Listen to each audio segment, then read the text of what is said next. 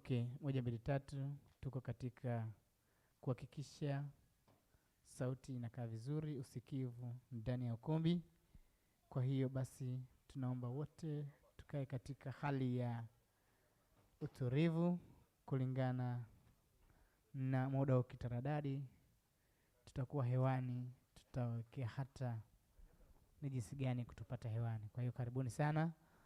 Tuko tunarekebisha, tuko tunasawazisha, tuko tunafanya kila kitu nani.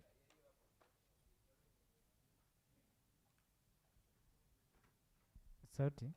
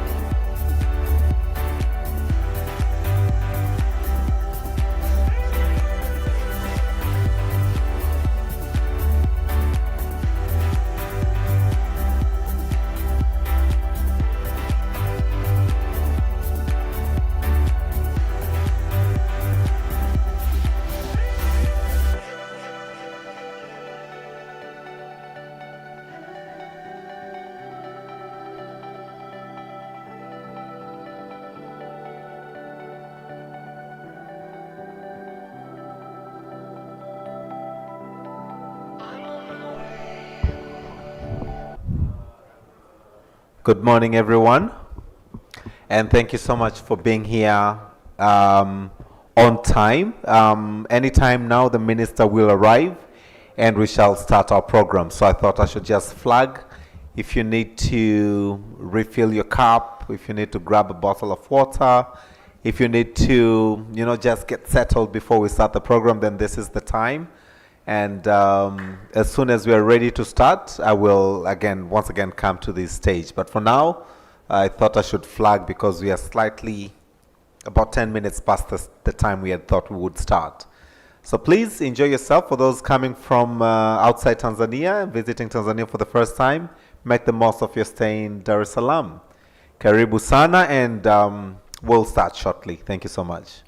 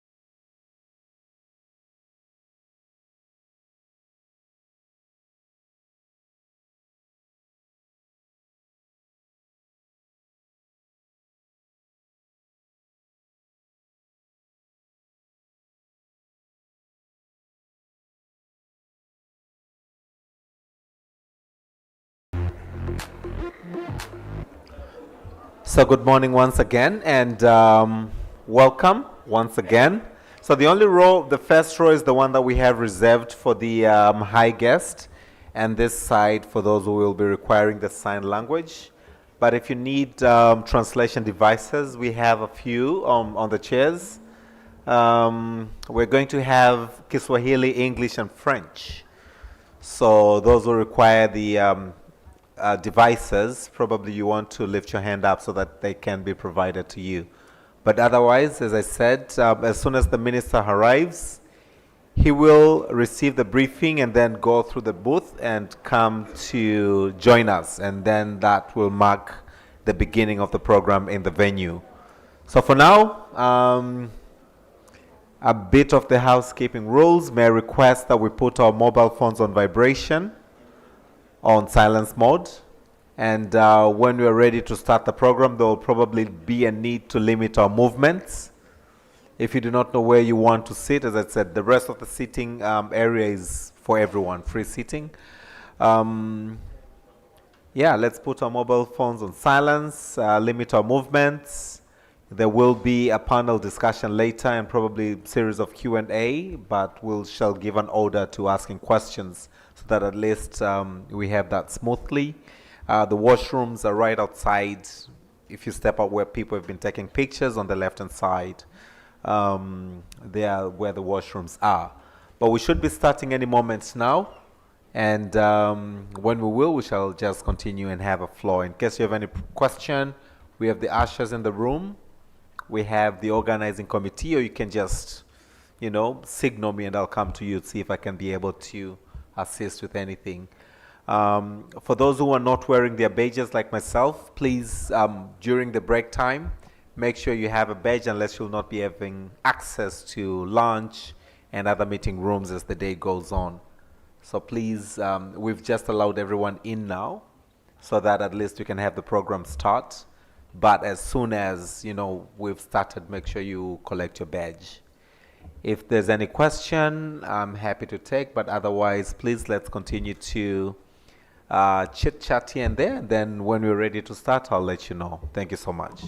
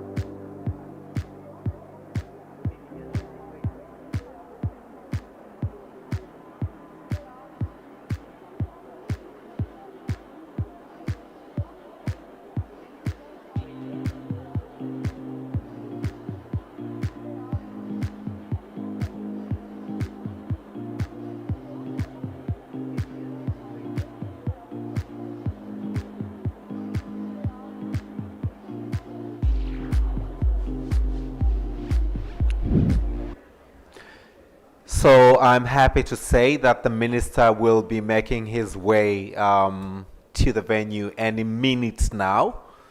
So may I request those of us still standing? There are still quite a number of empty seats in the middle.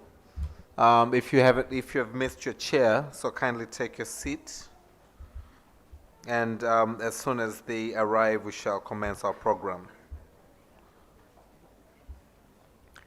Any moment now. I still see a couple of us still standing at the back.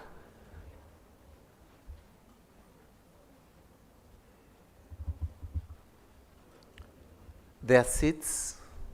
Do we have ushers in the room? Ushers?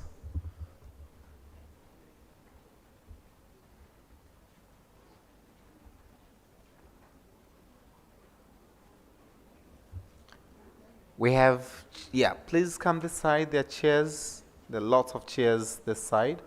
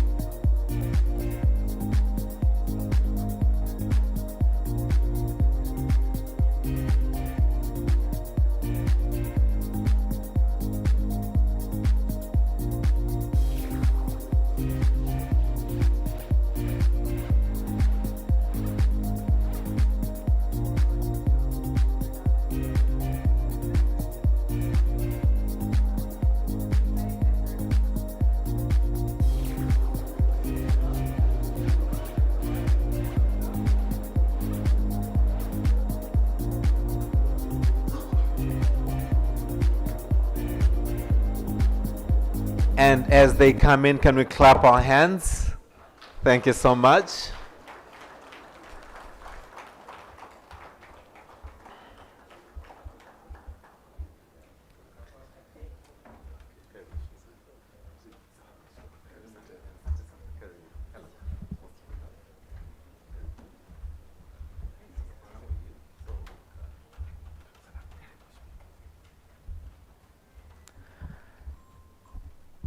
So please kindly be seated.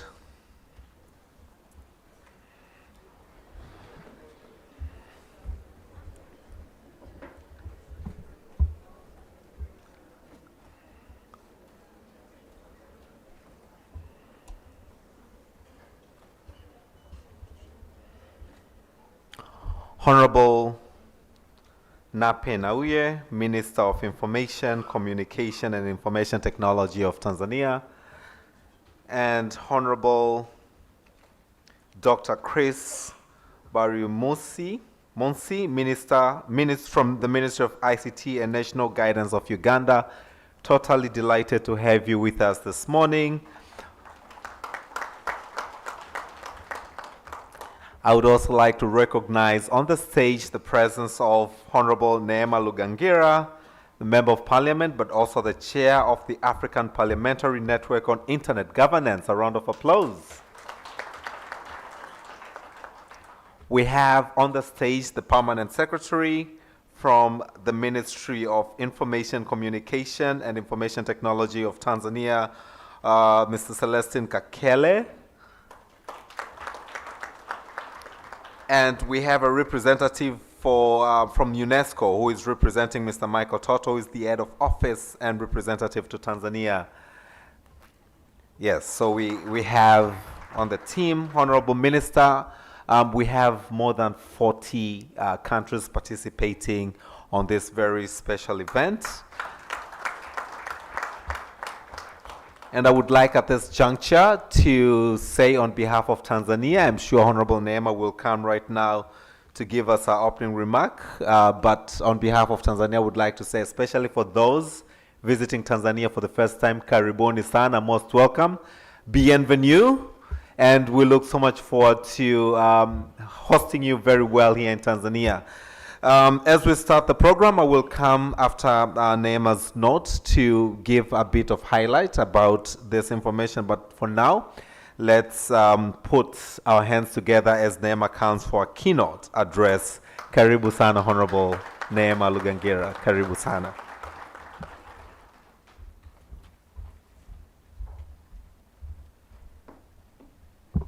Good morning, everyone. As introduced, I'm Neema Lugangira, Member of Parliament in Tanzania, but I also have the great honor and privilege to be the chairperson of the African Parliamentary Network on Internet Governance, which is a network that brings together members of parliament from across Africa to strengthen our role in digital development in Africa. Currently, we have about 38 members of parliament from 35 plus African countries. I would first like to recognize the presence of our Minister of ICT, Honorable Nape Nnauye, Honorable Minister of ICT from Uganda, my colleagues, members of parliament from 10 African countries who are in the room, distinguished guests, ladies and gentlemen, habarini za asubuhi. So very quickly, being mindful of time, I am truly, truly, truly overwhelmed with excitement and humbleness for this meeting to be happening here in Tanzania. And special thanks to CIPESA, because last year I attended the Forum on Internet Freedom in Africa in Lusaka, Zambia. And when I was there, I saw how big the meeting was, how strategically it positioned Zambia, and the amount of opportunities that came out from that meeting. And while I was still in Lusaka, I started talking to CIPESA to ask them, what does it take for such a meeting to be organized in a country? Because I would like next year's event to be in Tanzania. And since September, I think CIPESA can tell you, I nagged them a lot. Finally, they said, okay, we're thinking of Tanzania. And I approached our minister, Honorable Nape. Sincere gratitude to you, Honorable Nape, for being very, very supportive, because as soon as I presented him the idea, he became fully on board, endorsed it, and that goes to show that Tanzania is committed towards human rights, digital rights, and advancing internet freedom in Africa, and being the best example of Africa. So can we give a round of applause to our Minister Nape? And the rest is history, and here we are. So to say that I'm overwhelmed with gratitude is an understatement. I am truly humbled and honored that all of you have come here. We have about 220 guests from over 30 countries here in the room. So thank you very much for making the journey to Tanzania. And I understand most of you have come before today and will stay behind to explore the beauty of Tanzania and go to Zanzibar, Kilimanjaro, in our national park. So thank you very much. So through this event, we're also integrating tourism at the same time. So thank you all for coming. What I can quickly say with regards to the importance of Forum on Internet Freedom is that everything is connected. Without the internet, we cannot advance. And as a politician, I understand the power of internet to my work, for my work. So my only plea to our two honorable ministers here is that next year, Tanzania, we have local government elections. And in 2025, we have general elections in Tanzania. But at the same time, in Uganda, we'll be having elections. My only plea is, as an output of this meeting, we should ensure that we keep the internet on, pre-election, during election, and post-election. Because it is by doing so, then we will truly live the fact that we, Tanzania, have hosted the Forum on Internet Freedom in Africa. So it is my humble belief that through your leadership, Honorable Minister Nape Nnauye, we will be able to truly translate the desire and ambition of Her Excellency President Samia Suluhu Hassan of making sure that we preserve and strengthen human rights, freedom of expression, and freedom of access to information by making sure during elections that we will keep the internet on. Because I, for one, want all of you to see my political campaigns and rallies, because hopefully I want to come back in Parliament in 2025. So what I'm saying to Honorable Minister Nape Nnauye is that I don't want him to be the reason for me not coming into Parliament, because all of you cannot see the great work that I'm doing, right? So we need to keep the internet on. Having said that, thank you very much, and I hand over back to Austin. Karibuni sana Tanzania. And our president, Her Excellency President Dr. Samia Suluhu Hassan, is committed and is the #1 champion and advocate for human rights in Tanzania. Thank you.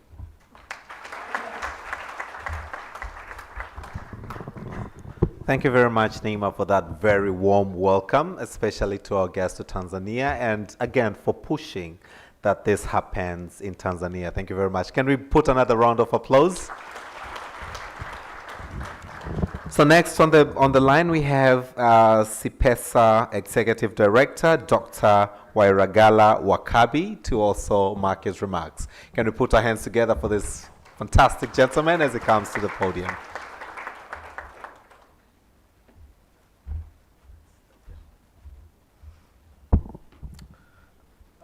Hello, everyone.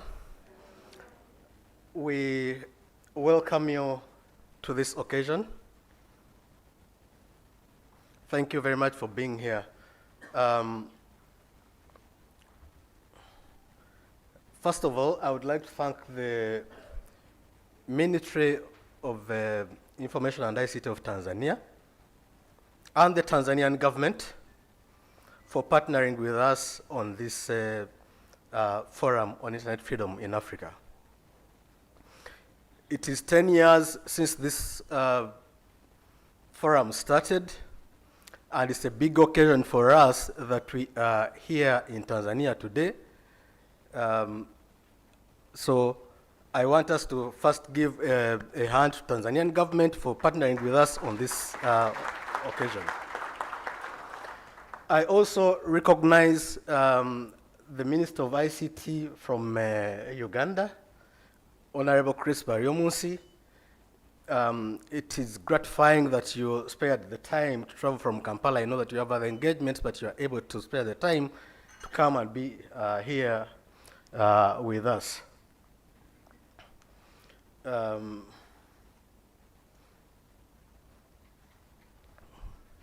And our brothers from the other sister countries, we also are grateful that you're here, UNESCO, and also, of course, APNIG. We started the Forum on Internet Freedom in Africa 10 years ago because we recognized the role that technology could play in improving livelihoods and in enabling individuals to engage with their leaders, to engage with each other, to claim their rights, to be able to participate in a society that could give them opportunities in learning, opportunities in working, opportunities in enjoying better health, enjoying a broader range of services. Today, we are going to launch a publication, The State of Internet Freedom in Africa, 2023. We have done this report for 10 years. The year in which we launched FIFA Africa is the year in which we launched CIFA, the State of Internet Freedom in Africa. Every year we produce this report and look at the key issues that are affecting and informing how individuals are able to enjoy their rights in the digital domain, but also issues that are hindering the enjoyment of rights and undermining the ability of ICT to be an enabler of innovation, an enabler of access to information, an enabler of the democratizing features that it has. In this report, as you will see, we look back at the last 10 years, we reflect on what has happened, and our conclusion is that the state of internet freedom in Africa is worrying. But not all is doom and gloom. There are very many bright lights that we can look at, which promise that the future will not be really too bad, as long as everybody plays their part in terms of recognizing that if we harness the potential of technology, it does not have to be a threat to the sovereignty of government. It does not have to be a threat to the security of nations. It can instead be a liberating power for all of our people. It can be a catalyst for improving the health, the education, the working environment, and the learning of our people. It can be the catalyst for social cohesion. What do we have today, as I even come to about to conclude my remarks? I think today, more than a decade ago, we have very many threats to the health of the digital society.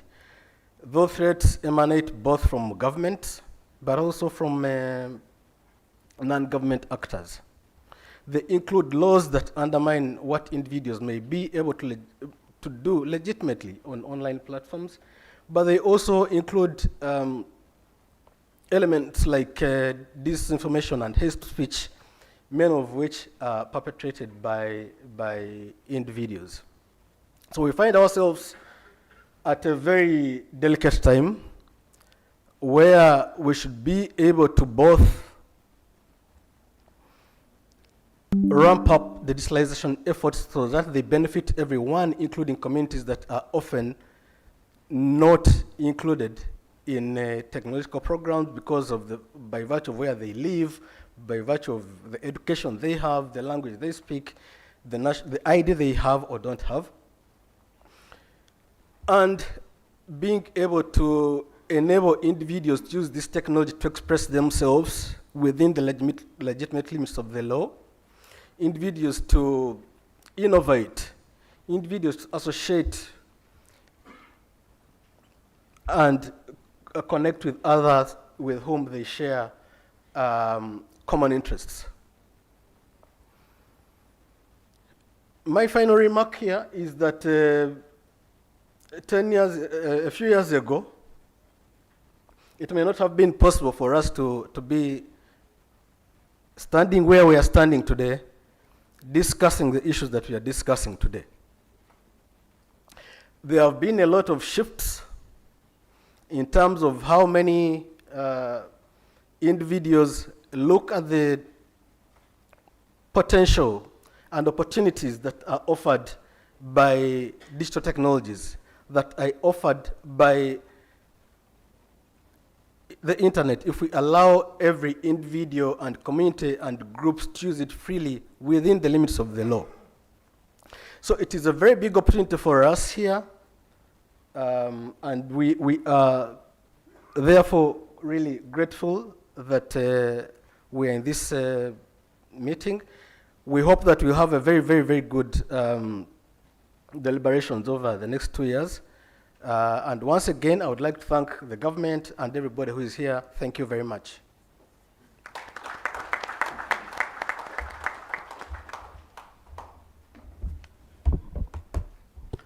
Asante sana. Can we give them another big round of applause? And we look forward to the report launch later on this morning. Honorable Minister, yesterday we welcomed a team of 8 digital security experts who traveled from Uganda via Kenya to Tanzania as part of the Road to FIFA Africa 2023 Digital Security Campaign. They made digital security stops to share information on why digital security is important, and made a digital security the effort. This effort was an initiative between the collaboration of International ICT Policy for East Africa, East and Southern Africa, CIPESA, and Defenders Protection Initiative, DPI, and DigiSec Initiative. It builds on a first Road to FIFA Africa trip done by Andrew Gole. Is Andrew Gole here with us? He will be joining us sometimes in the afternoon. So he took a bike, traveling for over 10,800 kilometers. Wherever he is, let's just acknowledge this great effort. From Uganda across 8 countries, and last year the forum was held in Lusaka, Zambia. So you can imagine from Uganda all the way to Lusaka, Zambia. But this year he's been doing that all by himself, but this year he traveled with a van, and they've been making those stopovers. So there will be outside part of the Digital Security Hub at the exhibition. Should you want to learn more, explore, it is open. But before I invite UNESCO for a few remarks, let's acknowledge with a sign of clapping hands all our sponsors who made it a very great success. Let's just clap to them. When we look onto our program booklets and on our monitors, we see their logos. We truly thank you for all your support. Other than that, I would also like to bring to the attention of everyone that today we celebrate Universal Day for the Universal Day for International Access, International Access to Information, and we shall hear from UNESCO shortly. And we are totally delighted to have a representative of the UNESCO Head of Office and representative to Tanzania here with us. He is represented by Nancy Kaizilege. Nancy, please come and say a few words on behalf of UNESCO. Thank you. A round of applause. Thank you so much. Thank you very much, Austin, and good morning to everyone. I'm very happy to see many new and familiar faces as well. Very welcome to this meeting and also to Tanzania. Honorable Nape and Honorable Minister from Uganda, Honorable Chris, Honorable Nema and Mr. Celestine Kakele, Deputy Permanent Secretary at the Ministry of Information, distinguished guests, ladies and gentlemen, all protocol observed. I'm here just to do one very simple thing, representing Mr. Michel Toto, who is the head of office and representative of the Dar es Salaam UNESCO office. But just to show you how we're in solidarity, or UNESCO fully supports this meeting. The colleagues here also from UNESCO across the world, really, from headquarters, from Africa, Nairobi. I'm not sure they're all here, but just know we're fully with you, and we're looking forward to pushing through with some of the recommendations of this meeting. So just quickly to what my task is today. Mr. Toto, who is a representative of Tanzania, was to read a message from Director General, Ms. Audrey Azoulay, Director General of UNESCO, on this special occasion of International Day for Access to Information. So here we go. As declared by the former Secretary General of the United Nations, Mr. Kofi Annan, information and freedom are indivisible. He said, "The information revolution is unthinkable without democracy, and true democracy is unimaginable without freedom of information." Indeed, information plays an essential role in democratic societies. It helps debunk lies and counter disinformation.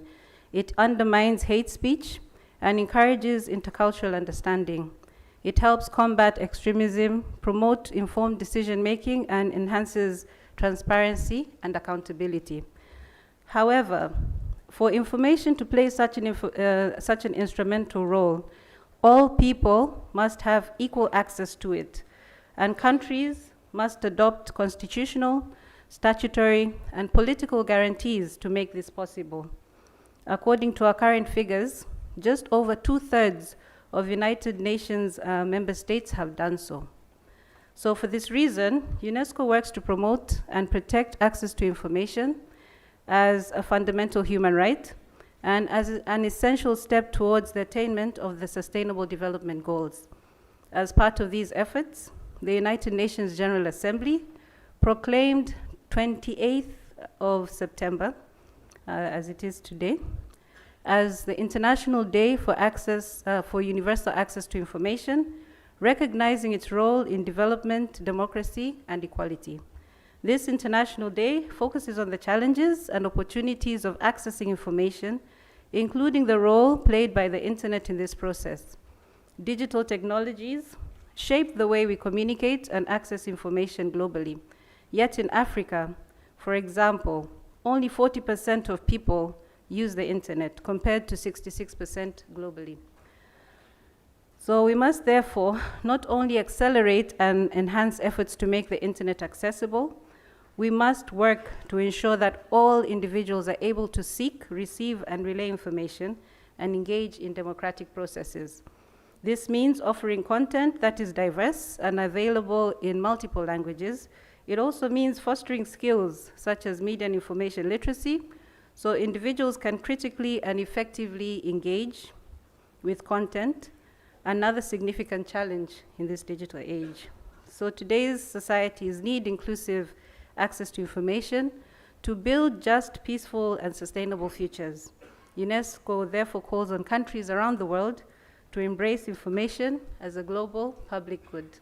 So happy International Day for Access to Information to all, and happy meeting as we proceed. Thank you so much.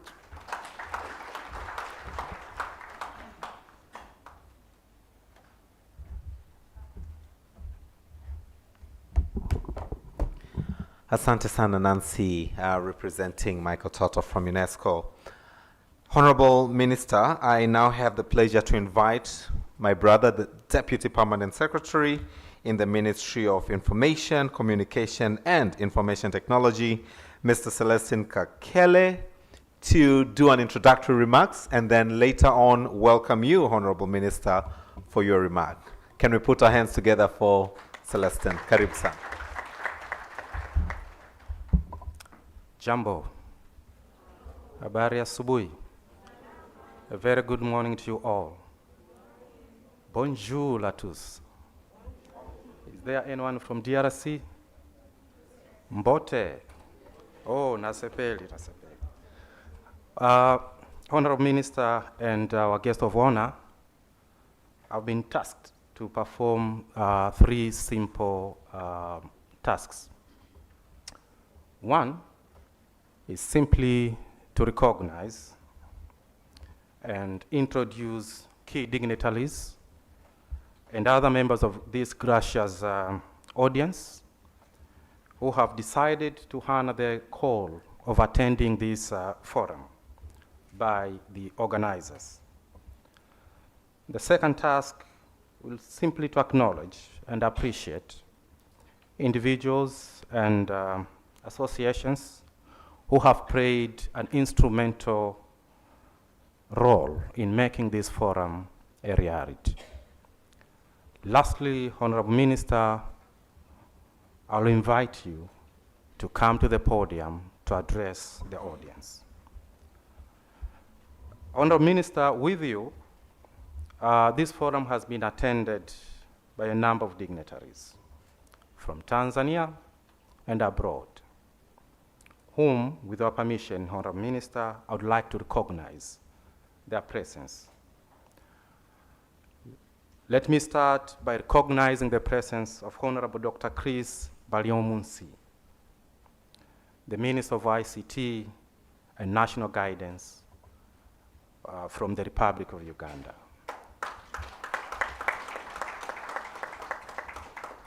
As it has been alluded, we also have a number of honorable members of parliaments from various countries. To start with, let me recognize the presence of Honorable Neema Lugangira, Member of Parliament and Chairperson of the African Parliamentary Network on Internet Governance. She has been accompanied by the following honorable members of Parliament from Tanzania. We have Honorable Zaitun Swai, Honorable Salome Makamba, Honorable Esther Matiko, I don't know, yes. We do have Honorable Edwin Swale and Honorable Christine Mzava. We do have also Honorable Jacqueline Amongin, who is a member of East African Legislative Assembly. She is from Uganda, if not mistaken. We also have Honorable Adama Bangura, a member of Parliament from the Republic of Sierra Leone. We have Lydia Anka Variba, member of Parliament from the Republic of Ghana. I wish to recognize the presence of Honorable Ayobangile Safari, Member of Parliament from the Democratic Republic of Congo. We do have Honorable Ago Bamunje, Member of Parliament from the Republic of Cameroon. We also have Honorable Reatile Mefato, Member of Parliament from the Republic of Botswana. From Uganda, we have Honorable Ayo Tony, the Vice Chairperson of the Parliamentary Committee on ICT and National Guidance, accompanied by Honorable Opendi Sara. We have Honorable Chalangati Solomon Alinga. I recognize the presence of Honorable Kazibwe Bashir. We do have Honorable Kambale Feriko. We have Honorable Abigaba Cuthbert and Honorable Ezama Silaj Bruhan. I also recognize the presence of Dr. Wairagara Wakabi, who is the Executive Director of CPESA.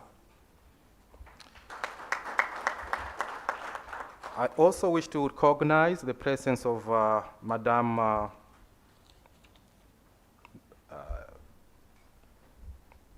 Messi Kaizelagi, representing Head of Office and UNESCO representative to Tanzania. We do also have members of the management from the Ministry of Information, Communication, and Technology. If you can raise up so that people can. We also have chief executive officers from various institutions in Tanzania. I can recognize the presence of DG of ICT Commission from Tanzania. I see we have the acting director of the Personal Data Protection Commission from Tanzania. We also have members of the media fraternity. You can see them. Honorable Minister, the FIFA 2023 Forum has also been attended by participants from various countries, not only from Tanzania, who have come in different capacities, including but not limited to policymakers. We have regulators. We do have human rights defenders, journalists, academics, private sector players, global information intermediaries, bloggers, and developers. Apart from Tanzania, participants are from the foreign countries, of which I would like to recognize. We have participants from the United States of America, the United Kingdom, the Netherlands, Denmark, Germany, India, Belgium, Bolivia, France, Romania, Uganda, Kenya, Lebanon, Nigeria, Jordan, Ethiopia, Ghana, South Sudan, Cote d'Ivoire, Zambia, DRC, Namibia, Mozambique, Benin, the Gambia, Sierra Leone, Cameroon, Malawi, Rwanda, South Africa, Lesotho, Senegal, Chad, Mexico, and Mauritius.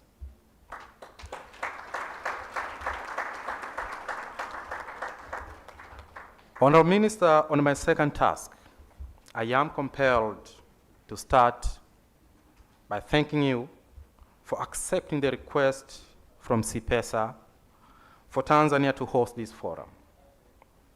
Secondly, for finding time to be with us this morning to officiate the opening ceremony of this important forum. They say actions speaks louder than words. Your presence here, Honorable Minister, speaks to itself positively on the commitment of building a Tanzania ICT-driven society by ensuring availability, accessibility, affordability of internet services in our country. For participants in different capacities who are here, I would like to express my gratitude and profound special thanks to all of you, local and those who have traveled from all over the countries to come to Tanzania to participate in this forum. Your presence goes without saying that each and every one of you are attaching greater importance in propelling internet services as a key component of ICT ecosystem capable in propelling socio-economic development into further higher heights. Karibuni sana Tanzania, karibuni Dar es Salaam, the haven of peace. For Dr. Wakabi and your team from CPESA, we thank you for choosing Tanzania to be the host of this forum. Your decision and your team is a clear testimony of the success that Tanzania has so far achieved and continues to strive in ensuring a sustainable and equal access to internet services penetration. I wish to reassure you that the Ministry of Information, Communication and Information Technology of Tanzania will continue to extend all the necessary support that might be needed in making this forum a success story. Honorable Minister, this forum serves an important platform for internet users and stakeholders to come together, exchange ideas, explore opportunities in the ever-evolving ICT subsector. It is through such collaboration dialogue that we can collectively shape the future of this vital sector and drive innovation and growth in our countries. Over the course of this forum, a number of topics will be discussed, experience will be shared, and the meaningful engagement discussion hoping to pave the way for more efficient and sustainable application of ICT. The challenges we face today on internet penetration, particularly in the developing world, are immense. But leveraging on our collective knowledge and experiences, I am confident that we can overcome them and unlock the greater potential that lies within the ICT, specifically internet services to our people. I therefore wish to encourage participants to this forum actively contribute, share insights, and forge valuable connections during this forum. You should also seize the opportunity to foster collaboration, build partnership, and lay the groundwork for a brighter future for the internet and ICT deployment in our region and beyond. As I conclude, Honorable Minister, I wish once again to extend my heartfelt welcome to each and every one of you who have come to Tanzania. May this forum be a resounding success, and may your discussions and deliberations contribute towards more prosperous and inclusive use and ICT application in general across societies. Honorable Minister, without much ado, it is now my singular honor and privilege to welcome you to the podium to deliver your opening remarks to the FIFA 2023 forum. Mheshimiwa Waziri, asante na karibu. Thank you. Please get seated. Honorable Dr. Chrissy Bariamus, my friend, my brother, and the Minister of ICT and National Guidance from the Republic of Uganda, thank you for making again to Tanzania. I know we have our 2 to 3 days today and tomorrow. Thank you very much. Dr. Wairagala Wakabi, the Executive Director from CIPESA, but acknowledge the presence of Honorable Neema Lugangira, Member of Parliament, and the Chair of the African Parliamentary Network on the Internet Governance, Honorable Ayotoni, Vice Chairperson, Parliamentary Committee on ICT and the National Guidance from the Republic of Uganda, Honorable Jacqueline Amongin, Member of Parliament from East African Legislative Assembly, Members of Parliament from Tanzania, and the other countries present here today, Celestine Kakere, the Deputy Permanent Secretary of the Ministry of Information, Communication and Information Technology from the United Republic of Tanzania, UNESCO representative, CEOs and heads of institutions and government departments here present today, government officials and employees, the media fraternity, invited guests, ladies and gentlemen, good morning. Habari za asubuhi. Jambo. I am really delighted to join you today in FIFA Africa 2023 here at Hyatt Regency Hotel, and it's my pleasure that I welcome you all to Dar es Salaam and Tanzania in particular. You have made the right choice to come to Tanzania. We are proudly the roof of Africa because Mount Kilimanjaro is found in Tanzania, and it is the highest standing alone mountain. And we are happy last year we made to the summit, and it is said to be the highest in the world. We put the speed internet there so you can enjoy internet at the about 5,895 meters above sea level. So welcome to Tanzania.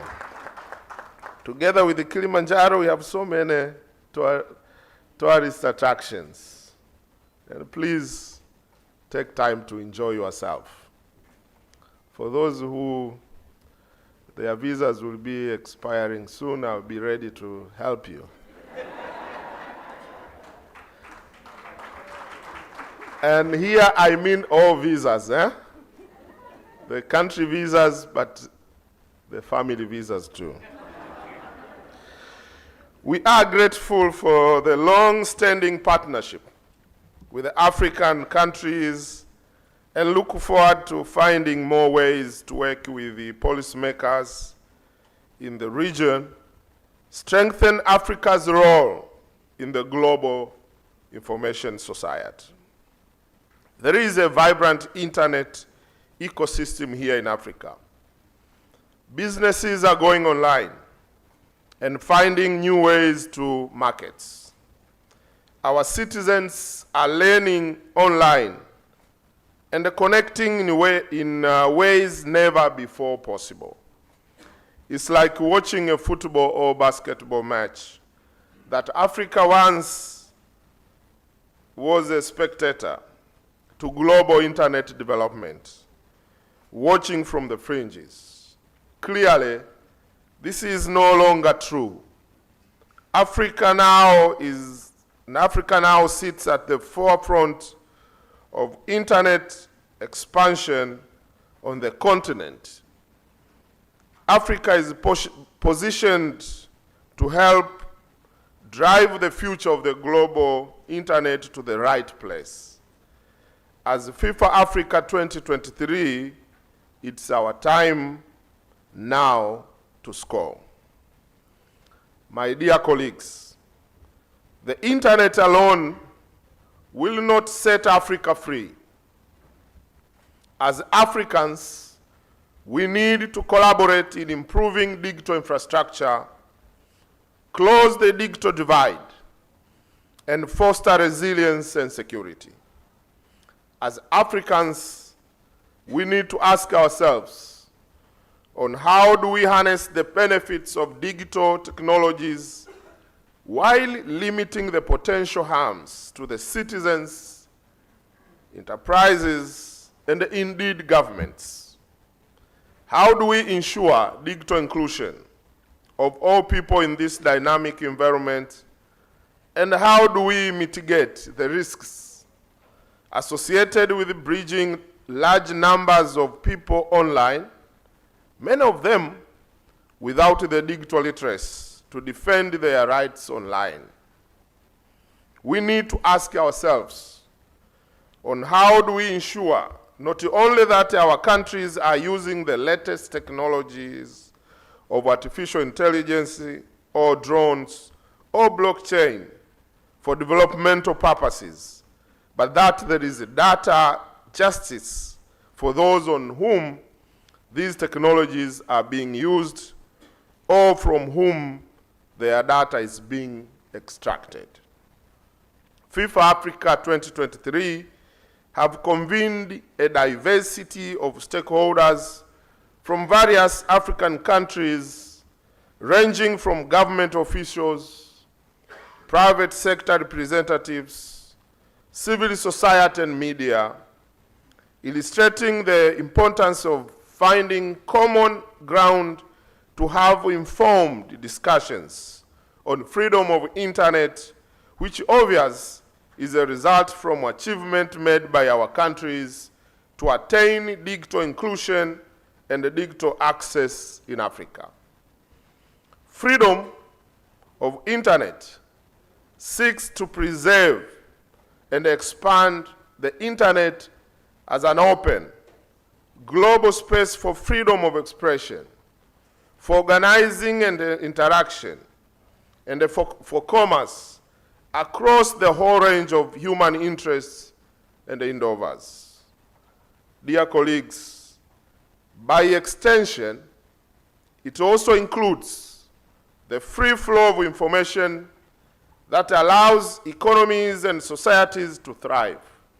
Across Africa, we have witnessed the growth in internet access and use Indeed, this is complemented by digital transformation efforts that our governments have embarked upon to both lead in the use of technology, but also encourage the maximization of immense opportunity held within the digital society.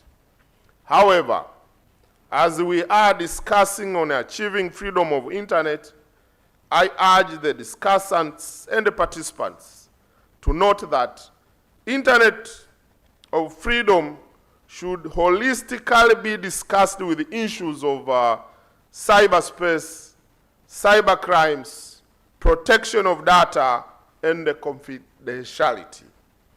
Indeed, I believe that the FIFA Africa 2023 resolutions, among others, will influence some of the policy and the regulatory measures, not only at the national level, but also at the regional and the global level.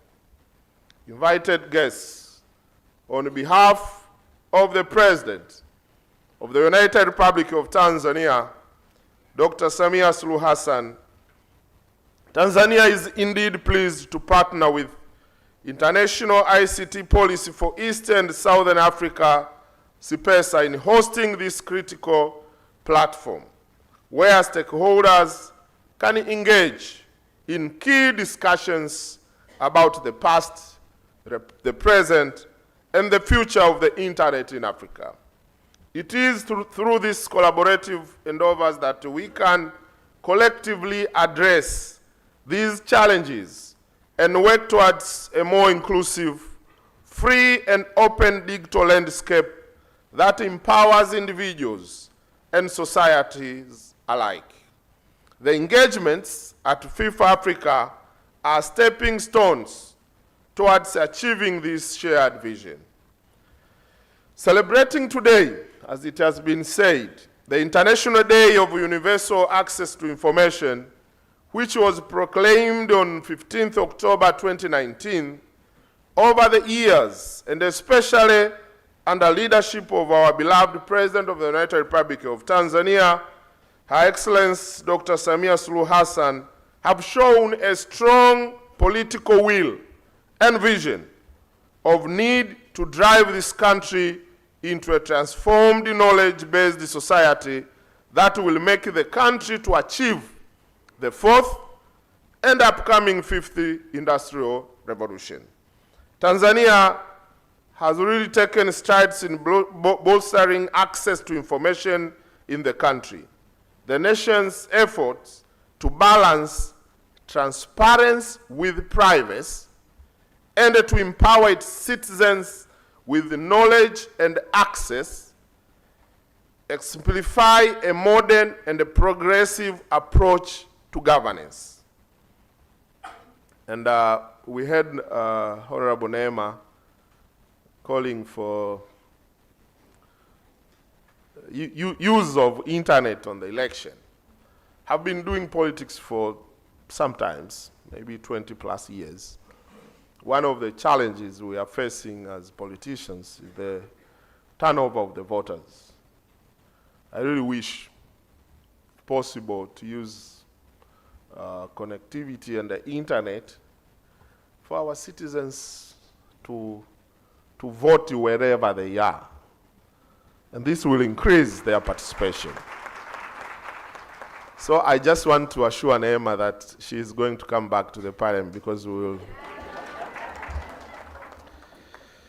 Tanzanian government is endeavoring to create conducive policy and the legal frameworks to adopt ICT sector dynamism, including the issues of emerging technologies such as artificial intelligence and the Internet of Things.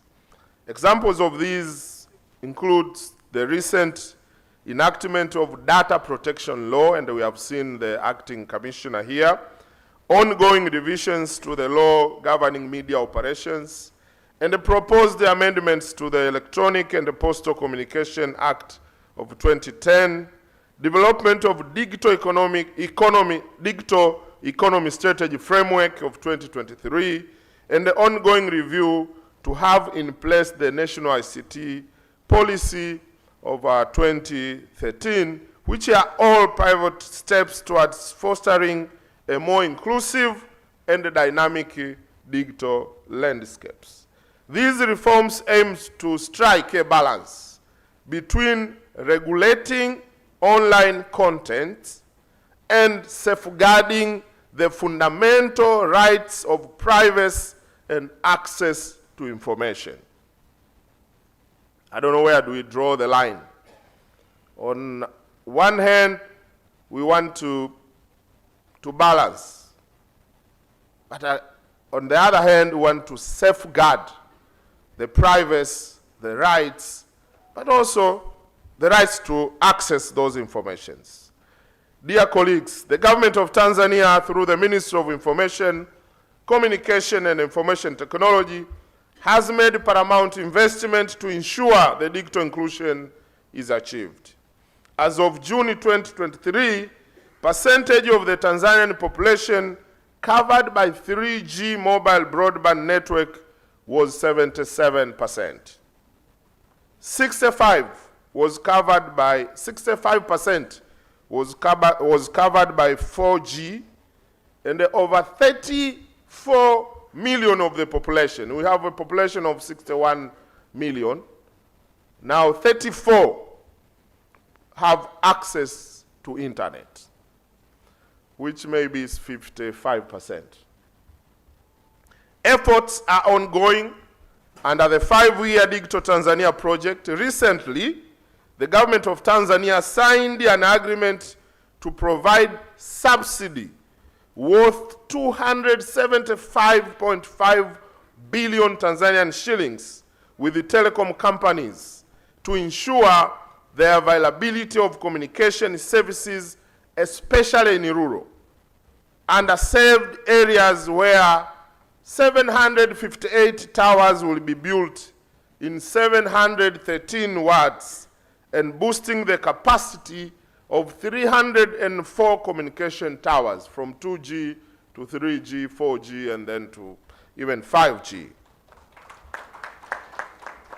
To acquire, and this has to do with the spirit of the government to partner with the private sector, and that's why we're giving subsidy to the telecom operators. They are private telecom operators, giving subsidy for them to help them go to the rural.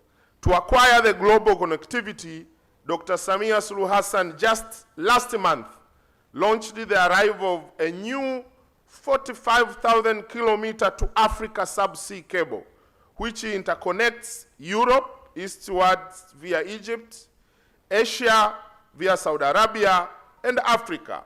This makes the country to have 3 active subsea cables, with the others being the Eastern Africa submarine cable system and the SEACOM.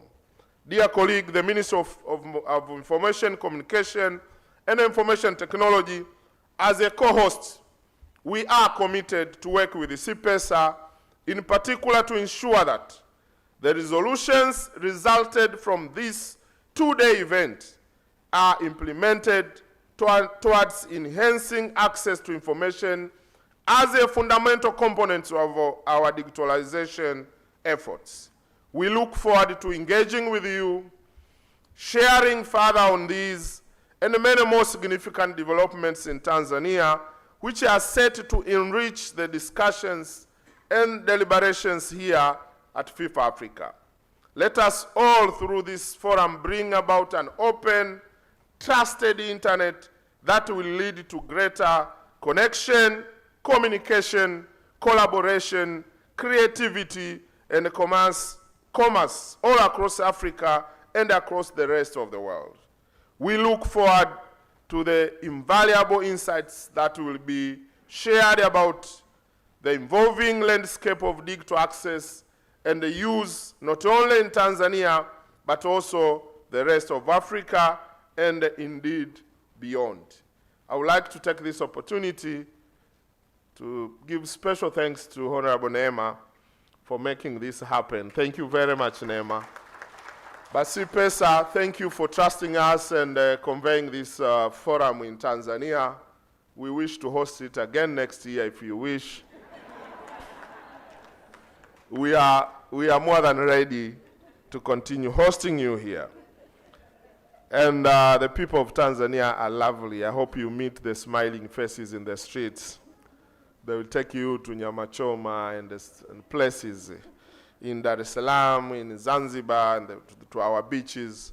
Please enjoy your stay in Dar es Salaam, enjoy your stay in Tanzania.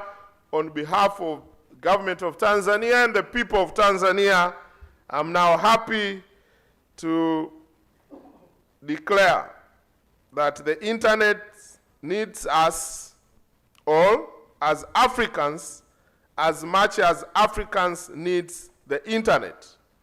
With these few remarks, I announce the FIFA Africa 2023 is now officially open. Thank you very much. Asanteni sana na washukuruni, karibuni Dar es Salaam.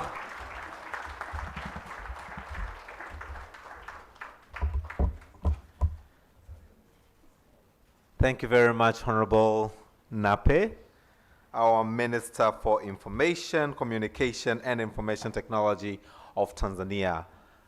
FIFA Africa 2023 has just been inaugurated, ladies and gentlemen. This is a wow moment. Can we give another round of applause to Honorable Minister for having officiated our session? We're going now straight onto onto a panel discussion, which I'm honored to lead, and it will feature both the ministers. And at this juncture, may I kindly request Honorable Nema and Honorable Deputy PS, you want to stay back. Where do you want to go?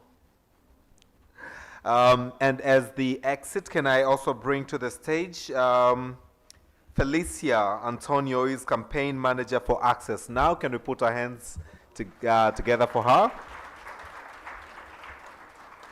And can I also bring to the stage Shamira Ahmed, Executive Director for Data Economy Policy Hub, DEPHub. Shamira, there she comes. Another round of applause.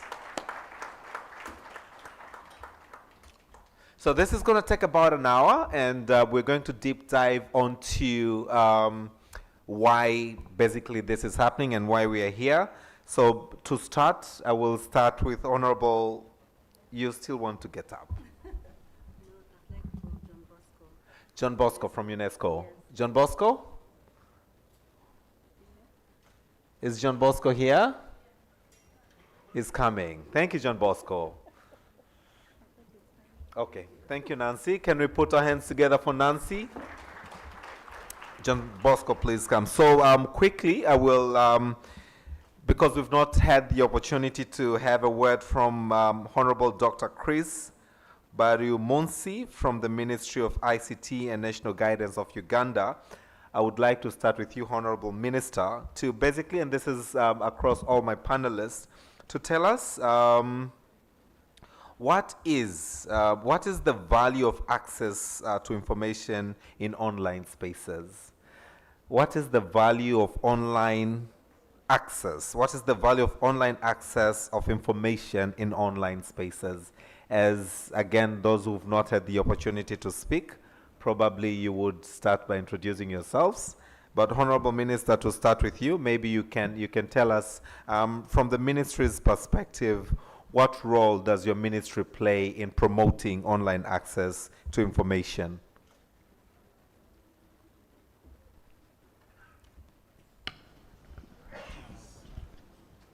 Thank you very much.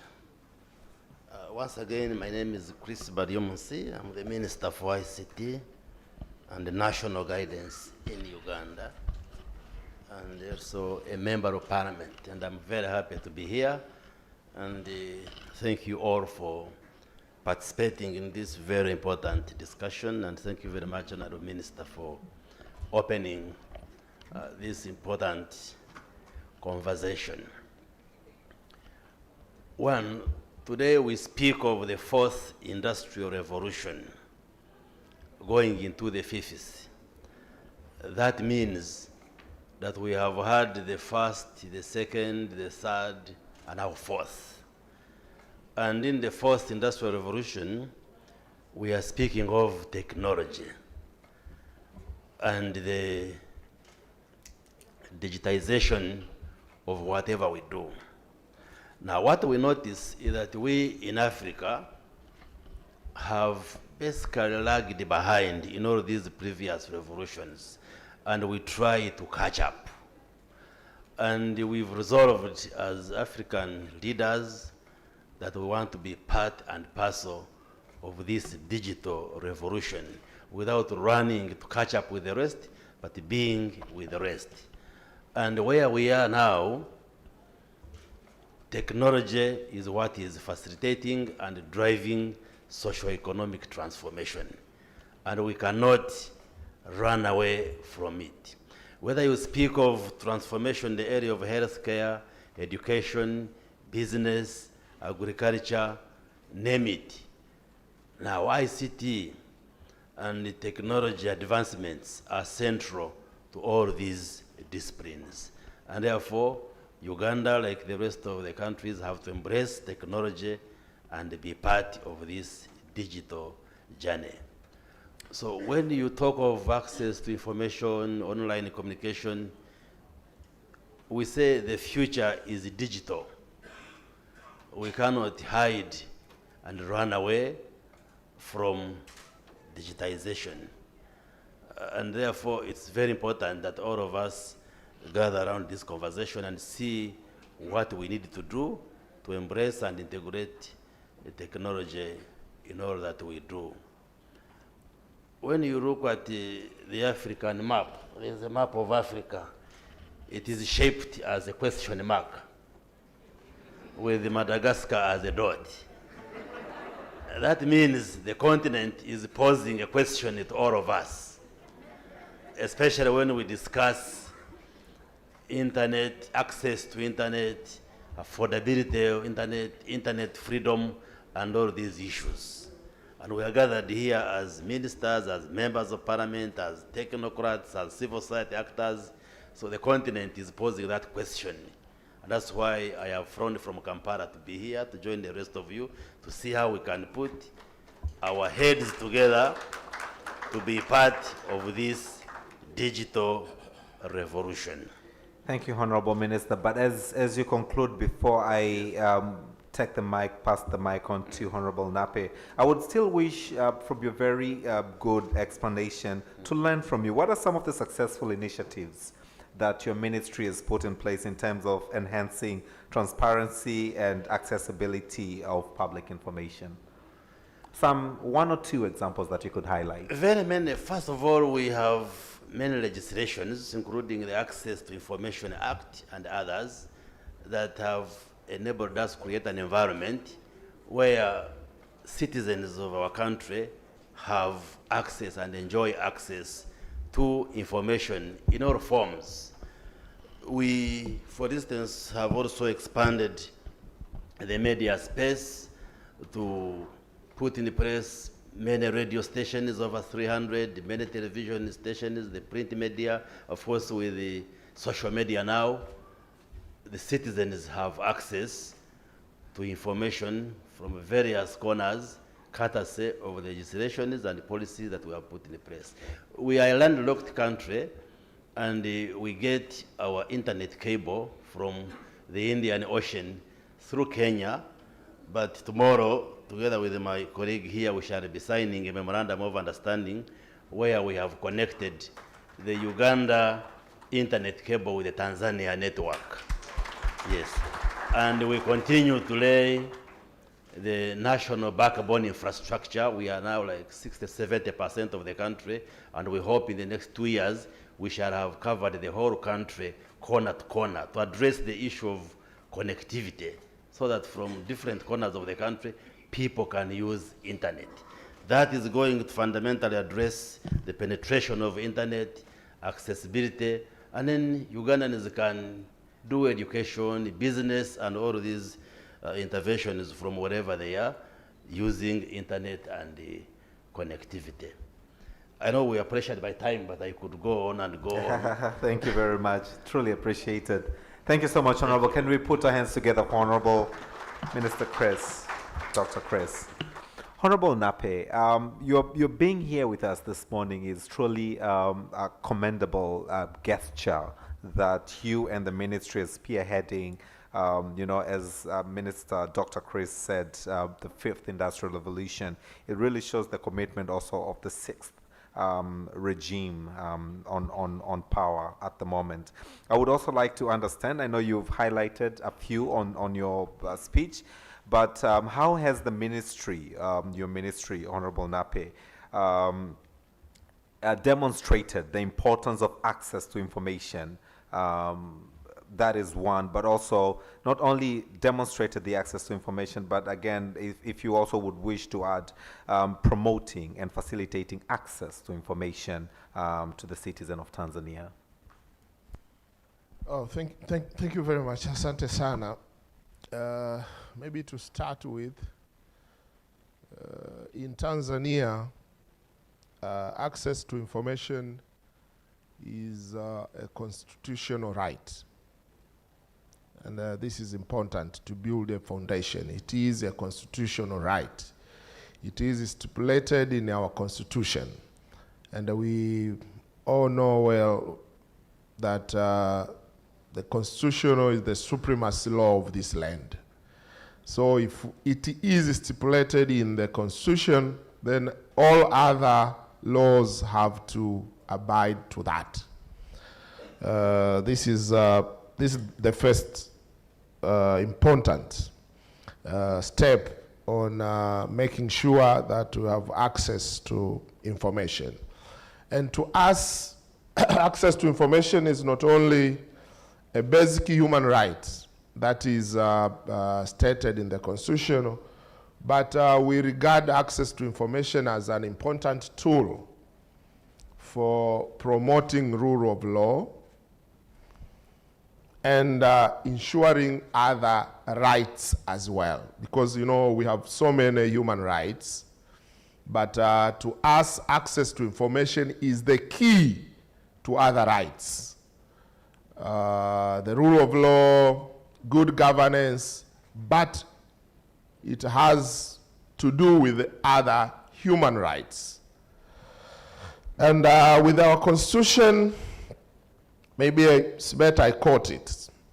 It says, without prejudice to expression, the law of the land, every person has the right to freedom of opinion and expression, and to seek, receive, and impart of dissemination of information and ideas through any media, regardless of the national frontiers, and also has the right of freedom from interferences with his communications.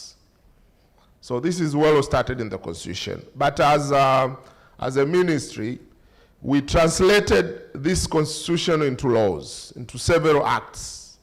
One of them, as my friend from Uganda said, Access to Information Act of 2016, and I was lucky that I was there when we were enacting this act, which has started the legal rights to request and access government-held information. Because, you know, being stated in the Constitution needs a law to translate that political will into a legal rights. But also, we have a Media Service Act, number 12 of 2016. Again, I was lucky to work on this then. And we have amended it in 2023. And this, to us in Tanzania, has replaced a very highly restrictive of 1976 Newspaper Act. We went through a very restrictive law, Newspaper Act.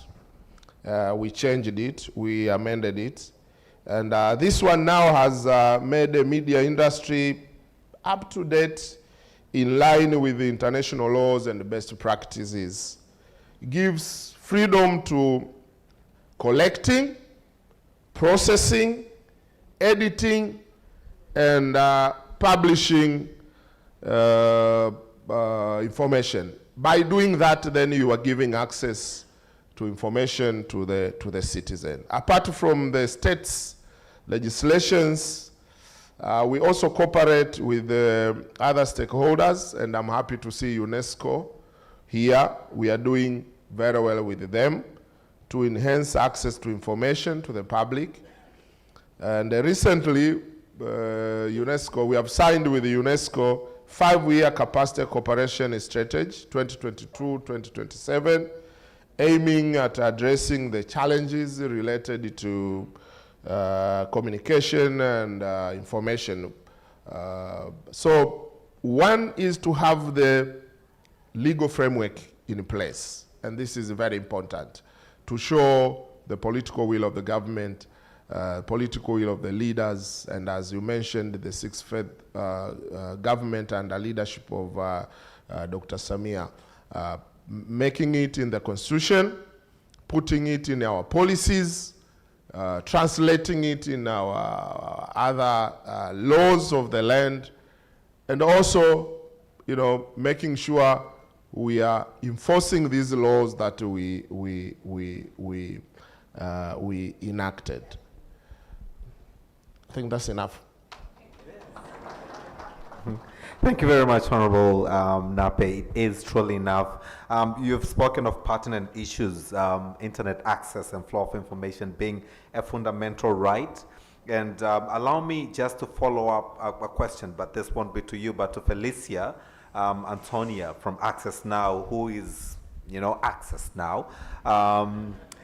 But before probably I ask this question to Felicia, I've just discovered I'm also an hindrance for you to access internet because I've not shared the Wi-Fi password.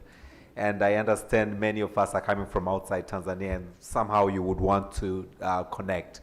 So I will only mention it once, so if you miss, it's once. So it's TTCL. That Wi-Fi by TTCL, and it's provided by TTCL. The password is TTCL lowercases at FIF Africa. TTCL at FIF Africa, lowercases. I also would like to add Honorable Nape Nnauye to the information to the public that we are also live. So we also have viewers who are watching and following us from all over the world. Now, coming back to you, Felicia, Access Now, Honorable Nape has mentioned about fundamental right, and it is indeed a fundamental right that people should have access to information. But we've had a number of instances and incidences whereby we've had internet shutdowns. Yeah? But one side is internet shutdowns, the other side is internet access. Okay? And as we are talking about as we are talking about fundamental right to access of information and stay informed and connected, what are some of the regional and global implications of internet shutdowns on free flow of information in a democratic process? Thank you so much. So just to introduce myself, since I wasn't introduced initially, I'm Felicia Antonio, Keep It On campaign manager at Access Now. And Keep It On, it's a global campaign that unites over 300 civil society organizations. I see most of the members in the room. And our main objective is to fight internet shutdowns. And so since 2016, we've come together as civil society, and we are the ones keeping tabs on governments that tend to restrict fundamental human rights online by shutting down the internet.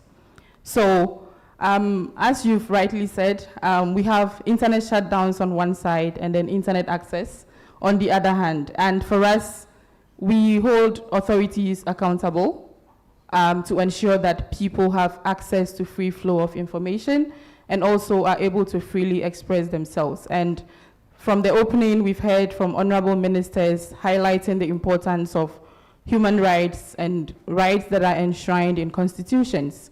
And so I think that when we look at internet shutdowns, this is a direct or a flagrant violation of people's fundamental rights to access information and to also freely express themselves. And having access to information is a critical component of every democratic society, as we've heard over and over again, and an important step towards empowering people as well as institutions around the world. The internet and digital platforms also continue to enhance people's rights to freely access information as well as contribute to democratic governance across the globe. We saw how our lives are very much connected online during the COVID-19 pandemic. We saw how governments urged most people, institutions to work from home. Education went online, and I think without the internet, we wouldn't have managed through the pandemic as we did. And so it further underscores how important internet access and digital platforms have been. However, Access Now and the Keep It On coalition, we have documented at least 1,200 incidents of shutdowns across 74 countries, at least, since 2016 when we launched this campaign. And in Africa, within the same period, we have about 146 shutdowns happening in the region. And it's important to note that most of the shutdowns that happen in Africa are around elections and also to call protests and during conflict. And so, when governments shut down the internet during elections, what happens? Journalists are not able to journalists are censored and they cannot perform their watchdog duties. The opposition is denied equal access to reach their audiences. Electorates are denied the opportunity to actively participate in the electoral process. And most importantly, election observers that are dispatched to monitor the electoral processes are not also able to closely monitor this process. And what does this do? It really, we always say that when you shut down the internet during elections, it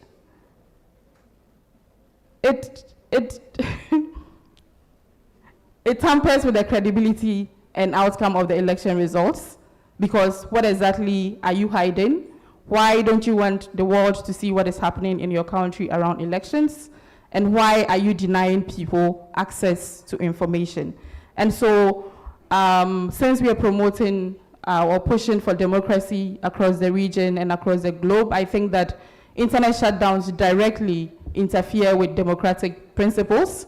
And I hope that by the end of this conversation, we would have more commitments. I heard the minister make some commitments, and Honorable Nima also did mention the importance of the internet in electoral processes. And I would like to see more of these commitments, not just here, but also translated as we move forward as activists, and we'll continue to keep an eye on governments that interfere with our rights online. Thank you. Thank you, Felicia. A round of applause. I was happy to see Honorable Minister Nape smile, Felicia, when you're giving that explanation. It really demonstrates that such things do not happen in Tanzania, and I'm delighted to be an ambassador to that we do not have such in Tanzania. This is why Nape was like, is this happening? So thank you very much. Before I come to UNESCO, I would like to, again, pick your brains, Shamira Ahmed from the discussion that is ongoing on the stage at the moment. We've spoken about fundamental rights, we've spoken about access, but I would like to know by virtual or by examples that you can provide on how open data policies have contributed to economic development and innovation. how has open data policy or open data policies contributed to economic development and innovation? Shamira, maybe you can spend a couple of seconds also telling us about your organization and what you do, and then get into my question. Karibu. Hello, thank you. My name is Shamira Ahmed.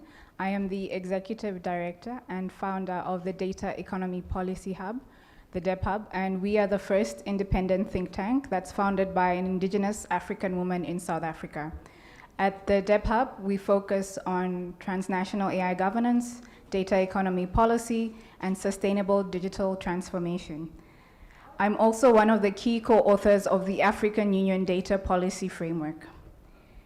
So to answer your question, in theory, open data policies in Africa have the potential to drive economic development and innovation, but they honestly face significant challenges because open data is just one of the prerequisites required to create value from data. There are also other prerequisites and enablers that are needed for us to drive economic growth at scale through leveraging data.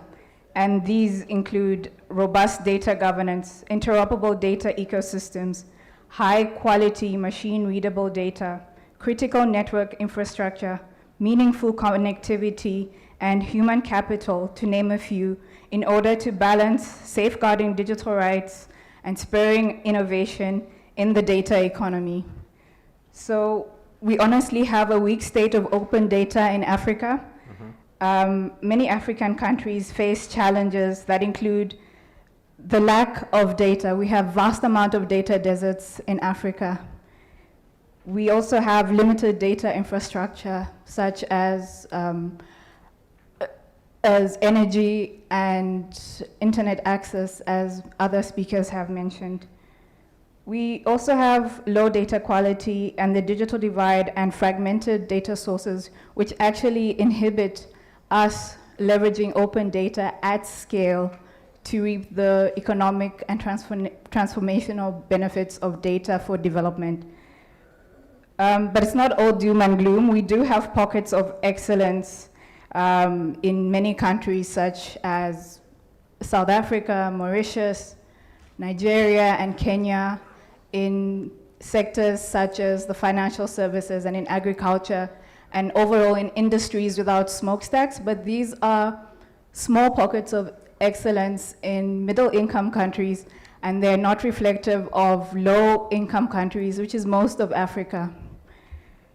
So while the challenges persist,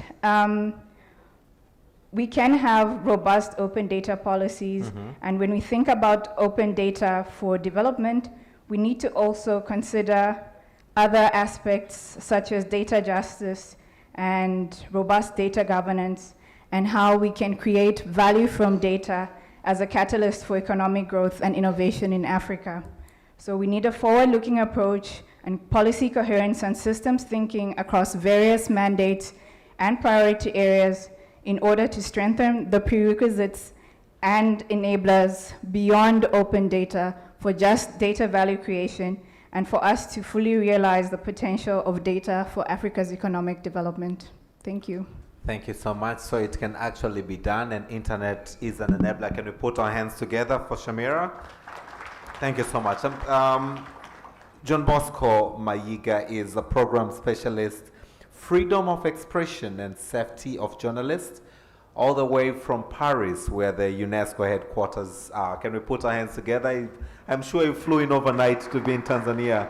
Totally delighted to have you. Now, today we celebrate, or we commemorate, the International Day for Universal Access to Information, which was proclaimed by the 74th UN General Assembly at the UN level in October 2019, I understand.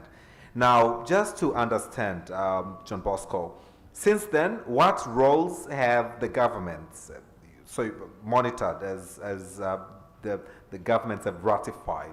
So what roles have the governments, the judiciary, and information commissioners played in promoting the role of internet as an enabler to the right of information and other human rights, but again, pinpointing to what just Shamira said, access to innovation and economic advancement. Karibu. Thanks so much. It's always a pleasure for UNESCO to be associated with this day because, as you mentioned before, it was declared UN-wide day in 2019. It had been declared by the UNESCO General Conference in 2015, so that was 4 years later. And the first International Day for Universal Access to Information was celebrated in 2016. So we always, pleasure for us to be associated with this day because it allows us to underscore the importance of access to information. I think the good thing as being the last to speak on the panel is that a lot of issues have already been spoken about, which are underscored in what we try to achieve today. Today, on this day, the main global event is taking place at Oxford University in the UK, and it should be opening around now. And the theme of today is the importance of online space for access to information. And here we're underlying the importance of the internet. Because as everybody has said, the ministers have said it, the campaigners have said it, the internet has become part and parcel of our lives. And actually, I'm happy that Minister Napier has mentioned that the fundamentality of access to information and the internet as a connection to the rest of our lives. So that centrality is what we're trying to emphasize today, that in the age of the internet, we're not talking about the internet of people, we're not talking about the internet of things. And actually, when we're talking about the internet of everything, the internet is central to our lives and is something that we can't afford to do away with. So today, we're underscoring the importance of having the internet on at all times for people to be able to access the services that they require, whether these are services about health, whether these are services about commerce, whether it's about personal communication between people. All these depend on the internet. So the importance of this day today is to appeal to governments that the internet, and I'm happy that my colleague from Access Now has mentioned this, because it's one of the things that we are underscoring in the global celebrations, that internet shutdowns disrupt the importance that, that the internet has created in terms of access to information. We, of course, realize that there are instances, and the ministers have mentioned, there's this delicate balance between access and the freedom of others, and we take cognizance of that. Yes. That is why UNESCO is involved in a number of processes, including producing guidelines for the regulation of digital platforms, where much of the toxicity is taking place. For some of you who are interested, in the afternoon, from about 3 to 5 o'clock, we'll be having a panel discussing these guidelines. You can join us to get more information about these guidelines. But the purpose there is that, yes, we understand that there are excesses taking place, misuses of the for some internet. Of you who are interested in the afternoon, recognizes from about 3 to 5 information. We'll be having a panel even during elections, discussing these guidelines. You can join us to get more information about the misuse these guidelines, but the purpose there very much highlighted that. But what do we do about that? Taking place. So, as for some of you government organizing in the afternoon, we always advise against about 3 to 5 information shutdown, but even during elections, discussing these guidelines, the daily lives of the people.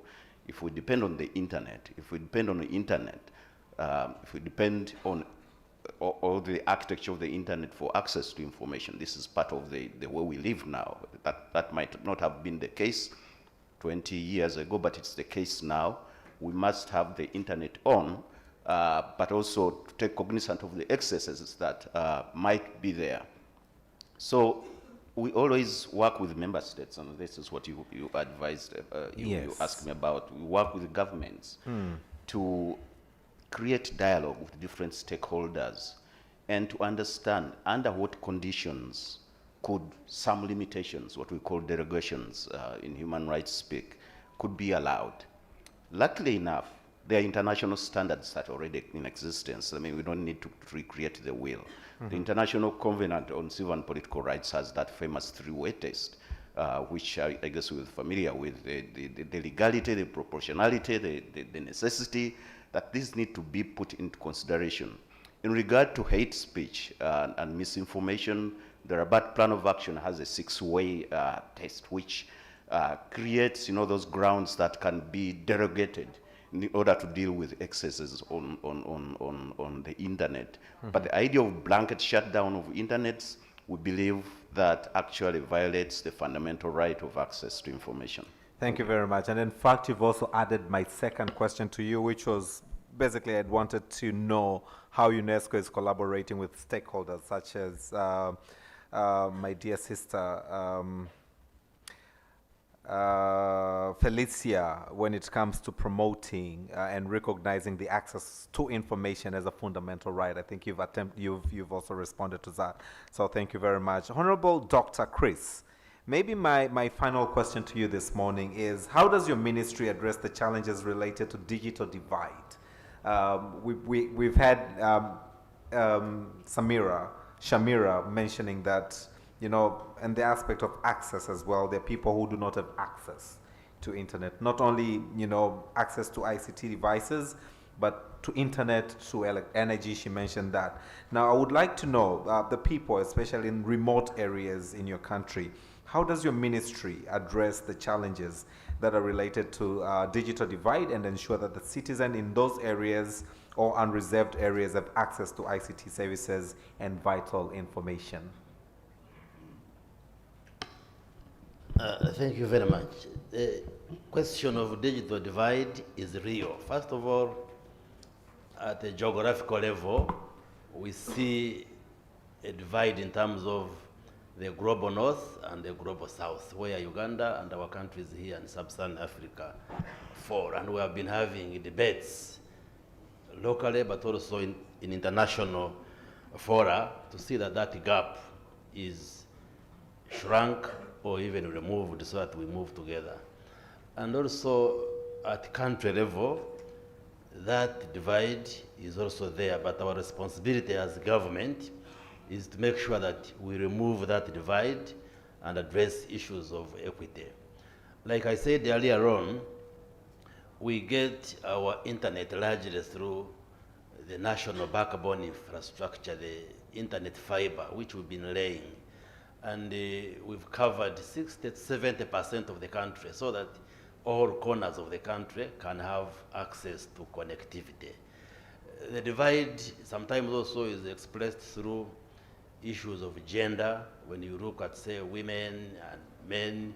So we have deliberate interventions where we invest in digital literacy. We train women, we train young people, we train the older persons so that we remove those divides in terms of age, in terms of gender, and any other variables which can cause that kind of divide. And particularly we have the Uganda Communications Commission, which we do finance to carry out most of these trainings in the countryside so that we also reduce that divide between the urban areas and the rural areas. Luckily enough, Ugandans, like the rest of Africans, have embraced technology. When you see the vibrancy on social media with its challenges, you see that people have embraced technology. And therefore, as a government, we are undertaking many interventions to ensure that Ugandans are connected, Ugandans have access, but also one issue we've been addressing as a government is to cut the cost of internet. Just a few weeks ago, I announced that the government provided internet. It's still expensive because until a few months ago, maybe a month or two, the internet provided by government was costing $70 per megabyte per second per month. $70? Yes, but we have now $70 yes. per megabyte per second per month? Per month, yes. Wow. But we have now cut it to 35. And we are doing everything possible to see to it that it comes to as low as $4 or $3. Can we put our hands together to that initiative? And Wow. what are we doing? Yes. One, like I've said, to extend the internet cable so that you have a higher penetration, you have more users who are hooked on the internet. Number two, we are examining the taxation regime to remove all the barriers through taxation. And also we are having an engagement with our colleagues within the region to discuss with technology companies to see whether we can have a negotiated arrangement on how smart devices can come into the sub-region through that arrangement. Because one of the challenges we have is that smart devices like phones, iPads, tablets are still expensive for the common person within our region. The price has been falling, like in our case, in the last maybe a year or so, it has fallen from maybe 1 million Uganda shillings to 150,000 Uganda shillings. Okay. And our target in the next 1 year is to reduce it to 40,000 Uganda shillings. Excellent. So from 1 million to 150,000 now to 40. And that way, every person will be able to afford the smart device and be able to also get connected. So we are pursuing very many interventions to Positive ensure that strides. all Ugandans Yes. of all walks of life are able to get connected and can be able to access and utilize internet services, which, like my colleague has said, use of internet and access is now a right for everybody. Excellent. So I've learned 3 great things. A round of applause to Honorable Dr. Chris. They're going to ensure that they provide access through increasing penetration, but looking onto the taxes as well as ensuring technology. So it's not about internet reaching there, but also devices should be made available. Honorable Nape, looking onto how broad, how big our country, Tanzania, is, and beautiful as well, as you rightly said at the beginning, we're looking onto the societies that are digitally marginalized or digitally unrepresented communities across Tanzania. How do we ensure that they have access to government information and services? Okay, thank you. Yes, compared to even our neighbors, Tanzania geographically is really huge. And about 80% of our population are in the rural. So they're engaging themselves on agriculture. What do we do to make sure that we decrease the digital divide, but have them equal access to government information?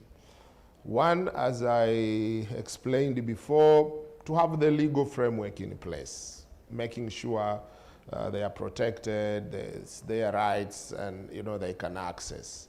Secondly, is to put the infrastructures in place. And now you can see most of the communication services are being, most of these telecom operators are private, from the private sector. Usually what they do, they go to places where they can get, they can earn, they can get business. It is difficult for them to go to the rural. So what the government in Tanzania did, formed a fund, the Universal Communication Access Service Fund, UCSAF, which basically collects the funds and gives subsidies to the private telecom operators to go and build the communication towers to the rural, so that we make sure the rural also are connected. And it has really worked. I have mentioned here, for example, it's just on May, we gave subsidies to almost 700 plus towers and they are all assigned to the rural, making sure the rural is connected. But not only to communication, but this fund also sets the community radios, especially to the rural. And it has really helped the citizen there to have access to information. My friend from Uganda has mentioned the affordability of these services. Here, we have also revisited the tax regime. For example, in 100 shillings that is being paid by the users of the communication services, almost 41% was tax. We have revisited. Last parliament, we have reduced, for example, the right of way from $1,000 per kilometer per year to $100 per kilometer per year. So that that's a very big achievement. Can we put our hands together to that? Thank you so much. From $1,000 to $100. To $100. Yes. And you know how it means to the government revenue. It is really a big commitment that is being shown by the government. So we are revisiting the tax regime so that we can reduce the cost. We can make sure that these services are affordable. We have developed the 5 pillars to the services. One is the availability of the services, and that's where I mentioned, you know, making sure the rural is connected, and this is very important. Second is the affordability, and here now that's why we give subsidy. We review the tax regime. But thirdly is the quality. You know, we can connect them, but are we connecting them with the quality connectivity? You know, moving, I mentioned here, moving from 2G to 3G to 5G. And, you know, the first world now are talking of 7G, but we still have population with 2G, so the quality. But I mentioned here the safety of these services, and this is very important. You know, and I urge, especially in Africa, we are talking of access, we are talking of connectivity, but let's not forget the safety of these services. This is very important. We have our cultures, we have our values. You know, connectivity should not be to the extent of forgetting our culture and our values, our traditions, and destroying this continent. Absolutely. We can be pushed to connectivity. We can be pushed to access. But guys, let's also talk the impact of this connectivity, of this access that we are all moving there. Are we forgetting everything because of connectivity? No, we should draw a line somewhere. And this is for Africans. We have seen how connectivity and access has done to the big fishes. A lot. Yeah. And let's not close our eyes not to see these facts. Don't feel ashamed to discuss these openly and say, connect us, yes, but protect us. Especially the children of this continent. Today, I'm sorry, most of our children are being parented by the internet. Is this right? And social media. And social media. Is it right for this continent? Are we doing justice to this continent? Let's not forget that.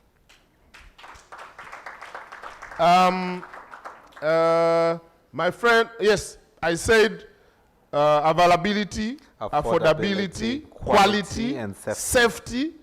But there is a very important component of impact. Are we going to impact their life? You know, you don't just connect. Is it changing their life? How they live, how they trade, the impact. So these are the pillars here, and we think with these pillars we will be safe. We will impact their life. My friend here has also mentioned, I think we have done so much, relatively so much on the infrastructure, but we have these big challenges of the penetration of the smart devices. Yeah. You can have these towers in place. You can have the connectivity in place. But if they can't afford to have the smart devices, then you will have them in place but will not work. Lastly, maybe I've taken so much time, but the government here has invested, and my friend here has recognized, has mentioned that we are going to sign tomorrow. We have invested so much on the national ICT backbone. It is the government that has done this to make sure that we have the fiber connecting all the districts or the region, but all the neighbors. We are lucky in Tanzania with our geographical position.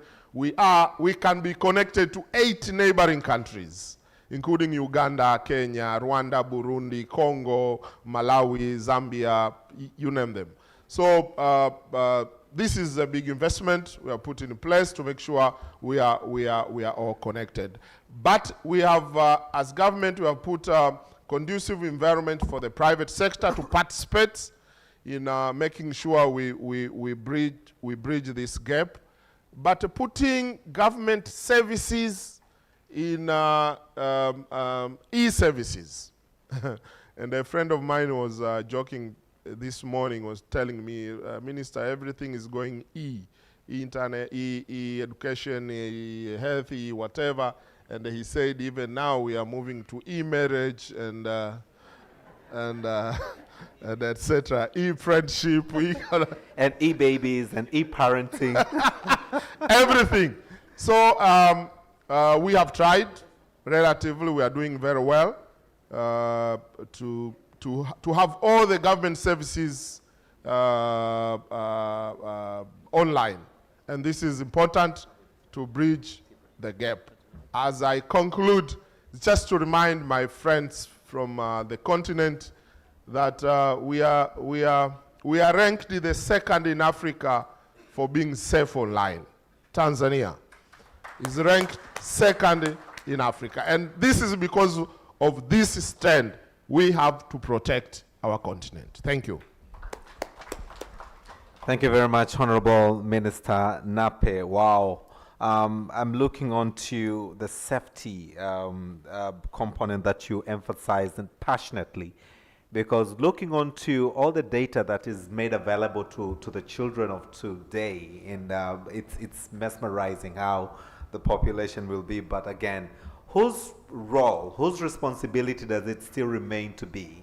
Is it the parents? Is it the government? Is it the minister? Is it Access Now? Is it the members of parliament? In terms of the content that is really made available online, maybe just for a few seconds, if you can just comment on that. Thank you. I think it has to be a responsibility of everyone. Everyone. It's a combined From parents, responsibility. The government, the society, education system, religion leaders, lawmakers, decision makers. It has to be for everyone. Let's think if this trend could have started long ago, where could be this continent? Absolutely. See, this is a very important question. I'm not trying to I was joking to my dear sister here. I was telling her, she was saying shutting down the internet and discussing about that, and said we need to connect so that the election can be legitimate. I said it is easier to league election when we are online. It's easy. That's another side of the coin. Yeah? So, saying, anyway, in short, it has to be a responsibility of everyone, has to make sure is responsible to protect our generation, to protect our children, to protect our continent. Thank you so And much, this is Honorable important. Nape. We're winding up, so my very final comments from Felicia and Samira. Felicia, we're you know, from the very final remarks by Honorable Nape, how can now the governments, the civil society, the tech experts collaborate and ensure that interrupted access is of vital information, especially during internet shutdowns? How can we all work together to make sure that, you know, we do not have interrupted access? Again, you know, Honorable Nape just said, when you do not have internet, you can't rig the elections. So how do we all work together to make sure that? I don't agree with that, and I told him so. And to your question, first of all, I don't think internet shutdowns are justified. And when you shut down the internet, there is no way people would have access to vital information. And so that I would respond by saying that we've seen around the continent governments trying to justify shutdowns and citing national security or public safety, or the need to prevent misinformation or hateful content. And there are even some governments that shut down the internet to prevent, or allegedly to prevent, cheating during exams and leakage. And I think that these problems that we cite are not as a result of the internet, but as a result of actions of all of us on the internet. And so, in as much as there is legitimacy to some of the threats that we are seeing online, and that governments tend to cite as justification for shutting down the internet, our monitoring as civil society shows that whenever you shut down the internet, it doesn't resolve these crises that governments tend to use as justification. The only thing it does is it allows governments to control the narrative and to also control the free flow of information. And when we are looking at during high tension moments like protests, like elections, like conflicts, where we've seen internet shutdowns being weaponized, I think that access to information during such critical times is a matter of life and death. And lack of it is would further endanger lives. And so we still insist that governments should not normalize the use of internet shutdowns. Further, I would say that we need to work together as stakeholders, as we've all said. We need a multi-stakeholder approach to be able to address the challenges that we are facing online, and also at the same time ensuring that these challenges are addressed through a rights or a human rights respecting manner. We can tackle the challenges while allowing people to still enjoy their fundamental human rights. And so I would therefore like to urge governments, particularly in Africa, to completely move away from the practice of shutting down the internet and keeping it on at all times. Internet service providers and telecommunication companies should not normalize implementing shutdown orders they receive from governments in order to protect their operating licenses. You also have the responsibility to uphold fundamental human rights.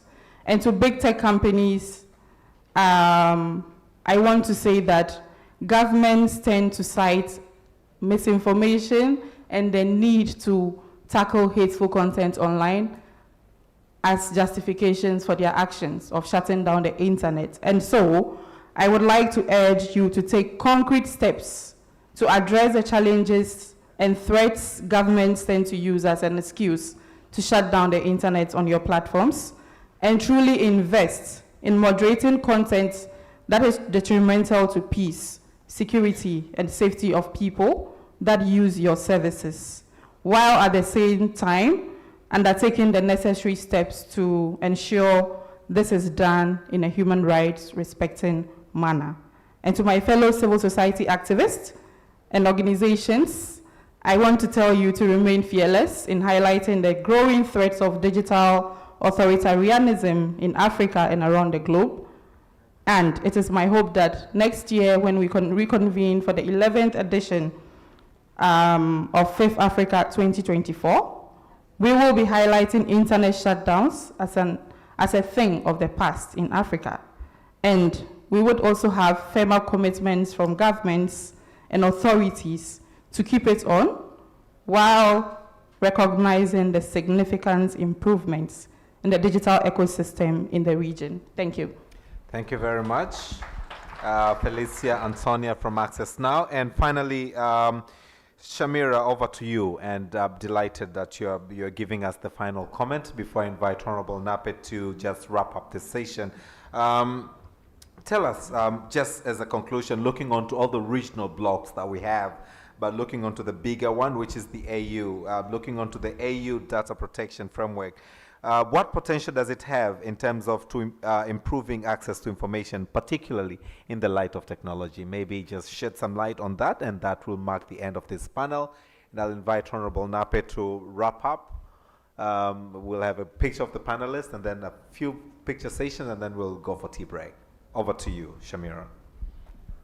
Thank you. So continental initiatives such as the African Union Data Policy Framework do have the potential to improve access to information and mitigate some harms and risks associated with datafication of socioeconomic activity and democratic activity, especially if they are considered with other transnational instruments such as the Digital Transformation Strategy, the Africa Continental Free Trade Area Agreement, and other international best practices.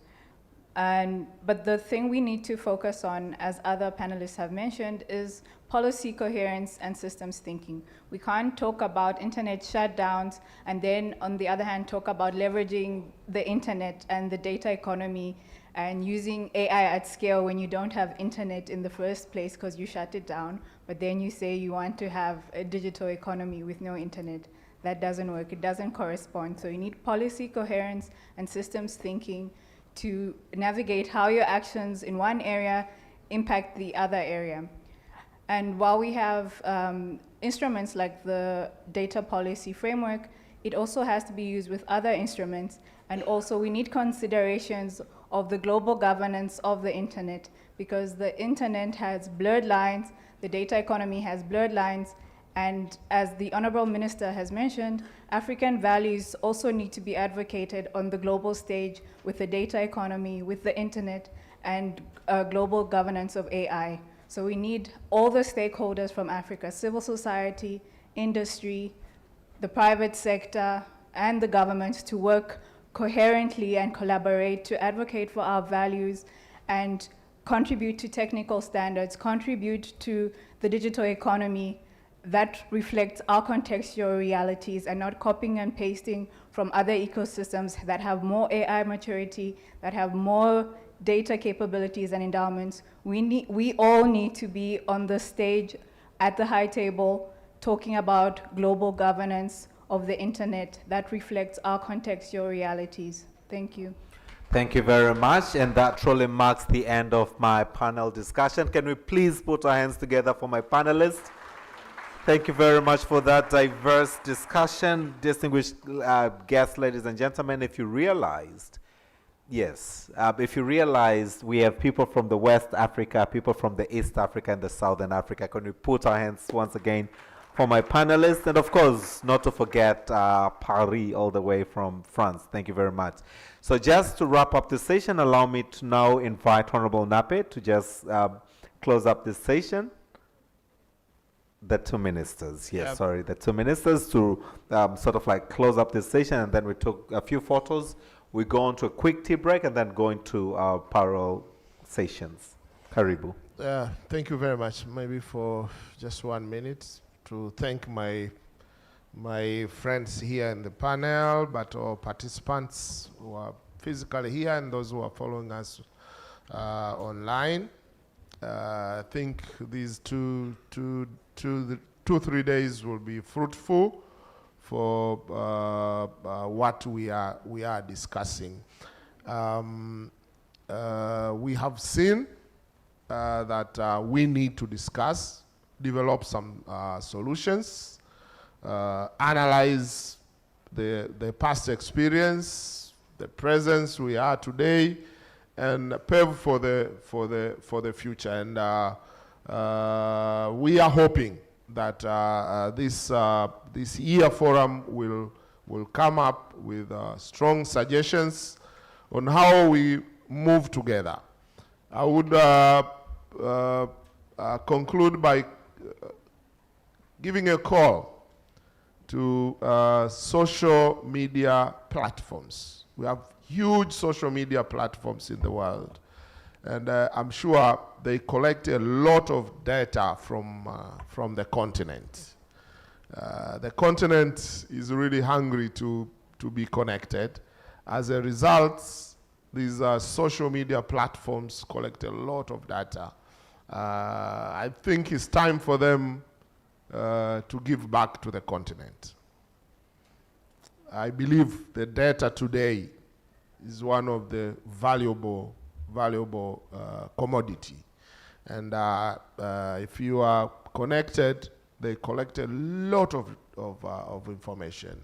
What are they going to use with these informations? It's important that we also sit on the table, discuss on how are they going to consider these data they are collecting and give back to the continent. Otherwise, I want to assure you the commitment of Tanzania of not shutting down the internet, of making sure we are moving from not connecting everywhere to connecting everyone, regardless where you are in the country.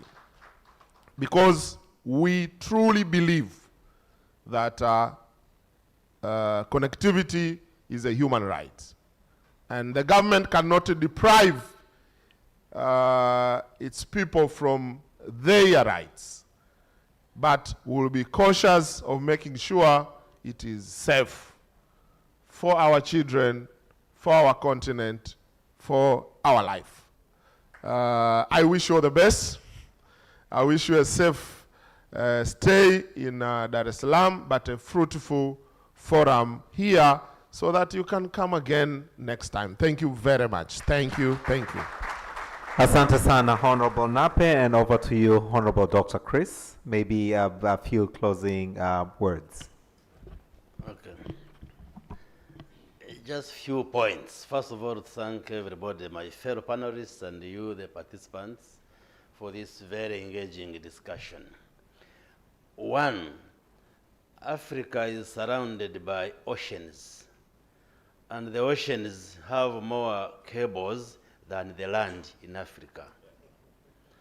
And therefore, we must connect Africa. Of course, mindful of the need to push for the positive impact and addressing those negative aspects, like my colleague has said. So Africa needs to be connected, and internet access has to be made a reality, and those of us who are in government and the members of parliament are here, we have to work together with civil society and all actors to make sure that connectivity becomes real in Africa.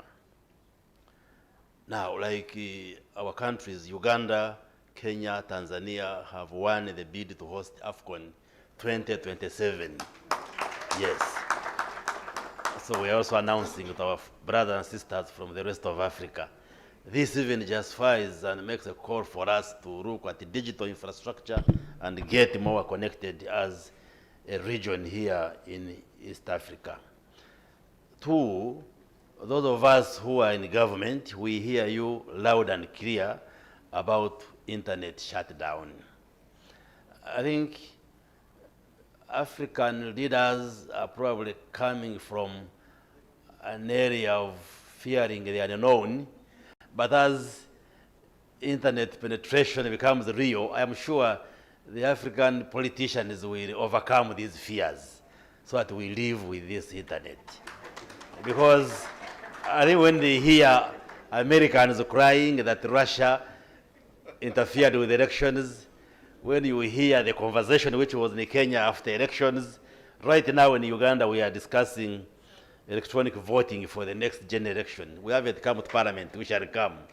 So, but I think as we embrace technology, these fears are going to be overcome, and shutting down internet will become a thing of the past.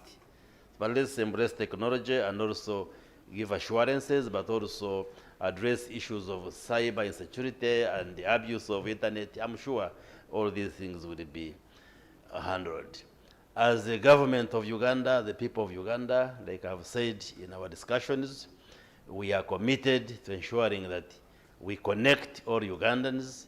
We work together with our neighbors, Tanzania, Kenya, the other countries, but also collaborate as a continent to see that Africa becomes part of this digital revolution, and we move with the rest of the world to embrace technology. I thank you very much, and once again, I'm happy to be here.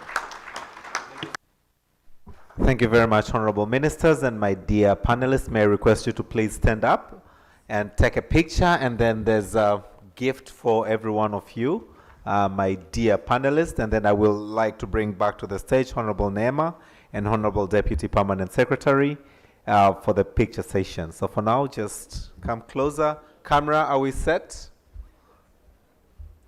Be mindful, I'm not part of this big. I should be. I moderated.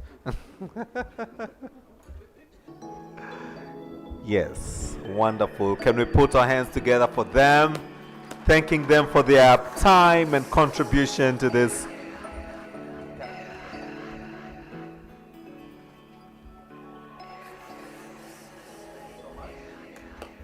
So please accept these gifts, tokens from the organizers. Just pass, you can pass to the front and present to them. May I request Honorable Neema and Honorable Kasele to please come back to the stage for the group picture.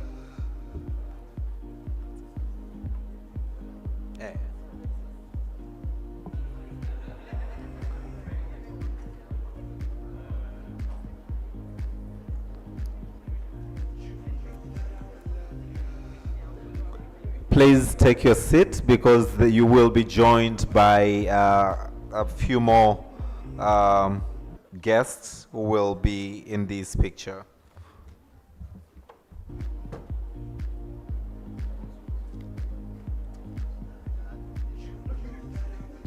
So we're going to have a few pictures. One is the high table, to be followed by government officials that are present here, then the members of parliament, and the final one will be the organizing team.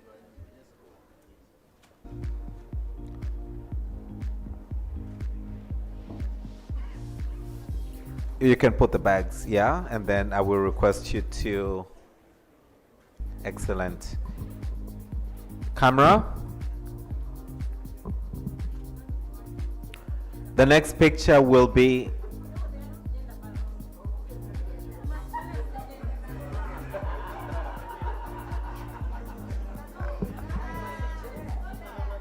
Asante sana. So may I request the next picture to be joined by the members of parliament, as I request the high table to now please take your seats. Yeah, thank you so much for balancing the gender. May I request you to please, the members of the high table, to take your seats, and then the members of parliament will stand at the back.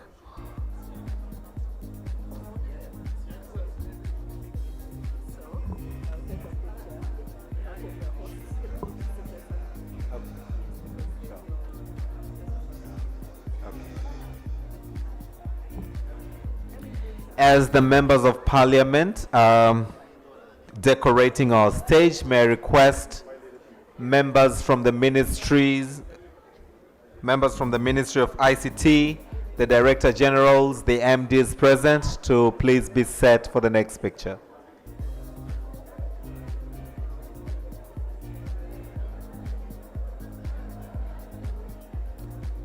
Please check the program as you walk out of the room, and we will be going out to the breakout session. All the rooms are up the floor except for Zanzibar, which is down at the lobby. Thank you so much. Now may I request those from the ministry, all those working for the ministry, the agencies, director generals, managing directors from the ministries of ICT.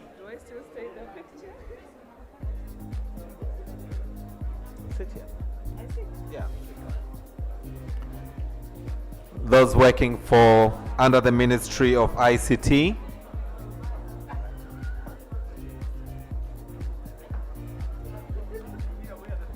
Do we have people in the telecom companies? Telco? Telco? Okay, so the final picture will be the organizing committee. Just squeeze in kindly. Go all the way to the end. Naomba watu wa wizara tusogee kabisa, tusogee. There's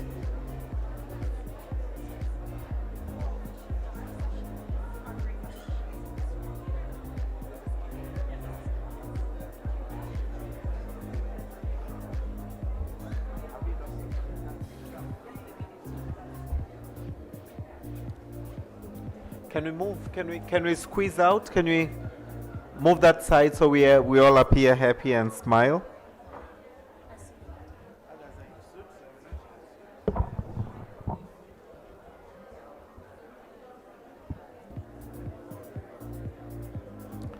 Thank you very much. Now can I have the organizing committee?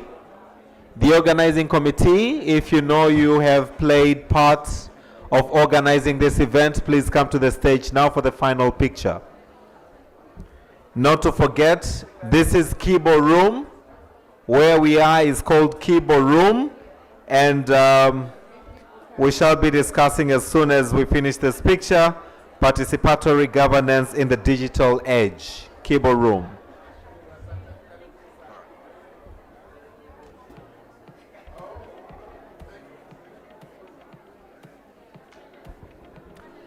Please, can we have someone on this chair, please? Yes, please come back to your chair. Come back to your chair. Organizing committee, who are we missing? Are we all here? Very good. Please remember to visit, this is important. DJ? Please remember to visit www.internetfreedom.africa. internetfreedom.africa for the agenda, gallery, live stream, and more information about our session. May I request all of us still here to please stand up as we allow the ministers to take their leave. I'm sure they're visiting the exhibitions. Can we all stand up? And let's put our hands together as they step down. Asante sana. Thank you. Thank you so much.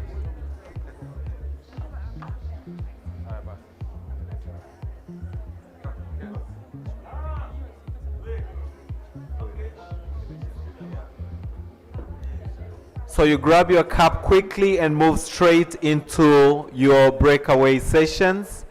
Ask the organizers on the agenda. You can see what is being discussed in which room, and please be there after you've taken your tea. Thank you very much. Internetfreedom.africa. Internetfreedom.africa. You will see the program there, live stream, and more information about the forum. Internetfreedom.africa.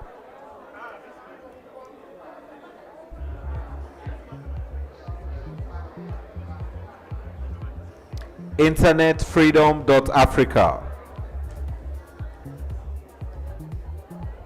And more information about the forum. Internetfreedom.africa.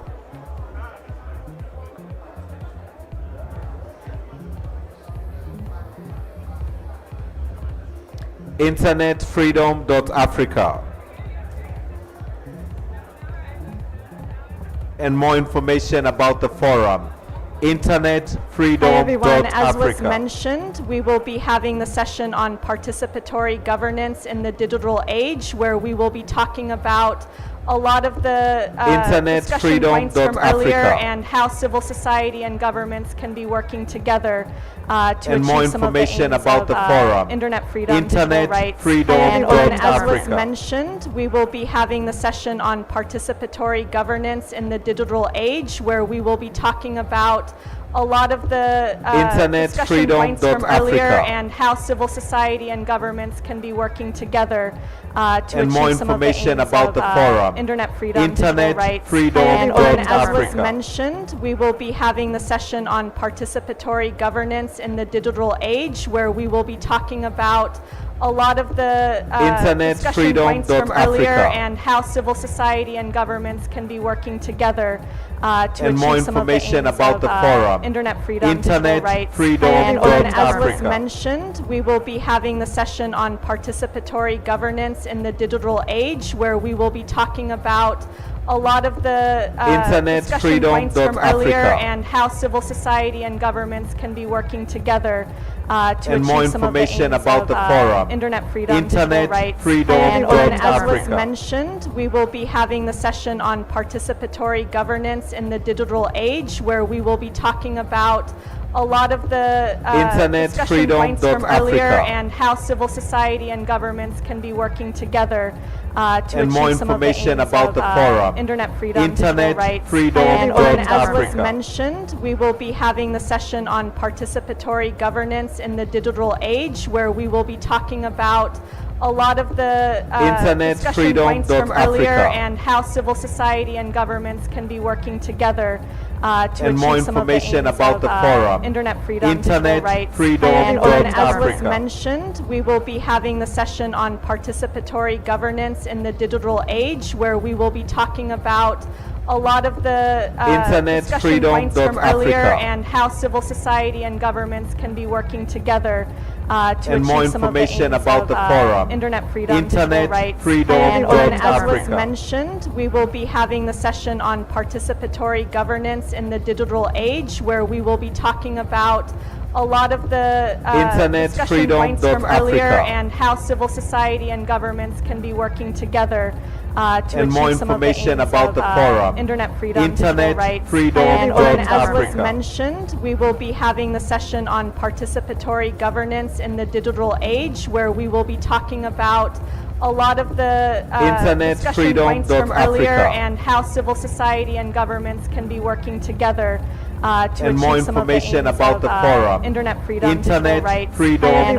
as was Africa. mentioned, we will be having the session on participatory governance in the digital age, where we will be talking about a lot of the discussion freedom points from earlier Africa. and how civil society and governments can be working together to And more achieve some of the information aims about of, the forum. internet freedom, Internet digital rights. freedom And as was Africa. mentioned, we will be having the session on participatory governance in the digital age, where we will be talking about a lot of the discussion freedom points from earlier Africa. and how civil society and governments can be working together to And more achieve some of the information aims about of, the forum. internet freedom, Internet digital rights. freedom And as was Africa. mentioned, we will be having the session on participatory governance in the digital age, where we will be talking about a lot of the discussion freedom points from earlier Africa. and how civil society and governments can be working together to And more achieve some of the information aims about of, the forum. internet freedom, Internet digital rights. freedom And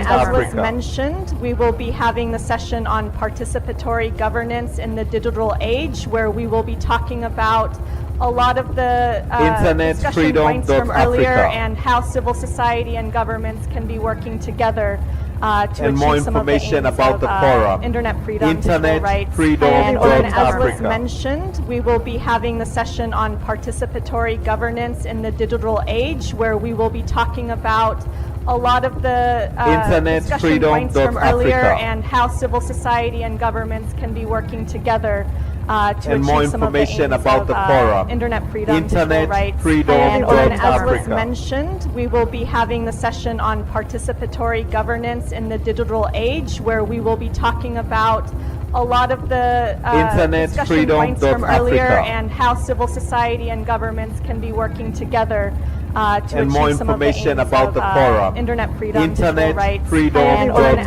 was Africa. mentioned, we will be having the session on participatory governance in the digital age, where we will be talking about a lot of the Internet discussion freedom points from earlier Africa. and how civil society and governments can be working together to And more achieve some of the information aims about of, the forum. internet freedom, Internet digital rights, freedom and then, as was Africa. mentioned, we will be having the session on participatory governance in the digital age, where we will be talking about a lot of the Internet discussion freedom points from earlier Africa. and how civil society and governments can be working together to And more achieve some of the information aims about of, the forum. internet freedom, Internet digital rights, freedom and then, as was Africa. mentioned, we will be having the session on participatory governance in the digital age, where we will be talking about a lot of the Internet discussion freedom points from earlier Africa. and how civil society and governments can be working together to And more achieve some of the information aims about of, the forum. internet freedom, digital Internet rights, freedom and then, as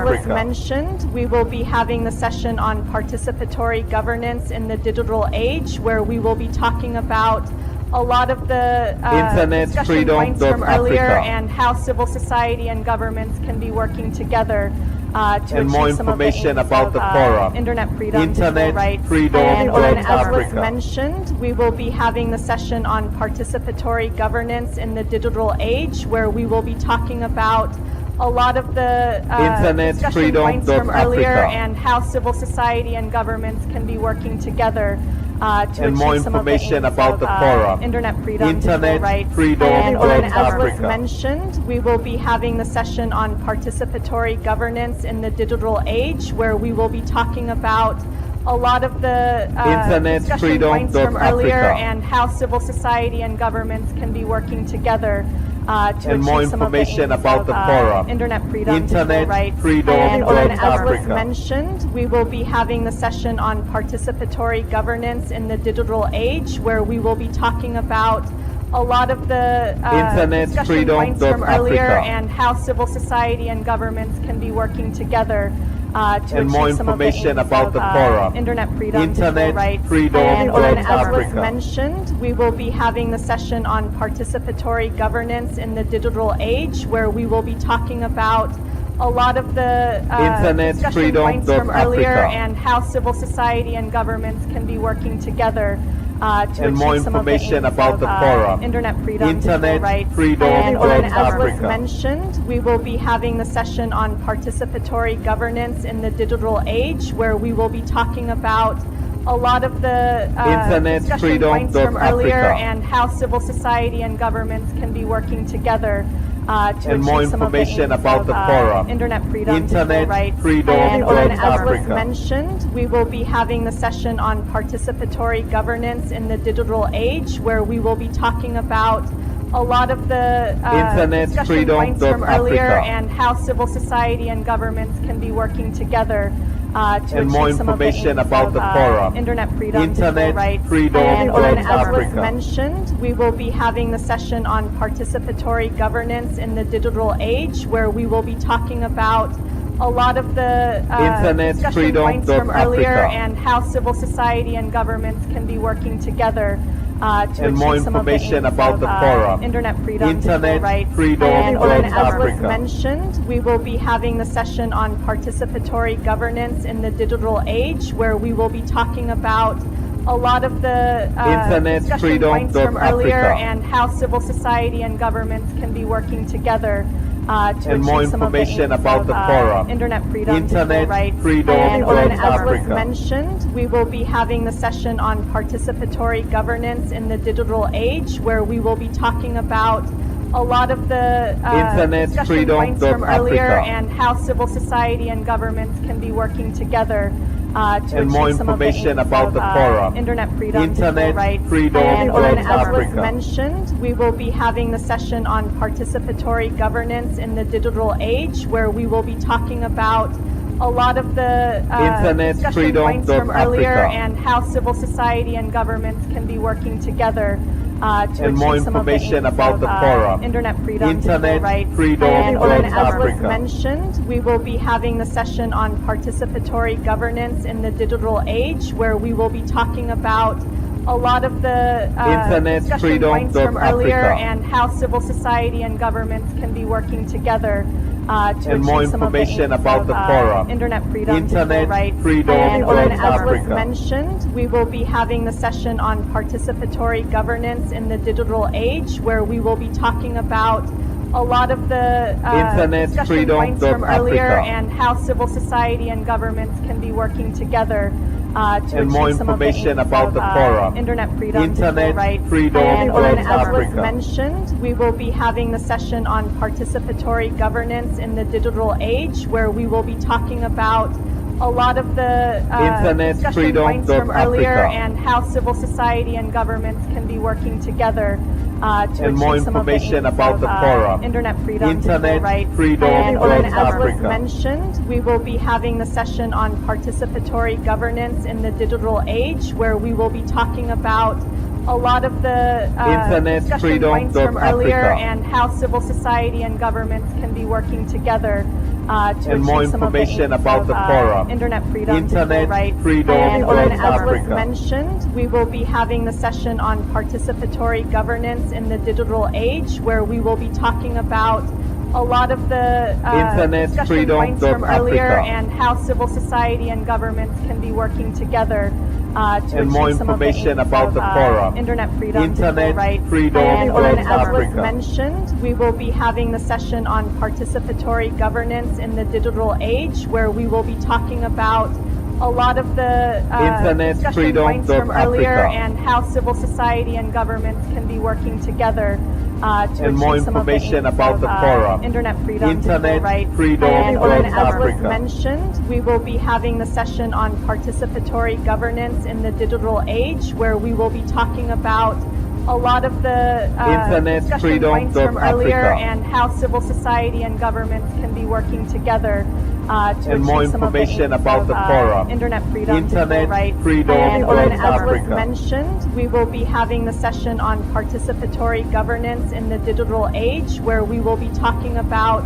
a lot of the Internet discussion freedom points from earlier Africa. and how civil society and governments can be working together to And more achieve some of the information aims about of, the forum. internet freedom, Internet digital rights, freedom and then, as was Africa. mentioned, we will be having the session on participatory governance in the digital age, where we will be talking about a lot of the Internet discussion freedom points from earlier Africa. and how civil society and governments can be working together to And more achieve some of the information aims about of, the forum. internet freedom, Internet digital rights, freedom and then, as was Africa. mentioned, we will be having the session on participatory governance in the digital age, where we will be talking to And more achieve some of the information aims about of, the forum. internet freedom, Internet digital rights, freedom and then, as was Africa. mentioned, we will be having the session on participatory governance in the digital age, where we will be talking to And more achieve some of the information aims about of, the forum. internet freedom, Internet digital rights, freedom and then, as was Africa. mentioned, we will be having the session on participatory governance in the digital age, where we will be talking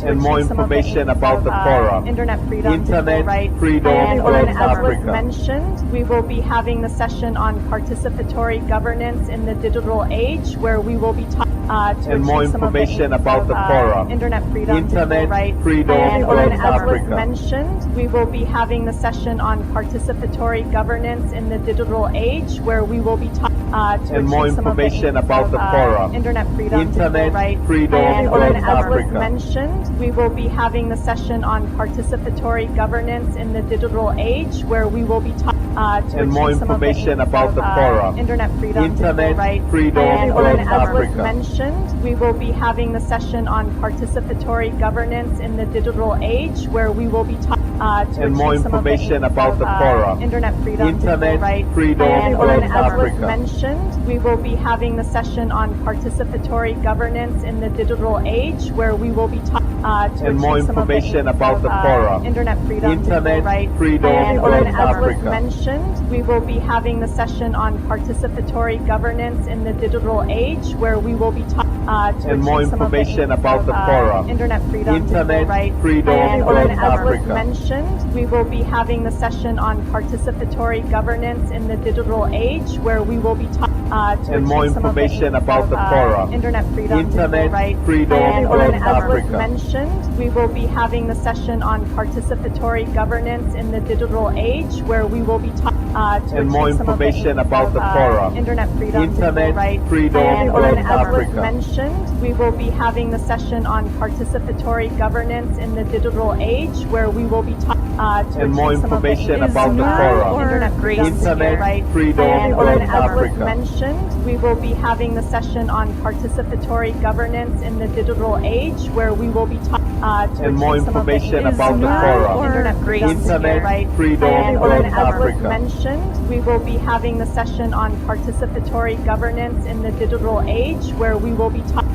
and more some of the information aims about the of, forum. internet freedom, Internet rights, freedom and of as was Africa. mentioned, we will be having the session on participatory governance in the digital age, where we will be talking and more some of the information aims about the of, forum. internet freedom, Internet rights, freedom and of as was Africa. mentioned, we will be having the session on participatory governance in the digital age, where we will be talking and more some of the information aims about the of, forum. internet freedom, Internet rights, freedom and of as was Africa. mentioned, we will be having the session on participatory governance in the digital age, where we will be talking and more some of the information aims about the of, forum. internet freedom, Internet rights, freedom and of as was Africa. mentioned, we will be having the session on participatory governance in the digital age, where we will be talking and more some of the information aims about the of, forum. internet freedom, Internet rights, freedom and of as was Africa. mentioned, we will be having the session on participatory governance in the digital age, where we will be talking and more some of the information aims about the of, forum. internet freedom, Internet rights, freedom and of as was Africa. mentioned, we will be having the session on participatory governance in the digital age, where we will be talking and more some of the information aims about the of, forum. internet freedom, Internet rights, freedom and of as was Africa. mentioned, we will be having the session on participatory governance in the digital age, where we will be talking and more some of the information aims about the of, forum. internet freedom, Internet rights, freedom and of as was Africa. mentioned, we will be having the session on participatory governance in the digital age, where we will be talking and more some of the information aims about the of, forum. internet freedom, Internet rights, freedom and of as was Africa. mentioned, we will be having the session on participatory governance in the digital age, where we will be talking and more some of the information aims about the of, forum. internet freedom, Internet rights, freedom and of as was Africa. mentioned, we will be having the session on participatory governance in the digital age, where we will be talking and more some of the information aims about the of, forum. internet freedom, Internet rights, freedom and of as was Africa. mentioned, we will be having the session on participatory governance in the digital age, where we will be talking and more some of the information aims about the of, forum. internet freedom, Internet rights, freedom and of as was Africa. mentioned, we will be having the session on participatory governance in the digital age, where we will be talking and more some of the information aims about the of, forum. internet freedom, Internet rights, freedom and of as was Africa. mentioned, we will be having the session on participatory governance in the digital age, where we will be talking and more some of the information aims about the of, forum. internet freedom, Internet rights, freedom and of as was Africa. mentioned, we will be having the session on participatory governance in the digital age, where we will be talking and more some of the information aims about the of, forum. internet freedom, Internet rights, freedom and of as was Africa. mentioned, we will be having the session on participatory governance in the digital age, where we will be talking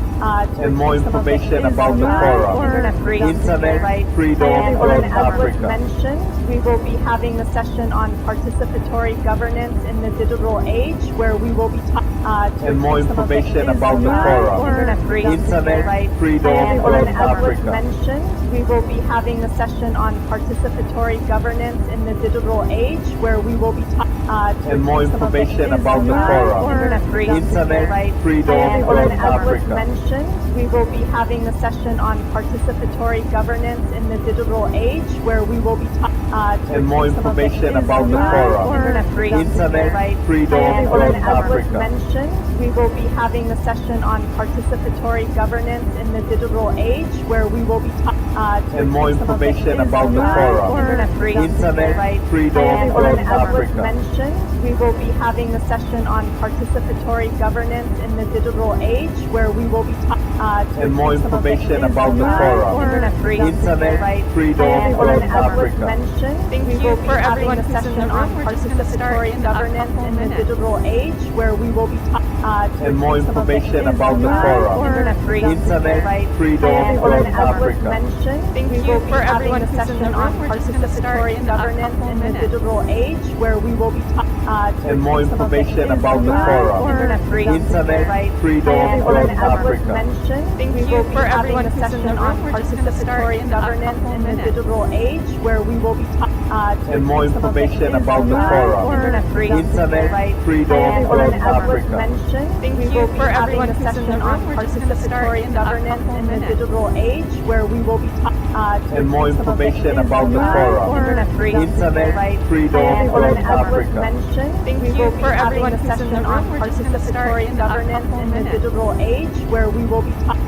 And more information about the forum. Internet freedom, Internet freedom and of as was Africa. mentioned, we will be having a session on participatory governance in the digital age, where we will be And more information about the forum. Internet freedom, Internet freedom and of as was Africa. mentioned, we will be having a session on participatory governance in the digital age, where we will be And more information about the forum. Internet freedom, Internet freedom and of as was Africa. mentioned, we will be having a session on participatory governance in the digital age, where we will be And more information about the forum. Internet freedom, Internet freedom and of as was Africa. mentioned, we will be having a session on participatory governance in the digital age, where we will be And more information about the forum. Internet freedom, Internet freedom and of as was Africa. mentioned, we will be having a session on participatory governance in the digital age, where we will be And more information about the forum. Internet freedom, Internet freedom and of as was Africa. mentioned, we will be having a session on participatory governance in the digital age, where we will be And more information about the forum. Internet freedom, Internet freedom and of as was Africa. mentioned, we will be having a session on participatory governance in the digital age, where we will be And more information about the forum. Internet freedom, Internet freedom and of as was Africa. mentioned, we will be having a session on participatory governance in the digital age, where we will be And more information about the forum. Internet freedom, Internet freedom and of as was Africa. mentioned, we will be having a session on participatory governance in the digital age, where we will be And more information about the forum. Internet freedom, Internet freedom and of as was Africa. mentioned, we will be having a session on participatory governance in the digital age, where we will be And more information about the forum. Internet freedom, Internet freedom and of as was Africa. mentioned, we will be having a session on participatory governance in the digital age, where we will be And more information about the forum. Internet freedom, Internet freedom and of as was Africa. mentioned, we will be having a session on participatory governance in the digital age, where we will be And more information about the forum. Internet freedom, Internet freedom and of as was Africa. mentioned, we will be having a session on participatory governance in the digital age, where we will be And more information about the forum. Internet freedom, Internet freedom and of as was Africa. mentioned, we will be having a session on participatory governance in the digital age, where we will be And more information about the forum. Internet freedom, Internet freedom and of as was Africa. mentioned, we will be having a session on participatory governance in the digital age, where we will be And more information about the forum. Internet freedom, Internet freedom and of as was Africa. mentioned, we will be having a session on All right, we're getting ready to get started. All our panelists And are more in the information room. about the forum. Internet freedom, Internet freedom and of as was Africa. mentioned, we will be having a session on All right, we're getting ready to get started. All our panelists And more are so information about the forum. we had to get started a little bit late today. The opening session. All right, we're getting ready to get started. All our panelists And more are so information about the forum. we had to get started little bit late today to get lunch. We will for everyone session on ready to get started on our lunch. So we have to get started a little bit late today to get lunch. We will for everyone session on ready to get started on our lunch. So we have to get started a little bit late today to get lunch. We will for everyone session on ready to get started on our lunch. So we have to get started a little bit late today to get lunch. We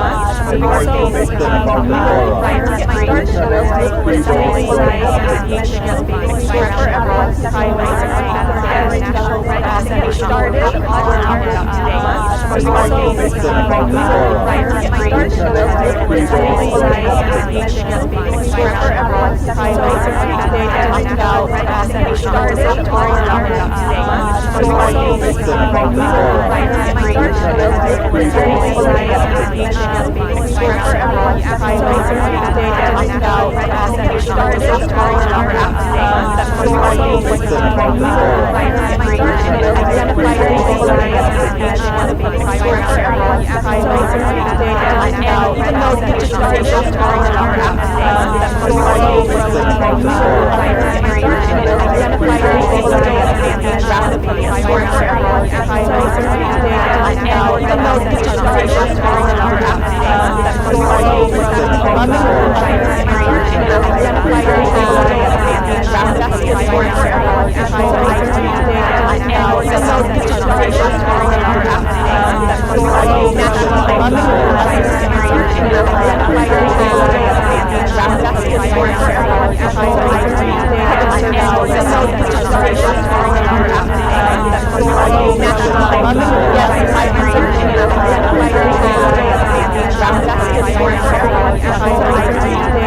goals as rapidly as for everyone session on ready today to talk about even though digitization is our national yes, my identify your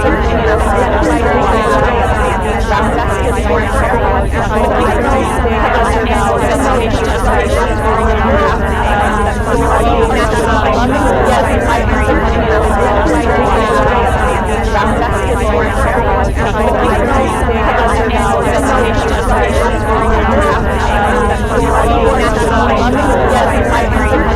and it's the use of ICTs to involve citizens in public decision making with the goal of empowering citizens for the benefit of society. And, you know, I'm not saying that there is no methods of digital participation.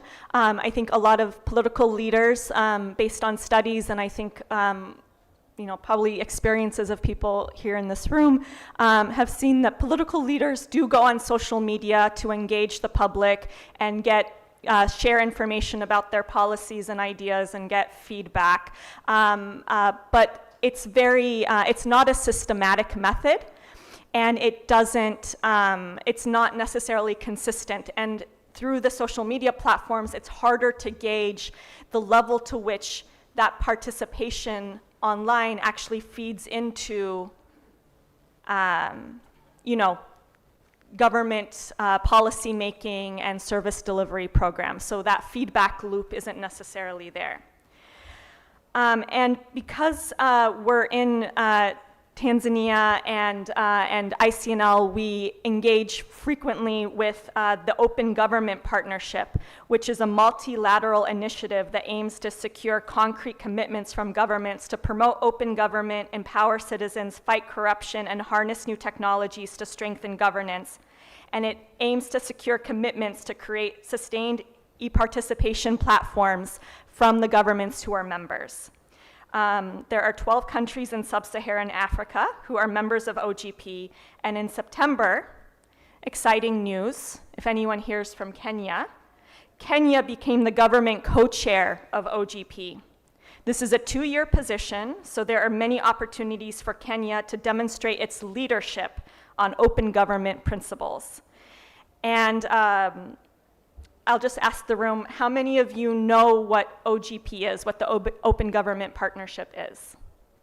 You heard about it before. 1, 2, 3, Okay, so not too many people in the room are familiar with OGP. Hopefully, after this session, you can go onto the OGP platform and learn whether your country is a national member of OGP. And as I was saying, because we're here in Tanzania, Tanzania was once a member of OGP, and in 2017 withdrew from OGP, unfortunately. But there's been some developments recently. And so I want to invite Nuru Maro from the Tanzania Human Rights Defenders Coalition to come and speak about the relationship between the government of Tanzania and OGP, and why you think that Tanzania's involvement with this process would be beneficial to the country, to the digitization process, and internet freedom and civic space. So thank you so much, Shemnan. Good afternoon, all of you. Mambo, karibu Tanzania. Yeah, thank you for that a brief introduction. I think all of us now, at least you have an idea what OGP is. As she introduced, this is a multilateral initiative that needs us, all of us as stakeholders, civil society organization, development partners, and the government to work together towards achieving our development goals through transparency, accountability, and others, as she has introduced. So for me, my task is sharing, talking about a little bit about the relationship between Tanzania and the OGP. Actually, Tanzania was among the 78 founding members of OGP in 2011, before withdrawing its commitment from OGP in 2017. So if we will look back in 2011, our previous president, Jakaya Mrisho Kikwete, his interest was on improving public services delivery, government responsiveness, combating corruption, and building peace and greater trust and the culture of human rights. And through that, our government of Tanzania, we had 4 priorities, which we were working on, and 4 pillars, which are transparency, accountability, citizen participation, and technology and innovation.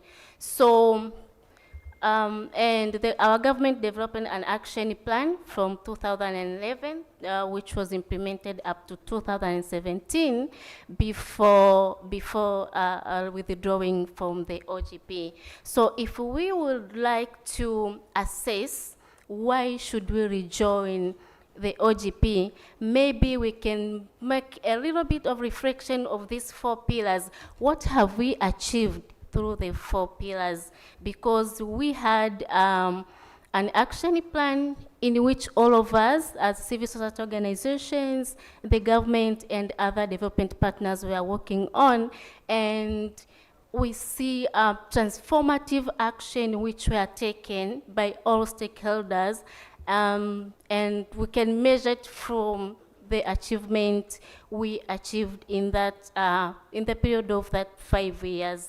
Maybe to start by one, I will just mention a few of them, starting with the transparency. From our action plan, within a period of 5 years, we were able to establish 3 parliamentary watchdog committees chaired by members from opposition parties to oversee government performance and the utilization of resources in central, local government, and parastatal.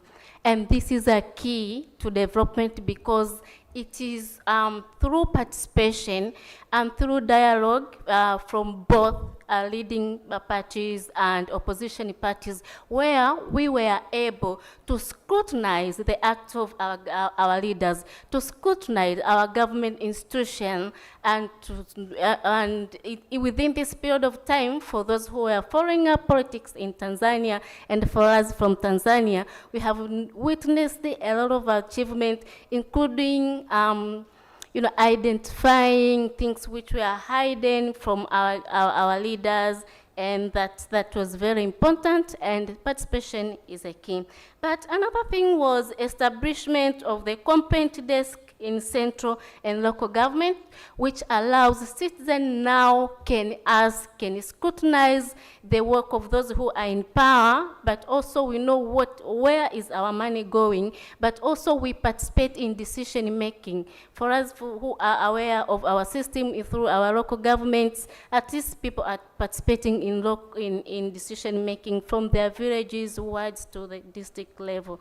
But also, so with this action plan, we were able to establish an oversight board of committee at health, education, water services, and delivery centers, of which also citizens then get a chance to assess quality of services, accessibility, and effectiveness of the service providers.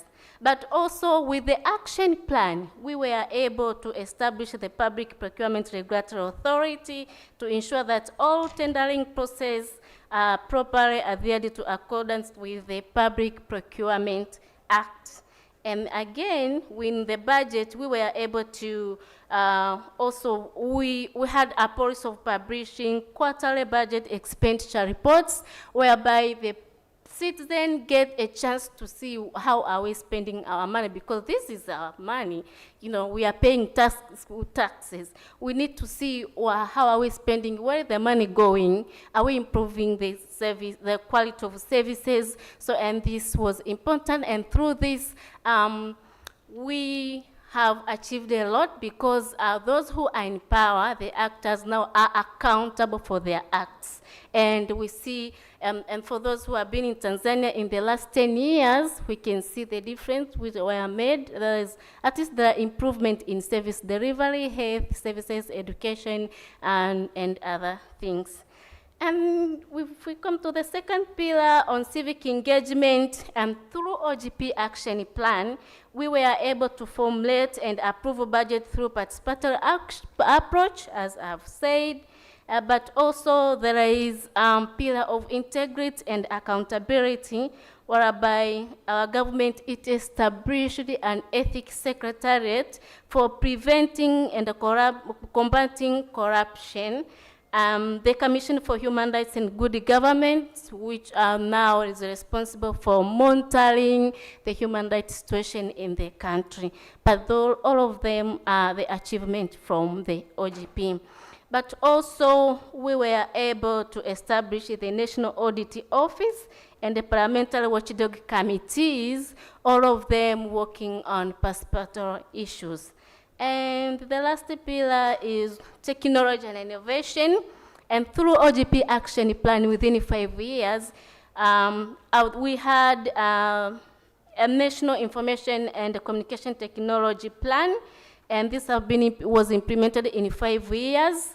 And we didn't have a policy on ICT. With the OGP, now we have an ICT policy as a platform to transform Tanzania to knowledge-based society. And through the policy, the Foundation for Government, we have witnessed the Foundation for Government Departments, learning institutions, non-government organization, NGO, like for us, I'm from the CSO sector, we have an online information system on which now all of us, we are using to in registration, reporting, and communicating with the Office of the Registrar, and that has eased our work as NGO, and it is creating an enabling environment for all of us to participate in implementation of national development plans. So those are few achievements which we have achieved. We achieved from 2011, I didn't mention all of them, to 2017, and you can see how participatory decision making, how OGP is important for all of us as Africans and everyone in the world. And it is very crucial for citizens to participate in decision making, to participate in all processes of taking action to implementation of action plan. Then after 2017, we were not in OGP, but we are happy that this year, during the Democracy Summit, in her statement, our Excellency, President Samia Suluhu Hassan, she declared that Tanzania is planning to rejoin in the OGP. That was March 31st, if I'm not mistaken. So at least we see there is a hope that there is a willingness of the state to go back to the OGP. We see what our government is implementing now. It is aligns with the principles of OGP, that is transparency, accountability, innovation, and all of that, because we are participating in decision making, in law making. For instance, we have a public hearing whereby the public is invited to comment on the proposed bill before being the law, but also we are participating in the budget from the village. We have a system that everyone from before having a national budget, it starts from villages, people contributing, providing their recommendations and suggesting what they want. Then the recommendation will be taken towards to district, to regional, up to the central government. And that's now the public, the citizen own the process. It is them who say, we need water, we need a health facility here, maybe we need some, reforms from this area, we need this and that, and to become more participatory, and citizens are owning the process. Maybe we should think now as Tanzanian, and maybe from communication from this forum, to advise our government to see the importance of getting back to the OGP soon, because what we are doing now, it aligns with the principles of OGP 100%, and going back to it, it will be an opportunity, giving us another opportunity to all of us together to have another action plan with other commitments, like we had other 4 commitments, which will be a roadmap towards achieving our development goals. And I think that is going to inspire all stakeholders, including the CSO, including partners, in shaping our better future. So maybe I should stop from there, and then Salaam, we can invite another speaker to proceed. Thank you.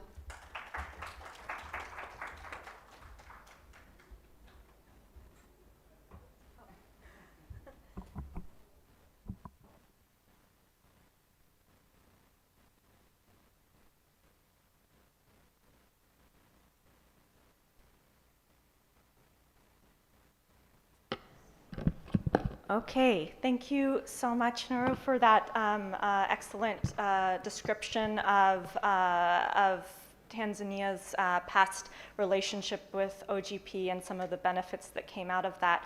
One of the reasons that we at ICNL engage with OGP and support civil society partners to engage with OGP is that OGP is one of the few multilateral institutions that actually require co-creation of commitments between civil society and government, and there's actual monitoring of the government's action plans and willingness to engage with civil society. So it provides an excellent forum for that. Now I wanted to move on to our 3 panelists who are here to speak about specific work that they're doing around participation, engaging with citizens, and gathering information that can then support decision making and service delivery, as well as other forms of oversight of government work. So I first want to ask Maxence. Hello? Yeah. Tanzania again. You just happen to sit next to me, so you go there. Maxence is the executive director at JAMI Forums here in Tanzania. And I wanted to ask you, you have a booth out there that has a lot of interesting work that you're doing around supporting different platforms where people can engage online.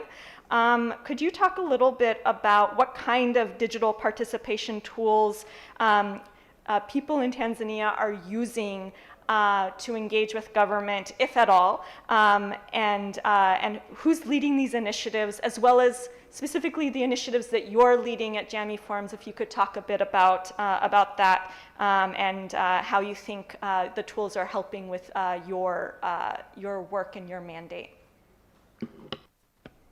Thank you, Shabma. A very good afternoon to everyone. How I wish I could speak Swahili, because you're in the land of Swahili, but I have to speak English for the sake of saving time. Well, we happen to be in a very good and calm country. I believe everyone has seen people are friendly. Probably I met some friends from Uganda who were saying, like, everything seems to be in order.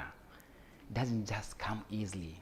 There are some pushbacks, empowerment to citizens to demand for their rights and such stuff. And some of us, like JAMI Forums, the organization that I lead, and the platform that I found 20 years ago, do try to find ways that we can engage people in a meaningful way. You know, democracy depends on an informed citizenry to survive. And what do we do as JAMI Forums to make sure that we empower citizens to amplify their voices?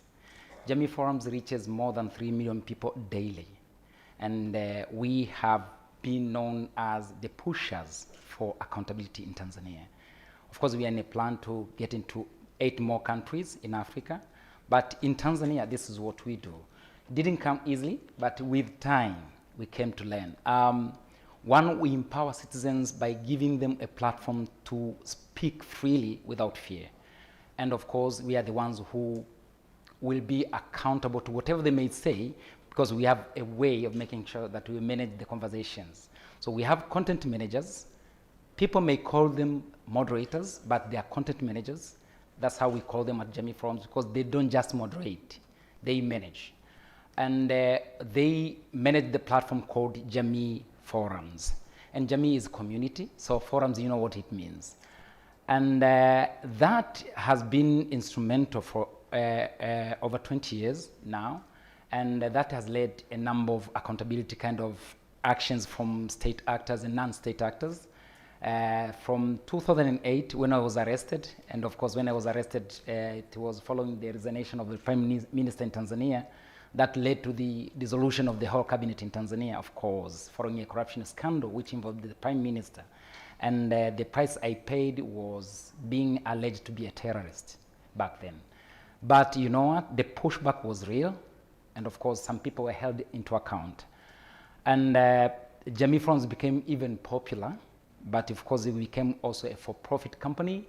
Later on we lost revenue because we were deregistered.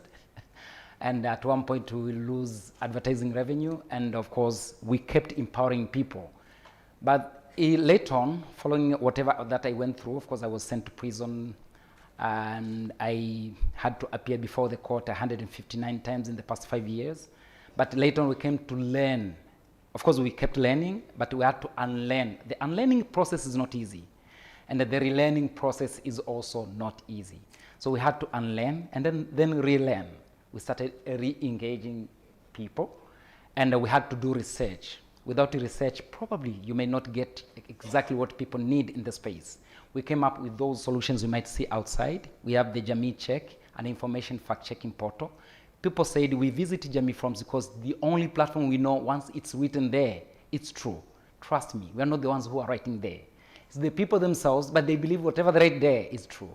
We said we are going to provide you a platform where you go, you submit whatever that you have seen on WhatsApp, Telegram, Instagram, TikTok, X, whatever. Once you bring it there, our team will make sure that they go through it in less than 24 hours. Then you know what is true, what's not true, and what's actually a myth.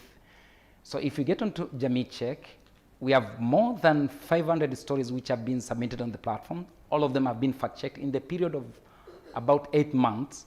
And it's the approach that does not exist anywhere, that people are part of the information fact-checking process.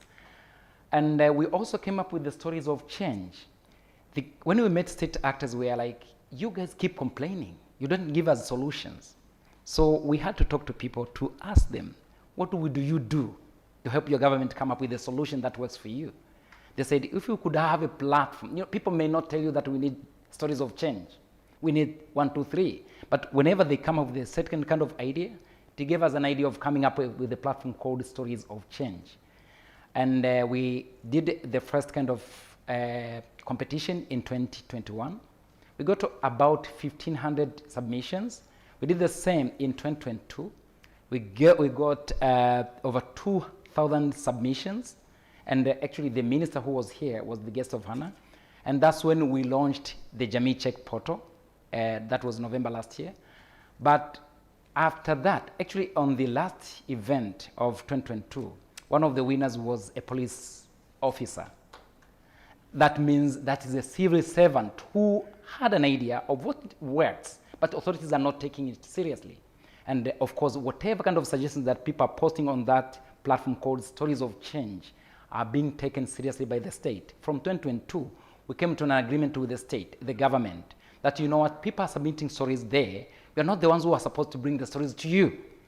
We need you guys to come onto the platform and start responding to people.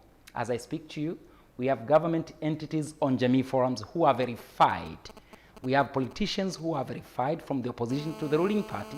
We have ministers on Jamii forums who are verified, and they're responding to people because we keep pushing them to respond to issues that are concerned to the people. Then we came to realize people said we get into Jamii forums because you are the home of whistleblowers.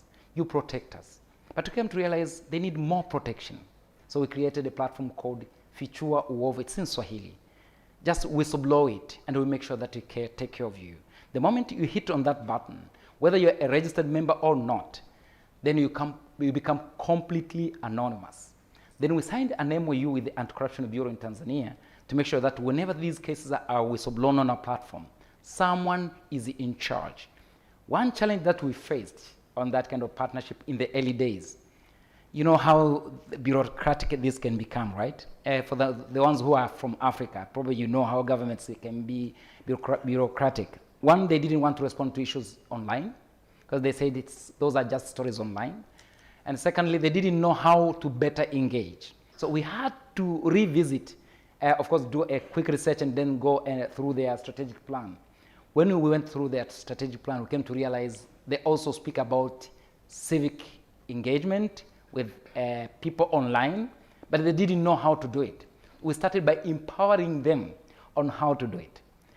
And then we came to realize that it's not only the Anti-Corruption Bureau which was not aware on how to engage better. So we have most of government institutions that we have built capacities to them on how to engage better, whether it's on X, on Jamii. We don't just do it for Jamii forums, we do it for all the digital platforms because we came to realize we cannot do this alone. So in 2022, we also formed a digital rights coalition. With the digital rights coalition, we could amplify the voices of people together. So we have 22 members of the Digital Rights Coalition in Tanzania. We, of course, Jamii Forums at the moment is leading it. And whenever we have a certain kind of agenda, we push it together. In last year, I was arrested for protection of whistleblowers in Tanzania. Of course, I had to make sure that I do whatever I do to make sure that our whistleblowers are safe. But later on, we decided to make a difference. The difference we made was make sure that you engage, re-engage, but have a law which will safeguard people's rights to privacy. Last year, we partnered with the private sector, CSOs, media, state actors who are collecting people's data, processing people's data, to come up with a model bill on data protection that we submitted to authorities to come up with a law that works for us. Actually, we are the ones who pushed to make sure that we have a data protection commissioner who understands the space very well.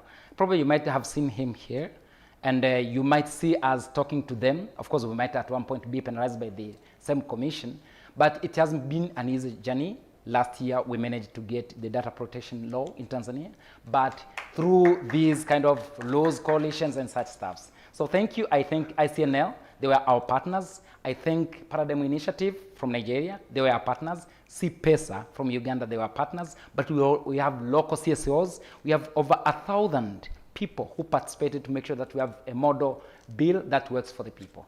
Thank you. Thank you so much, Maxence, and thank you so much for highlighting the importance of civil society and government dialogue, and the importance of government to have buy-in and support, the actual implementation of some of these the feedback that's given by citizens to actually be committed to have good faith to receive that and implement it when feasible. So I think that's a really good lesson from JAMI Forums. I want to turn now to Kiktanet in Kenya, who's doing a lot of work on participation platforms and promoting e-participation in Kenya. Grace Gataiga, could you similar points about what you're working on at Kiktanet and how that's contributing to greater participatory governance as well? Okay, let me just start by saying Kiktanet is we are the premier multi-stakeholder think tank in Kenya. We work in ICT policy and regulation, and our task is to ensure and to push for public interest in all the policies, the regulations that come out in that country. And the basis of that is the fact that we have articulated very well that internet is, internet governance is not your normal governance, that it entails different stakeholders. And so long as you're a user of internet, you also have a stake in that governance. And so we have pushed for that this is not your ordinary participation. We have also pushed the fact that when internet came, it really, it wasn't for the government. It was actually spearheaded by the military in the US. And then the businesses picked it up, came up with infrastructure. Civil society was among the, initial stakeholders that produced a lot of content for the internet. And then you had bodies that set standards. You have ICANN, you have ISOC, that the IETFs that are already and have already set the standards. And so the government came in much later, and it wanted to control. During our engagement, of course, the government has pushed for a position that they are elected by the people, and therefore they make decisions for those people. It's quite a legitimate argument. The other thing they say is that as governments, they provide you with the right environment to engage. Again, another very legitimate argument. However, when it comes to the internet, that is not exactly, it doesn't end there. We have participants, we have all these stakeholders that I have mentioned that that are participating already, and they are contributing to the effectiveness of the internet growth. And the fact that we want more people to engage, we do not want anyone to be left behind. And so what we do at Kiktanet, just like Max has said, we have different ways of engagement. So we have an email list And sometimes we have talked that technology has moved, so we need either to move to Slido or we need to move to the current platforms, but they still don't seem to act because that email list still remains effective. And what happens is that as a member of that email list, you can raise any ICT issue. We have rules of engagement. You do not attack individuals because we have practically everyone who has a stake in ICT policy on that list. We have government, we have the ministers, we have the regulators, we have the businesses.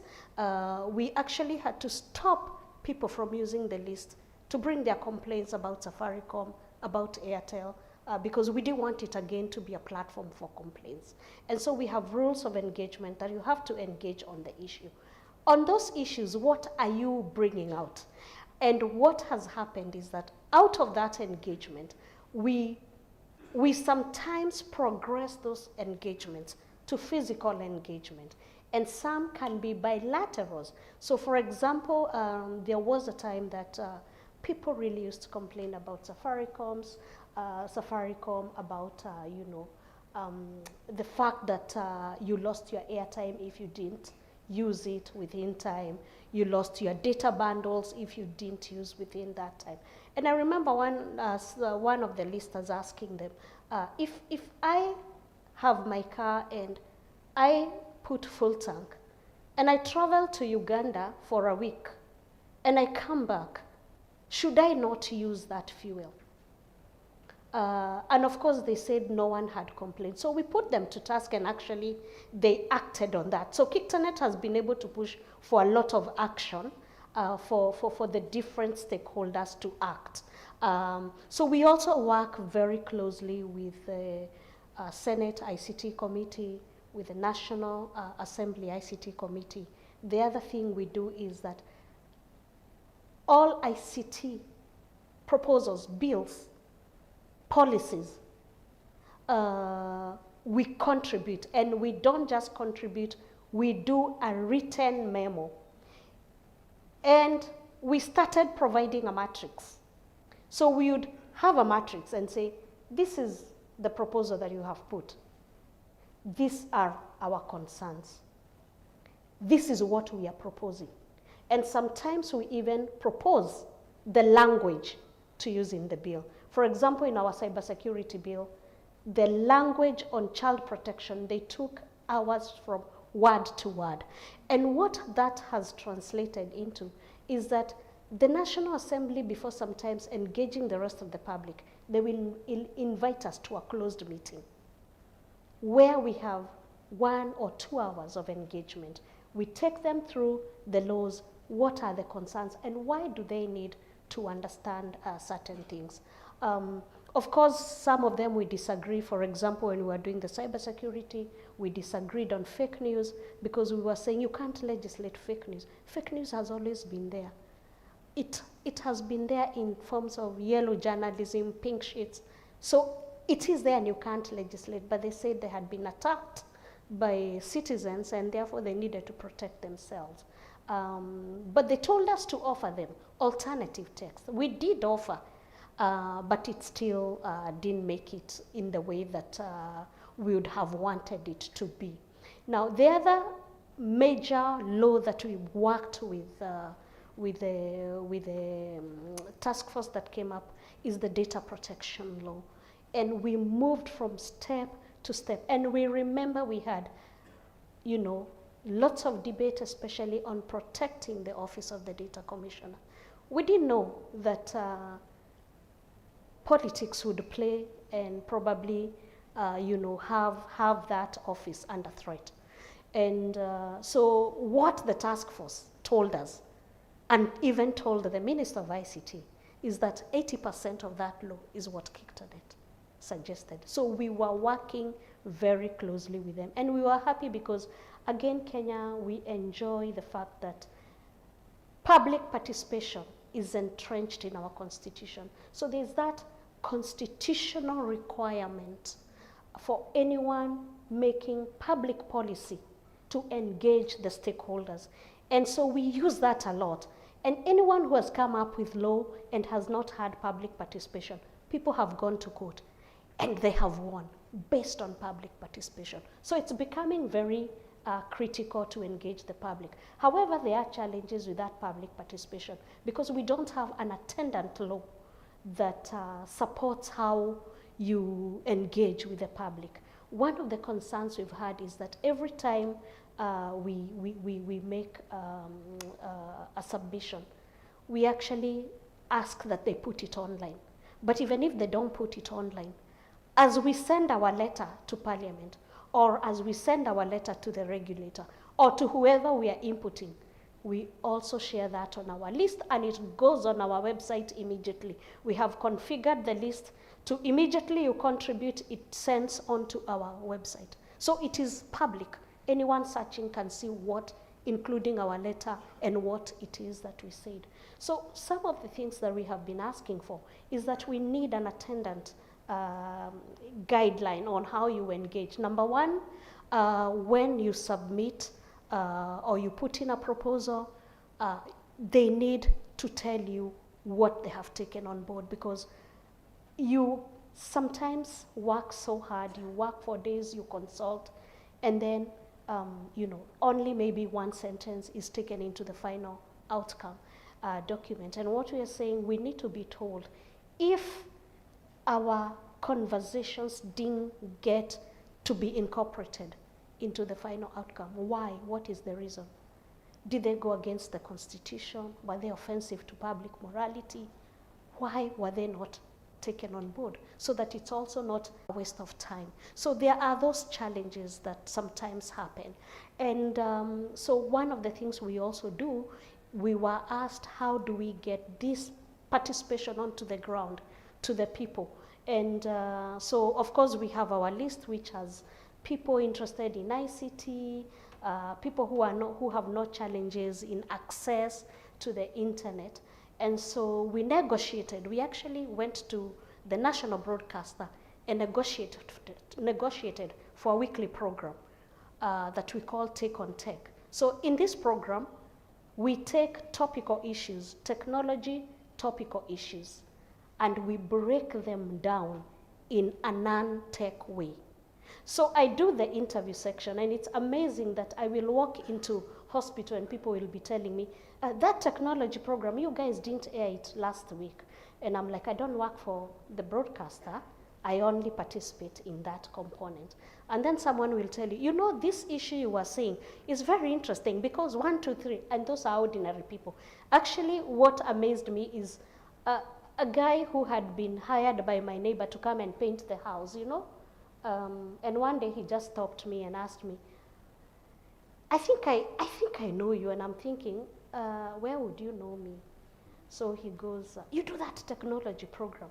And the last 2 weeks you guys have not aired it because we wait for it to understand how technology affects us. So in our own small way, we are trying to get that information to the people.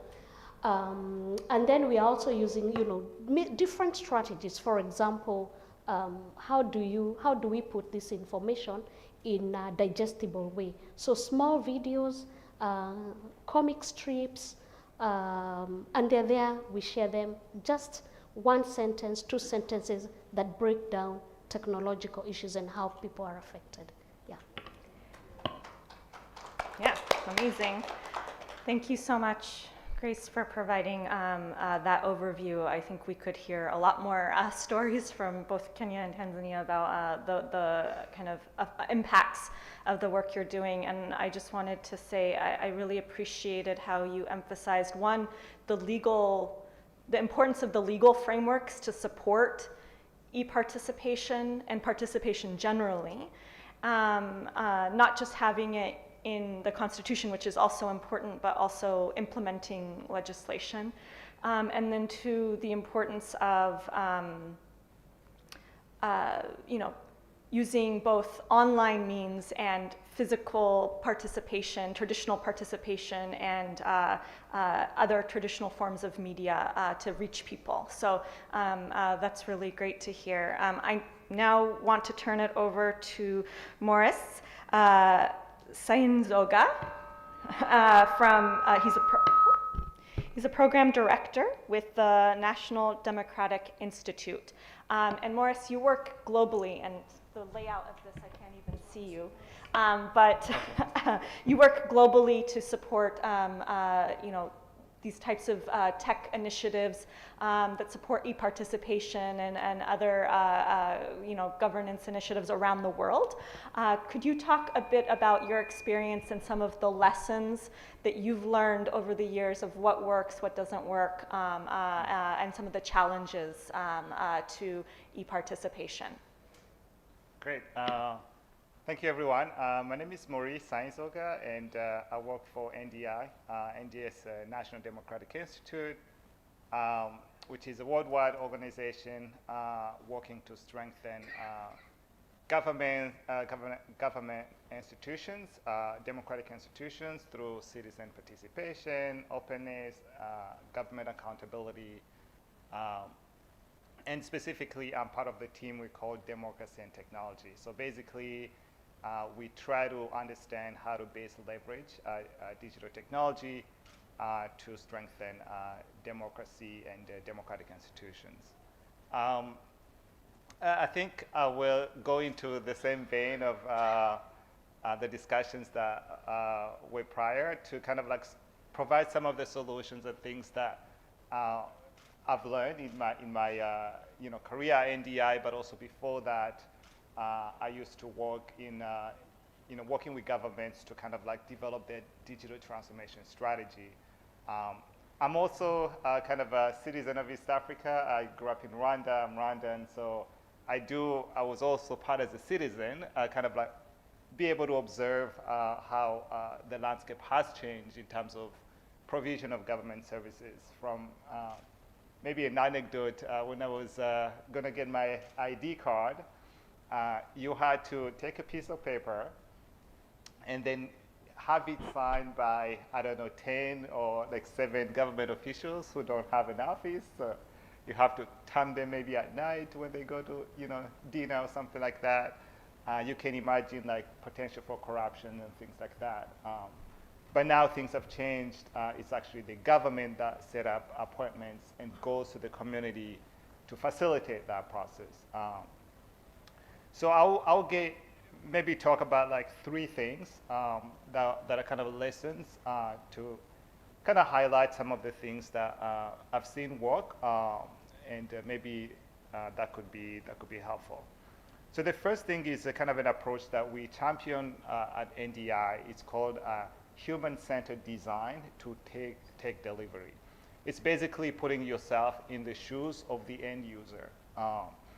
And some of the examples they gave is like, there are people who don't have access to internet. When you're thinking about digitizing government services, you have to think about like that person who's a nomadic. He doesn't have a fixed address. How are you going to serve them? So you have to think about like different scenarios, not designing things for people who live in the city like or but also think about those people who live in the countryside, who are not educated, etc. The other thing that touches on that approach is to think about features that are really important to people. The reality of the matter is we live in a world of limited resources. We don't have a lot of money, and these systems really can be expensive. So think about like, how do you prioritize things that really people need? And I remember talking to one minister of ICT, and he said like one of the most used tool or feature was what they call casier judiciaire, which is like a background. So if you go to apply for a job, they ask you like a criminal record basically to make sure you're not a bad person or something like that. But those are like the services that were most used for young people who are trying to look for jobs. So it's important to kind of understand the needs of the people through that process we call human-centered design. The second thing that I want to say is that from my experience, I think that digital transformation, like strategy making process, is kind of a participatory actually, at least like where I've, the places I've been involved or like I read, at the beginning, they actually invite people to, provide opinion. The problem happens at the end, like after they have a strategy document.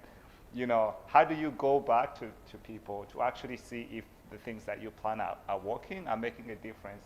And I think we need to include that kind of feedback mechanism to see if those laws maybe are not working, maybe we need to change them, or those plans are not working, maybe you need to change them.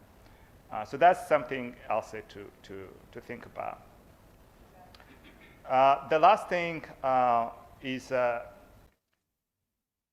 basically to institutionalize the participatory process. And by that I mean is, what does good look like? If you can imagine, what is good like participation look like? And can we add maybe to the strategy documents, to those KPIs that really reflect, that good world that we want to see? So I think that's like most of the countries really have like a digital transformation strategy at this point, but I don't think they do have a, indicators or KPIs that are really reflective of that participation. I think if we can really make sure and advocate to make sure that they have measures of accountability that reflect that participation, I think you'll make a difference. So the last thing I want to say is that one other aspect of my work is basically understanding new and emerging technology. And I do believe that emerging technologies are providing things that we haven't seen before to expand or broaden participation. I'm thinking about accessibility, for example, people living with disability. You have things that have like a screen reader that are transformative for people who are blind, for example, and who can participate in this digital system. We have different tools that can be used for deliberation. Deliberation is impossible. You can't have 1 million people in a room to agree on one thing. If it could be like a trivial thing, they will not agree, right? But with digital systems, you can have millions of people deliberate online. So we need also to think about new possibilities that are created through these technologies that we have, and see how we can really harness them for participation. So I'll stop there and maybe hear like questions or other comments. Thank you, Morris. I think one thing I really like about the human-centered design approach is that oftentimes when we talk about participation, we're talking about it after the tool's been developed already and it's there.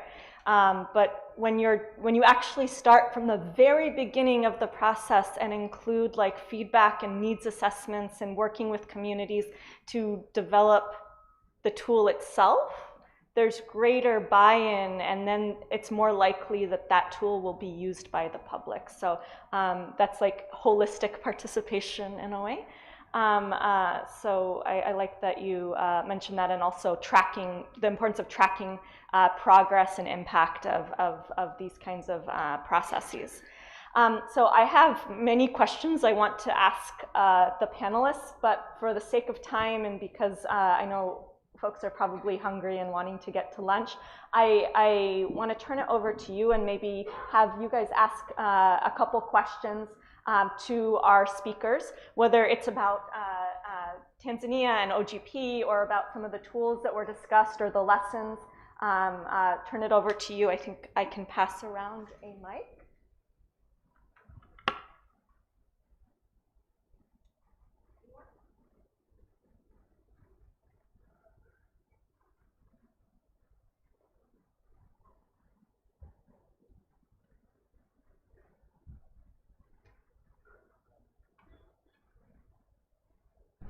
Thank you so much, presenters.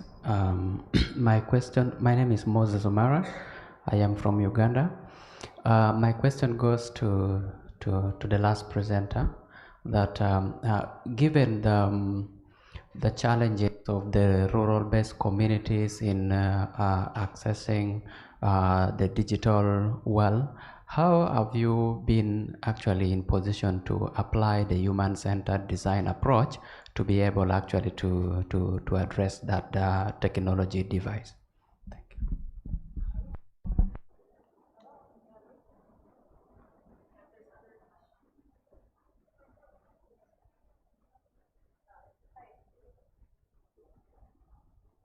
Okay, good afternoon. My name is Rispa Onyango, Lawyers Hub, and my question is to anyone in the panel, I think, as relates to having closed door engagement. And I think many times we caution the government, or we fault the government because they tend to probably come up with, whether it's policies or laws or decisions, within particular confines. But do you think we suffer that risk even within our CSO engagements, or within our communities, whereby specific, let's say, we can use think tanks, or we can use Jamii forums, Kictonet, all the different representations where you're the ones coming in and having these engagements, right? And is it possible that could also be replicated within our engagement ecosystems, which is something that you're actually trying to drive away from, and how are we navigating that? Yeah. Thank you. So first question to Morris about about doing human-centered design in areas that have low to no connectivity, maybe rural areas where digital literacy might be lower as well, the challenges and how maybe some of the lessons from your work. And then I think the second question we'll pose to Grace and Maxence around, a lot of times, and this is true everywhere, right? A lot of decisions are only made in closed door meetings and negotiations, and civil society has to fight to be in the room, but that's where some of the quote-unquote real work is happening. How do you open those spaces up and make them more transparent and accessible to the public?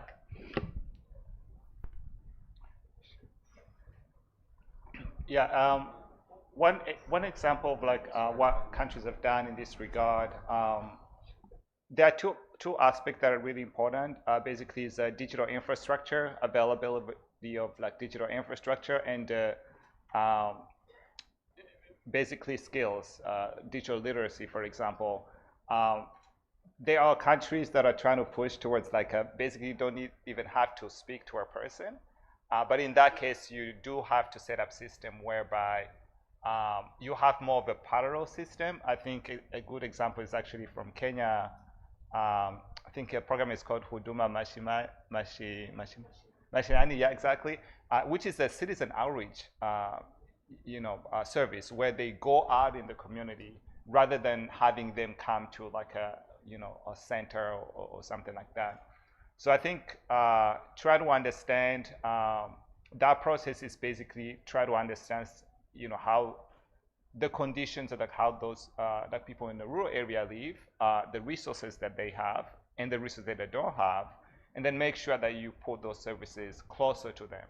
So through maybe a service where you go out to them, that doesn't maybe require internet connection. During that time, you bring connections, and then you do processes. So those are some of the elements that I've seen or I've read about. It's more setting up parallel systems that cater to people who might have really low or limited resources.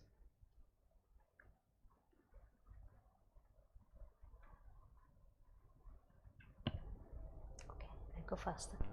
Okay, Rispa, that question you have asked, I think for Kenya, the platform is open to everyone. So, for example, the calls to public participation, they actually open. They do them in the newspapers and on, I think, Parliament's website. But there's always a call in the major dailies. And I know at Kictonet, whenever that happens, it's shared on the list. The list happens to have different stakeholders, and I know you're also there, and different civil society organizations. So what we do at Kictanet is that convening where we ask people to put in their views, because then we have been able to push. We were actually very bold, just like going to parliament to say, this is what we have and this is what we want to speak to you about. And for us, we take it as the representative that people have contributed. The recent input on the cybersecurity guidelines, we had a call. On top of that, we had a Twitter space, and we got so many people from different stakeholders. So we take that as the voice from the community.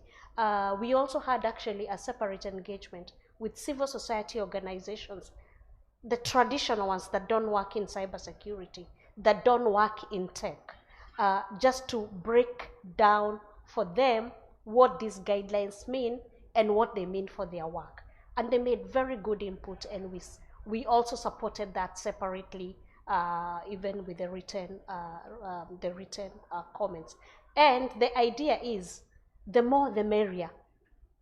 In fact, if we all articulate the same concerns, then we are telling the legislators that this is a real concern that must be addressed. So I think for me, I will just tell you that there isn't really that effort to close anyone out. And I think because the Constitution is open for us, and those calls are in the public, I think the onus is on us to engage and to participate.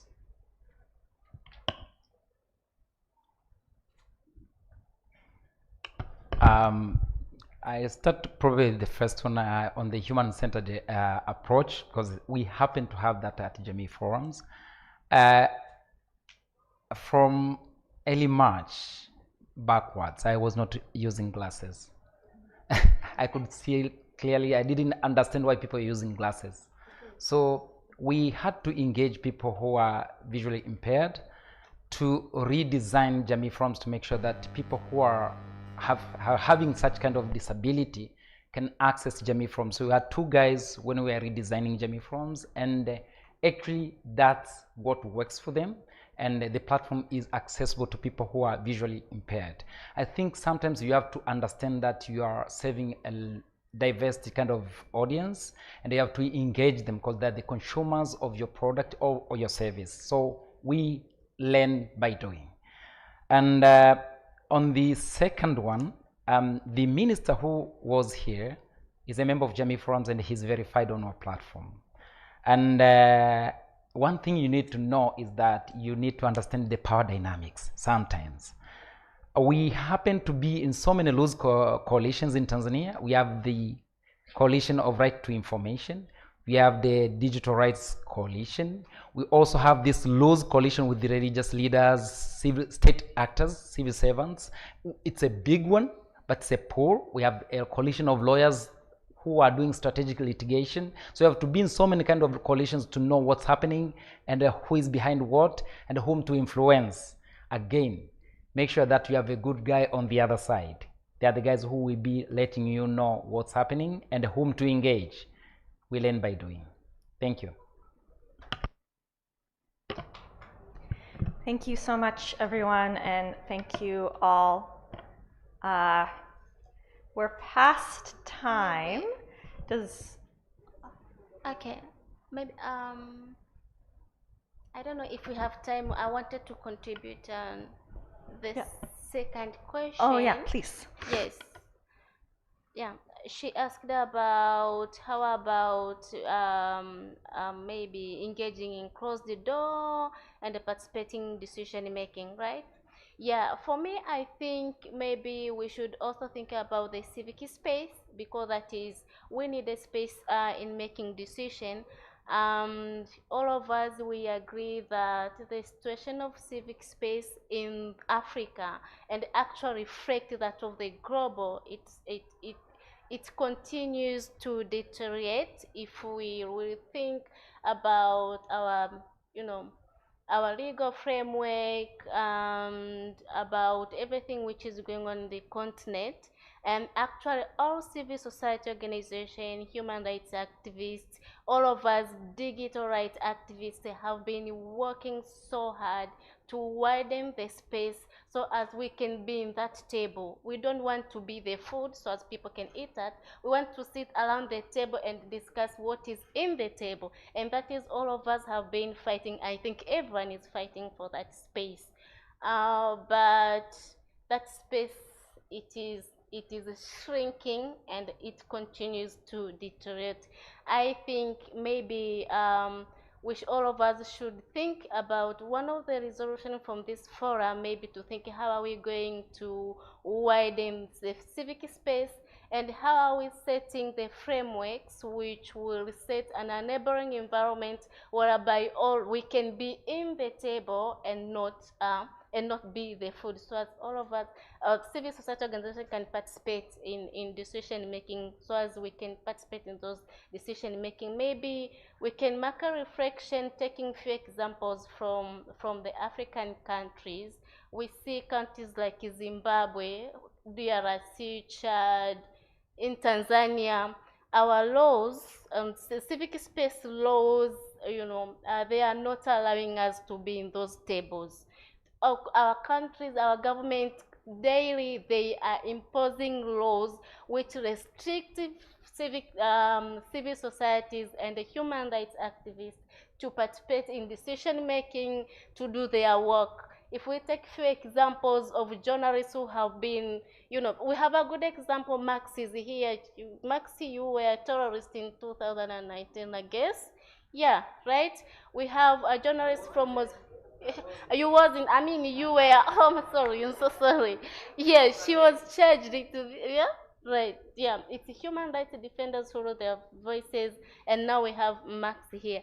But we have, I think there's a journalist in Mozambique, Solomon. I think he was charged with several charges for just challenging the Ministry of Defense. The same in every country. I think we have those people, so we should think about that. So everyone is trying always to secure that space, but it is deteriorating.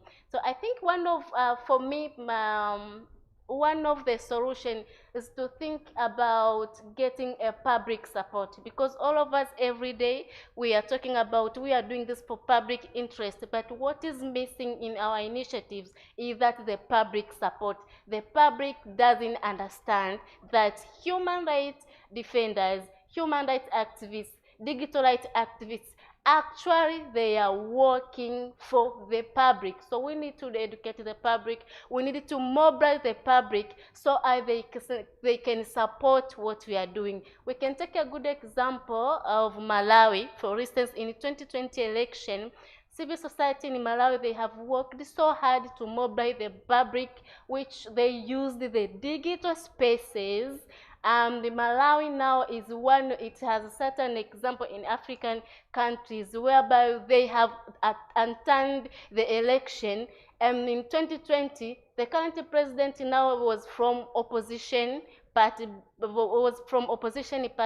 but that was a good work which was done from human rights activists from Malawi who mobilized the public, and now the public pushed to have that space. I think we can adapt that and be one of the solutions. Thank you. Wow, so I couldn't have put it better, honestly. The importance and the intersection between all the civic space rights. You can't have participation without freedom of expression, access to information, and the right to assemble and associate. So that's all very important, and perspectives from other countries as well. And also, I think not just being in the room, right? Because I think example Grace provided of Kiktanet being able to take the voices of people. So if you have a seat at the table, how can you bring other people's voices to that table through these participation platforms? But that's only possible if you know what the agenda is. And so you also need to be able to participate and have information about the agenda and be part of the agenda setting in order to effectively do that. But I just wanted to, I think, Nur, your final comments were excellent end to this, and I want to thank all of the panelists for contributing to this session, and thank you for staying longer and cutting into your lunch. Please reach out to any of the panelists. Jamie Forms has a table. Kickdinat, do you have a table out there? No, but if you see Grace, please ask her about the programs that they're leading, and please come chat with us at ICNL. Again, we have been supporting these initiatives, civil society engagement with government in different ways, but including through this open government partnership. And we actually just published, we launched it at the recent OGP summit in Estonia, a guide on OGP commitments, example commitments to increase digital civic space in the ways that all of us have discussed. And so if you want specific example commitments that you can take to your governments, whether your government is part of OGP or not, and then also example lessons that other countries, case studies from other countries that have done similar actions, please go to our website. You can find that resource. I'm happy to provide it to you after this session. So thank you, everyone. Enjoy the rest of South Africa.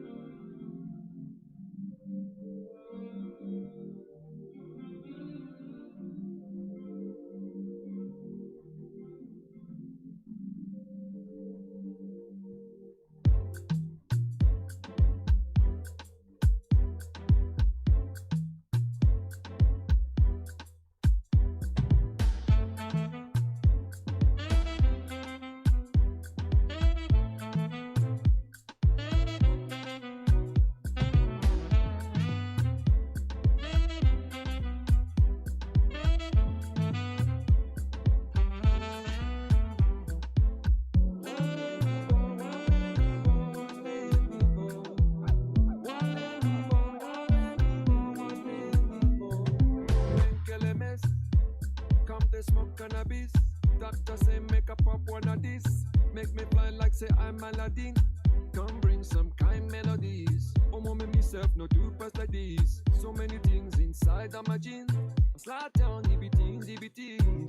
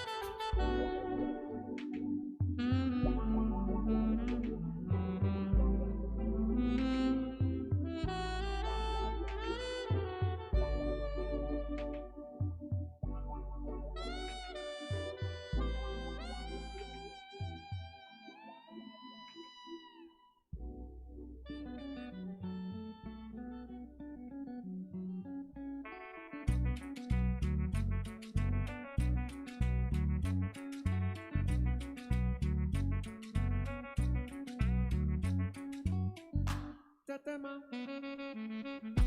Tetema. Tetema. Tetema. Oh mama. Oh mama. Oh mama. Oh mama.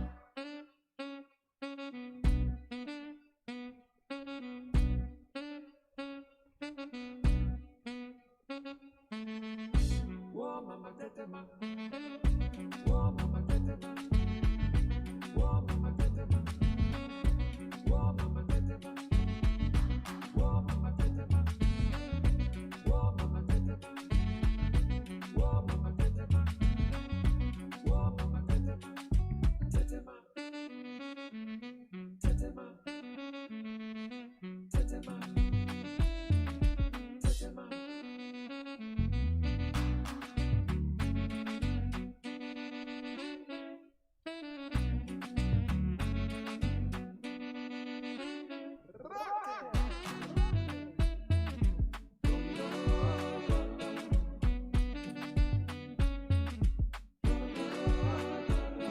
Wash. Wash. Wash. Wash. Whoa, mama, tetema. Whoa, mama, tetema. Whoa, mama, tetema. Whoa, mama, tetema. Whoa, mama, tetema. Whoa, mama, tetema. Whoa, mama, tetema. Whoa, mama, tetema. Kisha kimempa. Kimempa. Kimempa.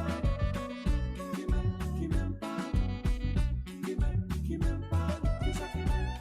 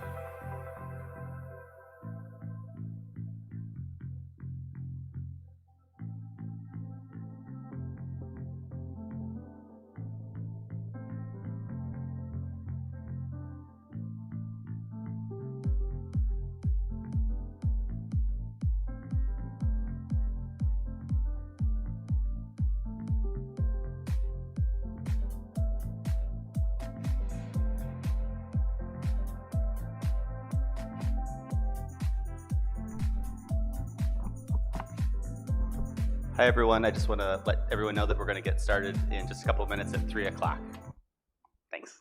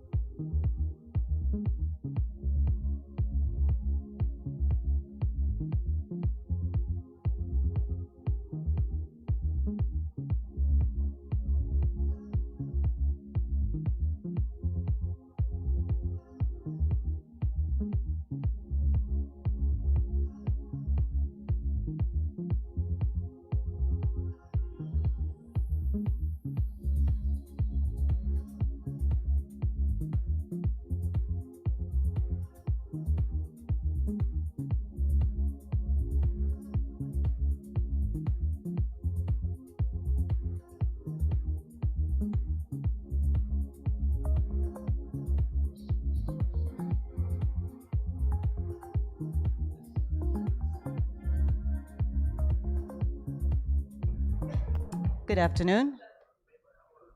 Good afternoon. Can I get your attention, please? Thank you and welcome to the Forum on Internet Freedom in Africa. Thank you for joining us in what we call the hustle for food and everything else in between. We really appreciate your patience and also want to apologize for any inconveniences that may have been caused.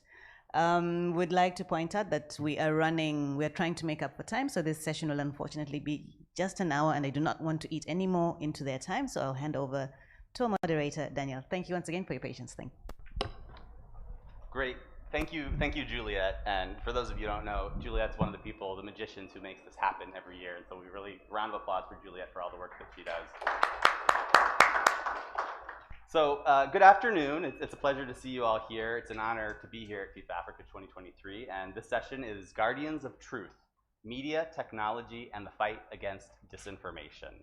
I'm Dan O'Malley. I'm from the Center for International Media Assistance in Washington, D.C., where we work on digital rights and international media development. And I'm pleased to be your moderator today. We have an excellent panel for you who I'll introduce in just a couple moments.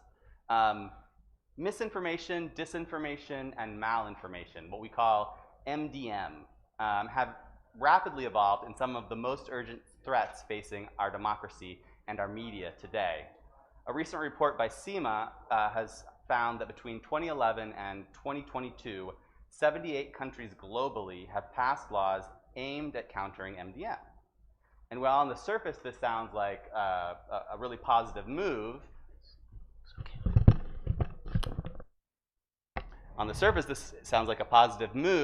in fact, the situation is far more complex and sometimes troubling. So essentially, we know that there's this problem with misinformation, but how do we go handling it the right way in ways that uphold human rights and press freedom? And I was looking at the research, and according to this research which we published, between 2011 and 2022, 29 African countries have passed laws aimed at MDM, misinformation, disinformation, and malinformation. And it actually happens to be the region where this trend in legislation is the most prevalent globally. And there, even in our research, there was even one law in Tanzania that was passed in 2018, which my understanding is that it has since been repealed. But just it goes to show that this is an issue that's facing many countries, including many democracies around the world. And the challenge with these laws is that they can often have chilling effects with media. They're often vaguely written, and it's hard to determine what would qualify as misinformation. And in this instances, they can be used to censor and silence legitimate speech. So, with the digitalization of almost every aspect of our lives, the avenues for freedom and repression have multiplied. And while African media have used technology to bring previously untold stories to the forefront, the same technologies have been leveraged to suppress voices and control narratives. And this is the kind of topic that we want to talk about today, and I'm really glad to be joined by an esteemed panel. We have Nompilo Simanje, who is a lawyer by profession and is the Africa Advocacy and Partnerships Lead at the International Press Institute.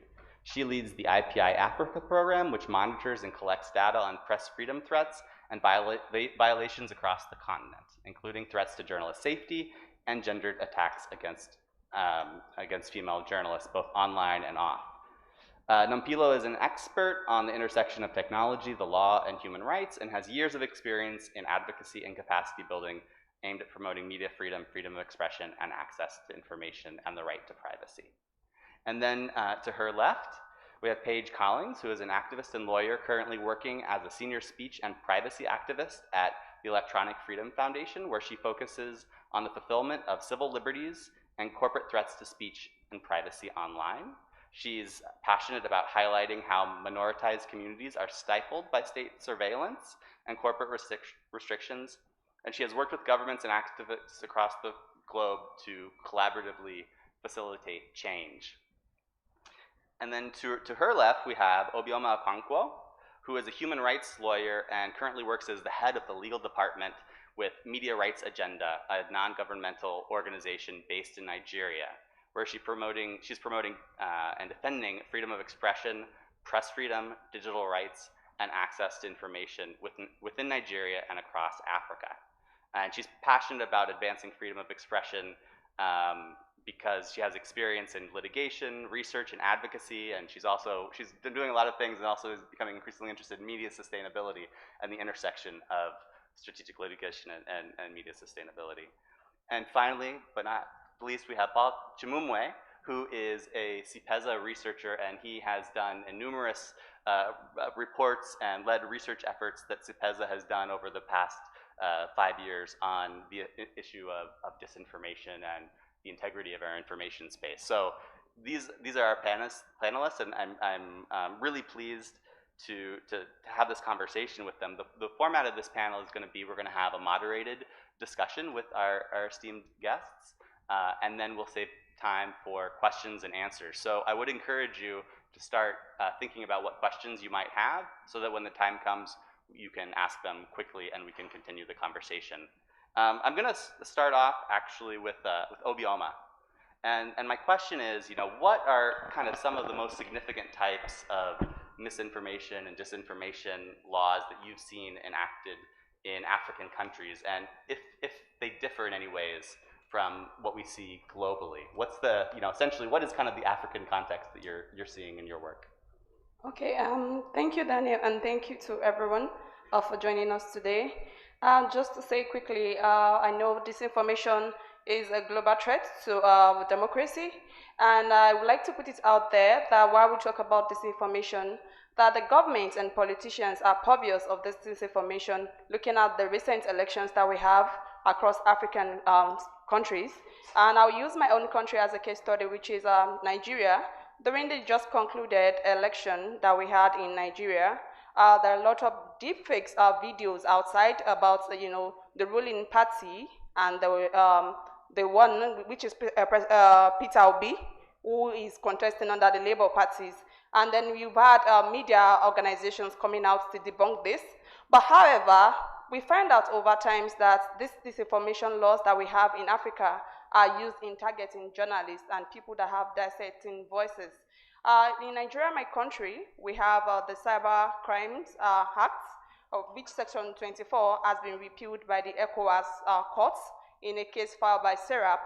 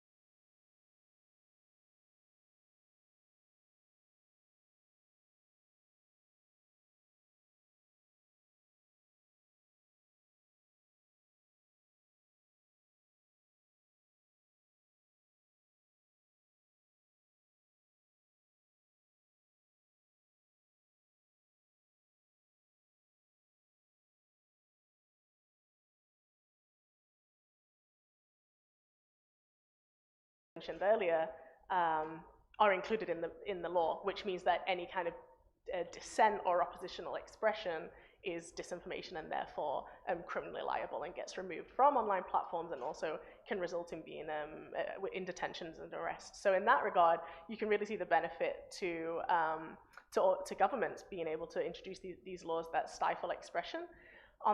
On the flip side, I think we're also seeing a situation where governments are partnering with social media platforms in a very beneficial way for them. Whilst at one side you have these fake news and disinformation laws, you also have a situation where these partnerships with social media platforms are enabling content to be carried that probably contravenes terms of service and community guidelines. And if you weren't a politician, that content would be removed.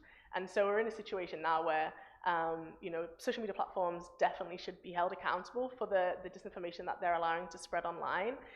And particularly when we look at this duality between if a normal or regular citizen would post something, it's likely to be removed, but if a government minister might post it because of some agreements with the platforms, it stays online. And I think if we look to the EU right now, there's a bill passing through called the European Media Freedom Act, and there's a provision in there where any provider can declare themselves as a media service provider. So you can do that if you want to. And once you've declared yourself as a media service provider, you will be able to have your content online for up to 48 hours, even if it's obvious disinformation, because the platforms will be required to alert you before removing it. And so, if we can probably estimate an example, if we look to COVID, we mentioned COVID just now, any disinformation might be spreading online, vaccines are terrible, whatever, and that would stay online for up to 48 hours before it's able to be removed. And if we take maybe the example of an authoritarian state, Hungary, Poland, those government ministers and people in the government can post this disinformation, and it will remain online. And as the three colleagues here have mentioned, information moves so quickly. Already 10 minutes after, the feed has changed so significantly that 48 hours, the damage has already been done. And I think so we're in this situation now where the online and the offline are kind of merging, and it's really important that we target those in specific ways to avoid an overarching situation where disinformation is just becoming ubiquitous with any information we receive in the public vernacular. Great. That's really interesting to add that new level. Obviously, the control that governments sometimes want to put on the freedom of expression, but also the ways that they might be collaborating with social media platforms that want to maintain market and therefore accede to government requests to keep content on that otherwise they would pull down. So that's an interesting side to this. I want to, Obioma, I think one of the concerns about this type of law, whether it's resurrecting old laws or new laws, is about the way that it not only could take down content that's up, but also, if you're a media organization and you're wondering about whether something is going to be, dissent, that you might not cover it, or you might not say what needs to be said. So this chilling effect that I think some people are concerned about, and because the effects could be kind of criminal or at least financial. So what's the impact, and how do you work with journalists and news organizations a lot in your work? How are they feeling in this context? Thank you, Daniel. I think it's no gainsaying to say that criminal defamation laws and MDAM laws has a chilling effect. And one of the effects that we have seen so far is, for instance, it also leads to detentions of journalists. And in so many times in my country where I come from, you find journalists who are being arrested. Even though they know that the story that they post outside are true, they have to go back to their online platforms to delete those stories. And they tender apologies to the government. I find out working with journalists over time. And I would say this year we have a particular young journalist in Ogun State that published a story about the government of a particular state in Nigeria. And then he was arrested, and then he wasn't charged to court. He was detained for 100 days. And all they keep asking of him is to apologize and take the story down. And the guy had the sources, but one he could not disclose. So one thing that has happened to him is he had to delete the stories. And then we find out, because he's into investigative journalism, and he quitted. So he stopped doing that work. And so we have several effects of this out there, where journalists are being scared and they are just detained arbitrarily. They are not taken to court, And some, for those that are taken to court, yeah, the charge is just hanging over them. The court is not that, and that is what we call SLAPs, strategic lawsuits against public participation. They just have the charge hanging over them. And then we find out that over time, media organizations want their journalists not to do stories about politicians that could lead them paying fines or having to get them a lawyers. So these are the chilling effects these have on journalists. And to talk about individuals also, we've had individuals in Nigeria and in other countries that have gone online. I'll use the case of Noah Dami in Ghana, who was charged as a journalist, but he was charged because he actually published a story. And Ignace Sosutu in Benin, he did the same thing and he was charged.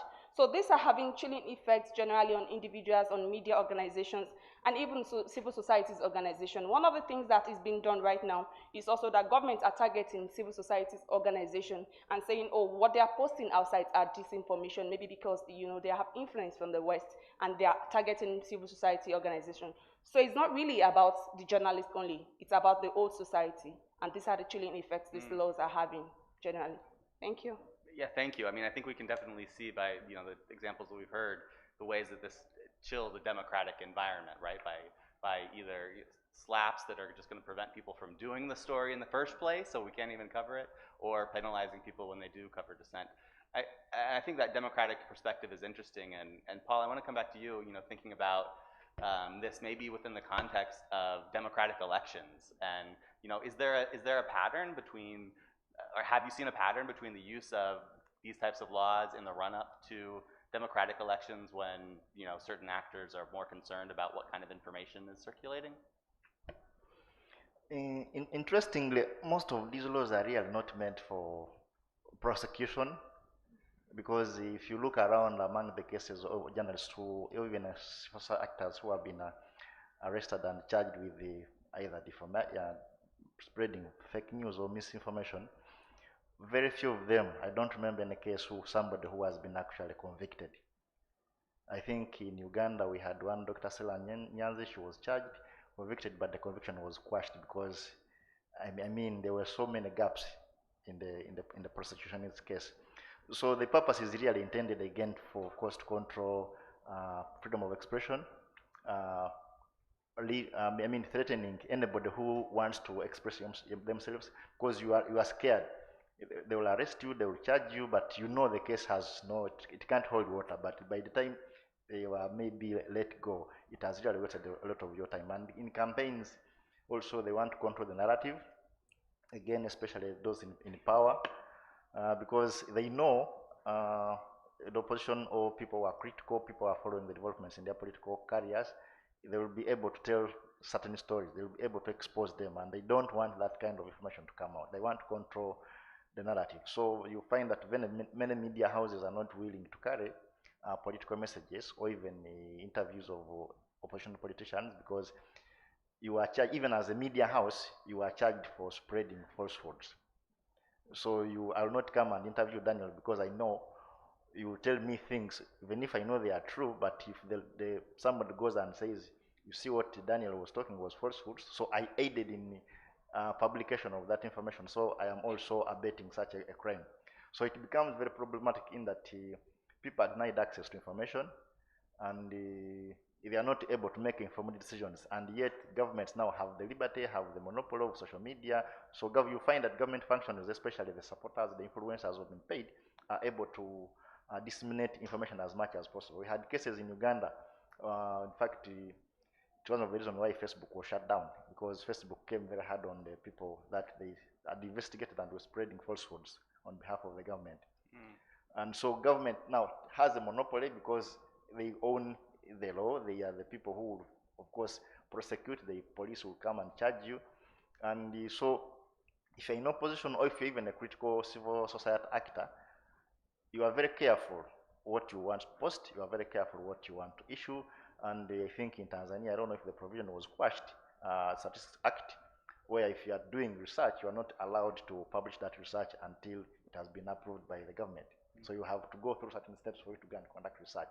Because if the government feels it is not true, or maybe it's not telling a story that is favorable for them, then they can easily classify it as misinformation or falsehoods, and then you are charged. So one, Of course, it limits people's ability and flexibility to express their opinions and even to source. But for the electorate, it leaves you in a situation whereby you are relying on only certain kind of narrative from forces or from people that are favored by government. So you are not able to get alternative views, and then if it comes to make a choice, you can't make an independent choice or an informed choice, because the people who should have told you the information, I mean, they are gagged. They are not able to share that kind of information. And I think in Uganda, when they instituted the social media tax. Yeah, so in that case, because it wasn't targeting actually the rich people, because we could afford to pay for that small tax. But so the effect was, if I have 100 followers or 1 million followers, they are not able to buy data to follow me or to access what I'm spreading. Because me, I'm able to buy the data and I can continue being online, but I am an influencer. I want to reach out to my electorate. I am not able, because my circles of influence has been curtailed, because the people who are supposed to follow me have been cut off. So it's the same thing. If I'm not able to express my opinion as an influencer, as a political leader, it means the electorate, people who depend on me for information, are not able to receive that kind of information, because me, who is the source, I am very scared that I'll be charged and I'll be prosecuted, even when I now win the case, but it will take maybe a year. And within that time, maybe I'm very fatigued, and maybe the elections have come and gone, and the wrong candidate is in power. Right. Yeah, I know. I remember when the social media taxes, and actually Juliet wrote a report on it. It was really interesting, the kind of ways that it had chilling effects on the circulation of information. I think that's a good point to bring up. Nampila, I want to come to you because I have a question, a hard one. You know, so we've talked about some of the challenges of these MDM laws and the challenge of regulating this, but I think there is also misinformation can be a problem, a general and real issue in societies. So are there ways to deal with this that don't have these types of negative impacts on freedom of expression and press freedom? Yeah, thank you very much, Dan, for that. And I mean, I'm glad you threw that hard question to me. Yeah, so I think part of our work also has been looking at rights-based approaches to disinformation. I mean, from all the conversations that we've had, from our experiences that we've had interacting online and receiving information online, it's not a secret that, disinformation does have effects. Yeah, I think it's the issue around government approaches to the regulation of information that have been quite problematic. So yeah, in terms of approaches, definitely there are alternative mechanisms to consider in terms of disinformation, and one of the key aspects also being something that Paul has already mentioned around working on societal resilience. So for example, media and information literacy, enabling consumers of news, of information to be able, to verify the source, to be able to scrutinize information, before they can reshare it or before they can pass it on. So that's one of them, one of the mechanisms, but also there's been a lot of work, that is being done across the region in terms of investing in fact checking, and coincidentally just on Monday, I had a meeting with colleagues, Fenet, who's here, where we're discussing digital threats to elections in Africa, and someone asked and said, does fact-checking work? And I think when we approach this conversation, the key issue is, we need to promote access to information, and one of the reasons why disinformation is thriving is also because there are information gaps. So in terms of what alternative options are there, I'll definitely highlight that it's important for governments to also be deliberate about addressing the information gaps. And so many countries have access to information laws. It's important to ensure that they facilitate the enforcement of those laws, appointment of information officers, for example, and all those procedures around the access to information law. So indeed, there are mechanisms that are available, to address disinformation, the causes of disinformation, without necessarily criminalizing free expression. Thank you. Great, thank you. Thank you, Nampila. And we're going to come to questions in just a couple minutes, so if you have questions, start to think about them. But I want to turn to you, Paige. And, you know, I think, you know, Nampilo's answer about the rights-based approach, and I'm also wondering about, you know, we're in a situation where some of these laws are on the books. They're being used against journalists. You know, it seems primarily to stifle speech, not always to put people in prison. But what are some of the strategies that you know, civil society can use to kind of push back? You know, and what kind of strategic litigation might be going on in this space, or what type of advocacy work do you do, especially in thinking about this challenge that you've identified in terms of platforms colluding with governments to keep up what is actually misinformation, right? So what do we do? What's the... Yeah, so I think firstly, misinformation and disinformation can be really hard to identify. I think beyond the WhatsApp messages that, you know, are pretty prolific and you can identify them on an individual basis, at a structural or systemic level, it's quite hard to detect what is misinformation, what is disinformation, and platforms and governments have often failed in telling us the right information. Again, if we look to COVID, we can see that some governments found it in their best interests to communicate that vaccines were harmful or that COVID didn't exist, and so we can now look back on that and say that was, of course, misinformation, and that was a tactical approach to quell any, you know, number of different things. But in the moment, it can be really hard to detect, and we you know, in this room, I think we can say that we are familiar with how these technologies and information works, but I am constantly fooled by AI, you know. Also, like, sometimes there are some pictures that are shared, and I think, you know, I saw the video, picture of the Pope in like a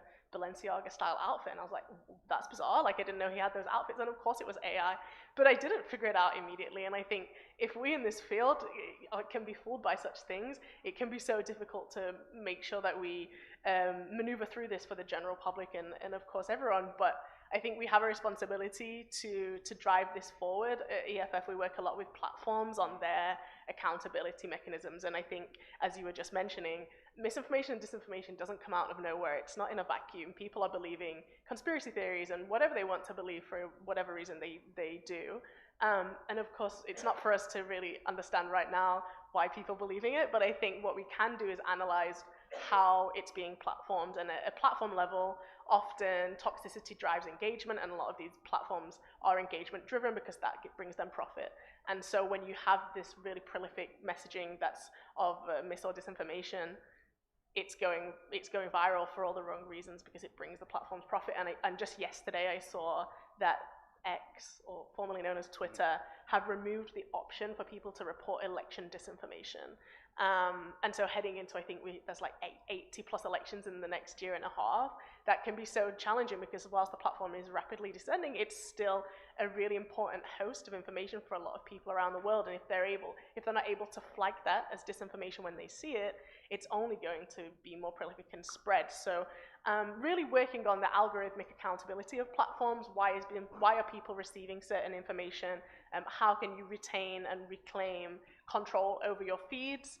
And when content is removed, as we've been mentioning, you know, a lot of journalists, human rights defenders, artists, creatives who are often maybe saying something against the government or even just a critical analysis. When that content is removed, users have a right to know when and why, and have an open appeals process to put that back online. And right now, a lot of those components aren't super active or used, or platforms don't enable those features. And so from a platform perspective, I think that's something that we really do work on. And as the space, you know, the public space is so synonymous with the online space now, there are so many platforms that we all use to communicate and engage. And so with more of that, we need to hold platforms more accountable for how they are pushing this disinformation at users, and they also need to stop their partnerships with governments, because I think in that regard, also transparency of why certain government content is online when it is so obviously harmful or toxic or indeed disinformation. So I think there are a number of different things, but it's all beneficial in hindsight, I think, as well, because we can look back and say, oh yeah, that was so obviously disinformation, and in the moment we just didn't have all the facts or you weren't familiar with it. But I think there are some incidents where it's so obvious, and you know, you were just mentioning this example in Nigeria. These are really explicit examples of attempts to stifle free speech on and offline, and in that regard, we can work to try and mitigate that going forward. Yeah, I mean, I think that's, you know, the complexity is hard. It is oftentimes we don't know if it's misinformation or disinformation because we're still learning more. And then just thinking about the number of applications and platforms that we all use and that it's everywhere, it is kind of daunting. Before we take questions, I want to go to Obioma and talk about, from a legal perspective. And, often when, when it comes to you, it gets to that, it's the case, so to speak. Is strategic litigation effective in countering this? Thank you, Daniel. I'll say, over time, we find out that strategic litigation has been an effective mechanism to counter disinformation laws. And I'll give an example. Like I said, Sarah in Nigeria challenged the Cybercrime Act, Section 4, that has to do with criminal defamation in Nigeria. And then we had the court declared that ordered the Nigerian government to repeal the section or probably amend it for it not to be too vague. And looking at other cases that have been filed in other countries, although not strategic litigation, but I would like to quote the case of Konate versus the Republic of Burkina Faso. The court also declared that the law that was used in, detaining him and convicting him was too broad, and then the court had to tell the Republic of Burkina Faso to actually go about it and then amend it or probably repeal it. So these are one of the things that we have seen that strategic litigations over time have been effective. And just to say one of the things that we've seen also in Nigeria, just to give an example of a case that I recently won in my organization, is against the National Broadcasting Commission, which is the agency regulating the media, the broadcasting sector in Nigeria. Over time, we find out that this commission always imposes fine on broadcasting stations for issues of fake news, for hate speech, and the rest. And then these fines over time has been hanging over these media organizations who are actually complaining of their survivor. And then these commissions are not really paying attention to that. And so we took them to court as a civil society organizations because we find out that these media outlets do not have the courage to sue them as a regulatory body. And then recently we won the case, and the court actually declared that they should be restricted from imposing fines on these broadcasting stations. So over time, I would say strategic litigations have been effective as a strategy to combat these laws. Thank you. Great, thank you, Omiya, and thank you for your work on that. That's a really incredible success, and it shows the power that litigation can do. And I think it's interesting also that Media Rights Agenda was the one that took the lawsuit because the news organizations feel like they're in such a precarious state in this situation. So I'm going to open up to questions. If you could raise your hand, and then we'll take one here, here, and then here. Someone help with the mic.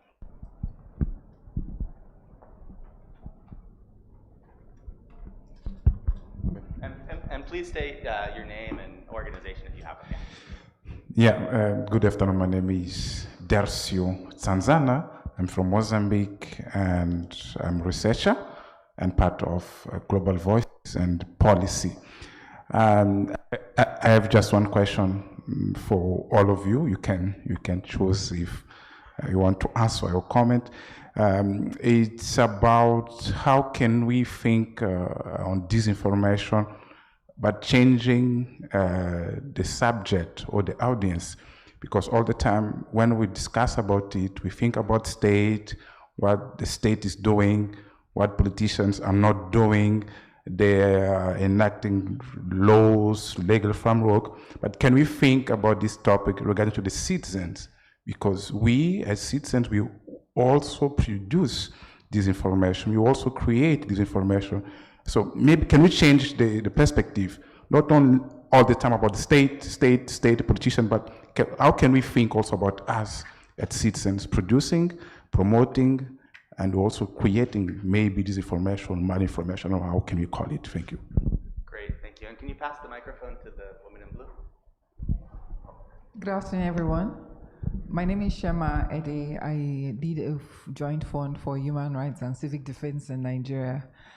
So well done. Interesting conversation we've had today. And I want to say congrats to Obioma on winning the strategic litigation case. Sometimes strategic litigation gets a bit exasperating because of how long the process goes, but these wins make it worth it. I just wanted to say, I don't know if it's a question or a comment. I think it's more of a question. It's a thought that has crossed my mind. Talking about deep fakes, misinformation, disinformation, and the role they play in elections, even during the pandemic, like you said, and how that's affected citizenry. I think the thing that worries me the most is how do we gain citizen support? How do we get citizens buy-in? Because we don't know better. Like you said, with the whole Pope thing, you had to look closely to see the difference, to know it was AI. So how do we get citizen support? And we've seen them use troll farms to, jeopardize journalists and their work and put women in danger, especially exposed to online violence as a result. What kind of partnerships, I think the question is what kind of partnerships do you think we need to create to push back against deepfakes and misinformation, disinformation? The other question I have has to do with surveillance and how they're using AI to, track journalists and using those things, biometric information, especially in Nigeria where we have like our biometrics everywhere, there's no data protection. What kind of conversations do you think we need to start having to protect journalists, especially when it comes to, their information being put out there? I think that's very important because, like she said, someone's job couldn't be done because after 100 days in prison, I wouldn't want to go back to be an investigative journalist myself, so I can understand that fear. So I think the biggest thing for me as I live here, and I would like to receive from you all, is what kind of partnerships do we need to create? What do we need to do differently with the work that we're doing? Because we've been having these conversations over time, but what do you think we need to do that will just tilt the needle a bit or push back against these things that affect the work that we do? So thank you. Great, That's a lot of questions, I know.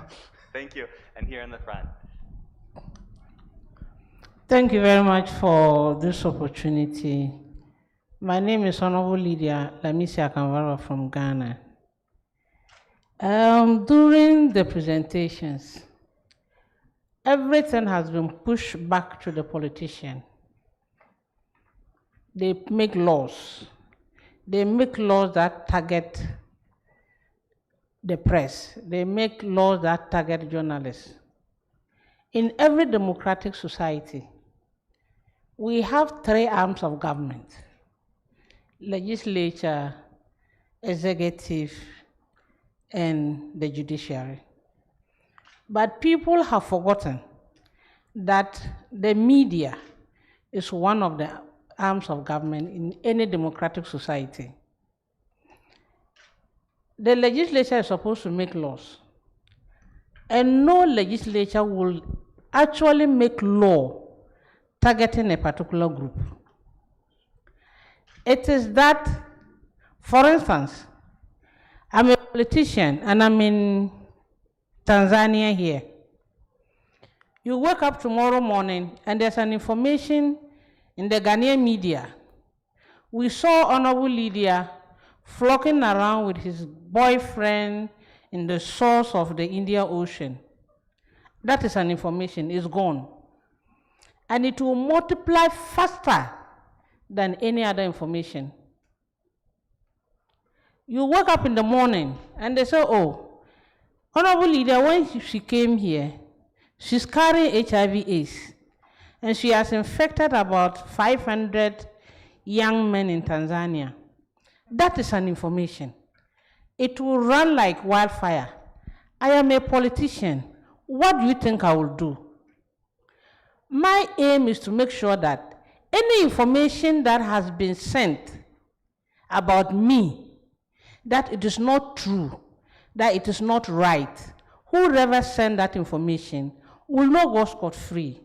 And that is the issue politicians have with the media and the press. And I think we now begin to look at it and marry. If politicians and the media, we don't marry, we can never give birth to good children. It is time for us to look at it from a particular or from the objective view that politicians don't make laws, or legislature, we don't make laws targeting a particular group.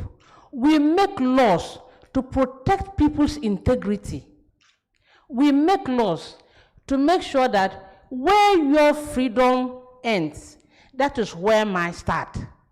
Great, thank you.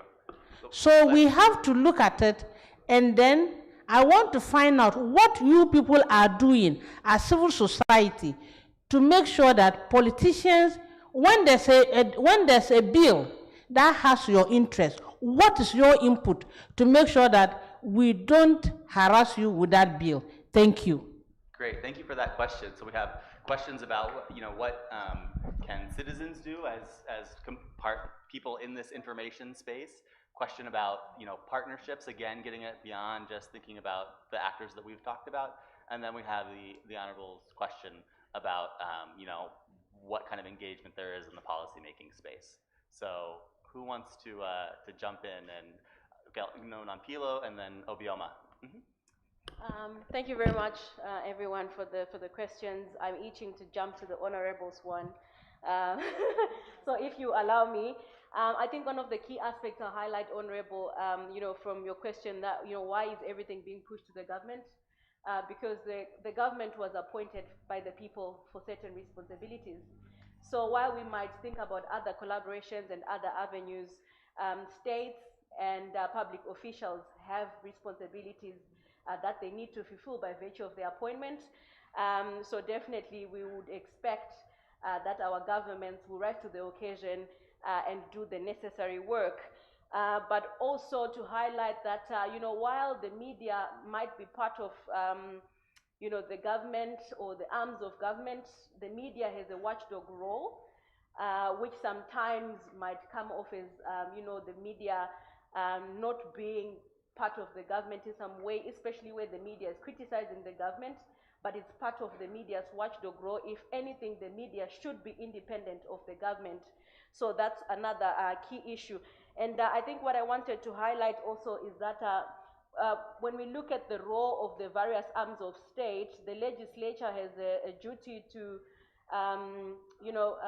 create laws, to legislate, to develop laws, but also not just any law, but good laws, which is why even when Obioma was speaking, she highlighted that some provisions are quite vague, and which is why also when we move to the other arm of the government, the police, when it comes to the enforcement of the laws, you will see the police then, arresting people for genuine expression, because sometimes the laws that would have been made by the legislature are quite vague. And then I think in the end, highlighting the question you asked in terms of what should you do as a politician, you wake up one morning and there's a headline, I would say sue that person for damages. That is why we have the civil route in place for that. So the reason why we had this conversation around laws was particularly to speak about the criminalization of false news, because the avenue for a civil suit is already there. We don't think it's appropriate that publishing falsehoods should be criminalized. If anything, if anyone is aggrieved, there are so many channels, including even utilizing the media councils, but also even utilizing the civil route to sue for damages. So what is the civil society doing in terms of these laws? I think civil society has been involved in many of these processes. Even the cyber data protection law that I spoke about, I was quite involved in the work around it during my time at the Media Institute of Southern Africa. And I remember when the law was proposed, when it was gazetted as a bill, we made submissions to the Clerk of Parliament. We also had some meetings with the parliamentarians, the Parliamentary Portfolio Committee for Media, for ICT. We were also monitoring even the public hearings, and afterwards we also even had a shadow report on what had been proposed. But I'll tell you also that the final bill that was eventually enacted also had some provisions that were quite divorced from the submissions that had been made throughout that entire process, not only through submissions to the clerk, but also even in the public hearings. So while I think, these mechanisms are there and civil society has been involved in attempts to ensure that we produce good laws, I think that is why you see us and the likes of Media Rights Agenda going to court to challenge some of the provisions, because sometimes the ultimate outcome is just not what would have been proposed and deliberated on during the process. Thank you. Great, thank you, Nampilo. And Obioma, I know you had a response. Just to buttress what Nampilo is saying, I think I need to correct a notion that laws are being made targeted at a particular session or probably the journalists. What we intend to mean in here is that these laws are actually made generally, and then they are being used against journalists and people who have dissenting voice. That's one of the things. And just like what Nampilo is saying on what we have been doing as civil societies to collaborate with the government when they have bills and all, Just like she said, in Nigeria, also my countries, we have we have this advocacy visits to the parliament to say, oh, these laws, we have these issues with this provision. And just to give you an instance to buttress what she's saying, Nigeria has a code of practice recently, which was passed by a particular institution in Nigeria, which is called NIDA, and then it has a provision that has to do with misinformation. There were a lot of memos submitted by civil societies to say, oh no, these provisions are problematic and we need you to work on it. But while the regulation was being signed onto, they didn't take into effect this, our view about how these sections have been problematic. Sorry. And then they went ahead to actually sign to this regulation. So we are making efforts, and one of the efforts that we do make also is advocacy. We advocate for policies that are good, just like Nopilos are saying, to say, yes, we understand that there is a problem, but you can have another channels on how to solve this problem. Like she rightly said, there is defamation, civil defamation, which politicians can go into. And then I said to politicians also in my country that when you see that a media outlet has published something that is untrue about you, do a counter to it. Go to a media outlet to say, what this particular media outlet has published about me is false. And then you have it out there. Yes, it might not work. Then you write them a letter to say, please bring down this post to say, what you're saying about me is wrong. These are the remedies that you can take instead of criminalizing defamation, which is really you putting somebody behind bars, and then it has a chilling effect on everybody. That's one of the things. And then Tesma, to actually address the question that you are talking about partnership. I think one of the partnership during when access to information was passed and my organization was championing, the legislation, the enactment of it. One of the things that we did was we partnered with media organizations to actually, educate the public on the essence of the laws. So looking at this information, one of the things that we could do is to partner with media organizations, to run jingles to say, this is the effect of this information in the society, and this is why we are clamoring that citizens should be of good behavior, should make good use of this internet, which is good for everybody, and then they should be, accountable. And also we have, visits to media houses where we tell them, you are the gatekeepers of information. So for you to publish this information, you need to verify. And then where you publish the wrong information, you hold a duty to the public to say, this information that we have published is a false news. We thought it was real, and then we are apologizing, and we are taking this information down. You hold yourself accountable. And then another thing that we could do, is also to support those that are into investigative journalism as individuals. When you have information that you feel is genuine, give it to those that are into this business. Tell them these are the informations and support their work. For funders, for government, support their work and make sure that they have, an enabling environment where they can carry out their duty as investigative journalism. That's what I feel. Thank you. Great. Thank you, Obioma. We're running up against our time limit, but I also want to hear from Paul and Paige for the three great questions that we got. Paul? Yeah, thank you. And I think maybe my colleagues have spoken quite well about the relationship between the media and the politicians. Just to say that I think for many people, politician is not a lifestyle, it's a career. You do something for a specific time and then you move on. And I think the point is to emphasize is to make good laws, let them not be so punitive, let them be very good, easy to interpret, because I think the laws that have been successfully challenged in courts, because they were made where the provisions are vague and they were not made in good spirit, because there are things you cannot just keep on legislating. Sometimes you just work with the audience and the public. But to go to the serious question, I think it is important that we have a citizen that is aware of the dangers of spreading falsehoods and disinformation, because it affects people's livelihoods. As the Honorable said, it's not just about her career, but also her reputation, but even her family, because now her partner would be questioning, her children would be asking, and they might be traumatized. So we need to educate the public, like, what if you are spreading falsehoods? It is dangerous, not just to the politicians, but also to people's families, people's careers.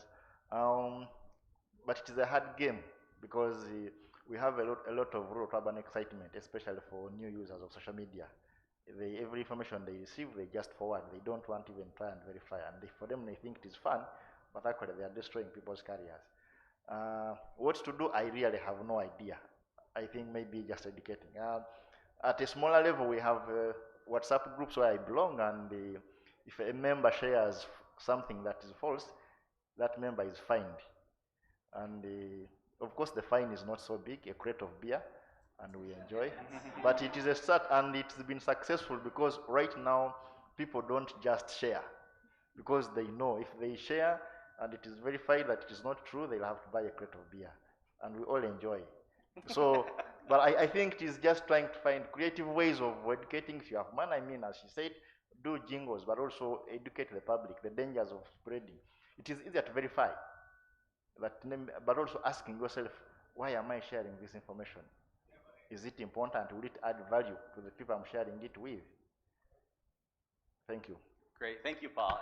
And Paige, you're going to get the last word today on these issues of partnerships, citizens, and also politicians. Yeah, thank you, and thank you to the three of you for those great questions. I think it's something that I reconcile with a lot. How can we get people involved? These issues can feel so pervasive, like this whole thing is happening around me and I don't know what to do and I'm not a lawyer and how do I go to court? But I think there are a few ways, and I think firstly recognizing that this is a systemic issue, so it's not just, none of this is happening in a vacuum. When we see disinformation, when people are being taken to court, it's all part of the same oppressive structure to silence and stifle free speech. But I think, to echo what my three colleagues on this panel have said already, one short-term and pretty easy win that we can all do, and I know my own, for the organization I work for, we can do better in this too, is really improving this digital literacy gap, making people aware of what information is out there, how these systems are working, making it in a fun way. It's not something that people aren't able to understand. I think we can definitely do more in translating all of these issues into different cultural contexts in ways that people can really figure out for themselves. How is this media working? Why am I receiving this content? And what are the implications of that? So I think that's probably a shorter term thing that we can all do. In the kind of mid to longer term, of course, we've got the advocacy. So this is something I work on pretty extensively, is trying to stop these bills passing. And when they do pass, trying to hold governments accountable for the ways that they're neither, proportional or necessary or legitimate or whatever, legal for the aim that they're trying to achieve. And as we've heard so eloquently today, the process can take a long time, and it can feel quite distant from like the everyday life. So I think, partnering and making sure that these networks all exist at the same time, having advocacy running alongside litigation, running alongside educational programs, training people who are really keen to do this, training journalists who are committed to trying to write these stories, and then equipping them with the knowledge and, importantly, the funding, so when things inevitably go wrong, they aren't left alone and they've got a framework upon which to rely on. And then I think I've labored this point extensively, but like working with platforms to make sure that the information that we see online is also, and they're held accountable. We have transparency records for knowing when content is removed and why, and then also empowering users to curate the feed in a way that benefits them. Great, thank you, Paige. And thank you to all our panelists, Paul, Obioma, Paige, and Ampila. Let's give them a round of applause. This was a really fascinating discussion.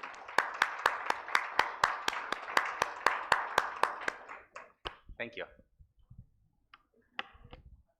Thank you, Dan. Well done. Thank you very much. The next session starts immediately. So those who are interested in the next session, please, you can keep around for the next, or switch and go to the rooms where the session you're attending is. Thank you. Yo.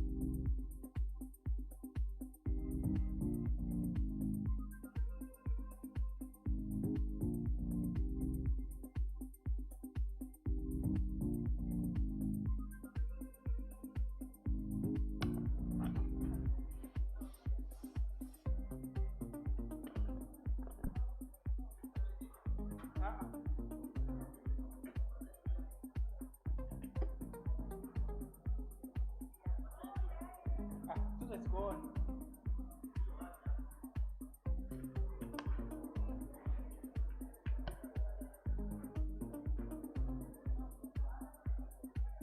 Nazima.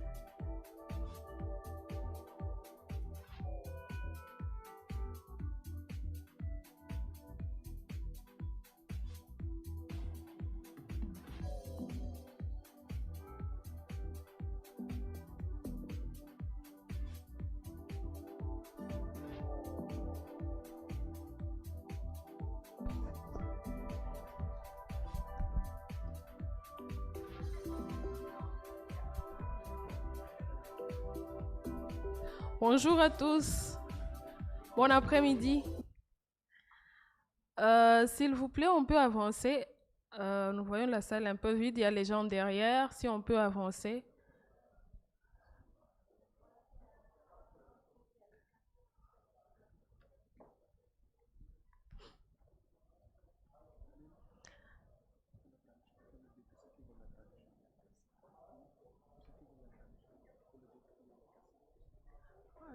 Merci d'être présent ici. Notre session, il est en français. Pour ceux qui ont besoin de la traduction, il y a les casques pour les traductions en anglais et en kiswahili. Vous pouvez juste ajuster vos casques, ça va aller. Comme je vous l'ai dit, nous avons une session sur la coupure d'Internet et démocratie en péril, les cas de l'Afrique francophone. Cette session va viser à examiner l'impact des coupures d'Internet en Afrique francophone sur les libertés d'expression, d'opinion et d'accès à l'information. Et nous allons plus nous baser sur les cas du Sénégal, du Cameroun, de l'East Africa, mais aussi nous avons pour objectif de sensibiliser ceux qui sont ici présents sur cette problématique en vue de voir comment échanger sur les stratégies de prévention et résolution des restrictions d'accès à l'Internet sans base légale. Dans ces panels, nous avons M. Mathieu Mbaye, nous avons Mme Aïcha Dabo, nous avons Simone Toussi et nous avons M. Louis. Je vais vous prier de vous présenter en quelques minutes. Bonjour tout le monde, je m'appelle Mathieu Mbaye, je travaille pour Article 19 Sénégal, Afrique de l'Ouest et je suis principalement en charge de la protection et de l'espace civique. Merci. Bonjour, moi c'est Aïcha Dabo, je suis cofondatrice et coordinatrice d'Africtivis, une organisation panafricaine basée à Dakar. Bonjour tout le monde, je suis Simone Toussi, je travaille pour CIPESA, Collaboration on International ICT Policy for East and Southern Africa et je suis responsable des projets pour l'Afrique francophone et centrale, /centrale.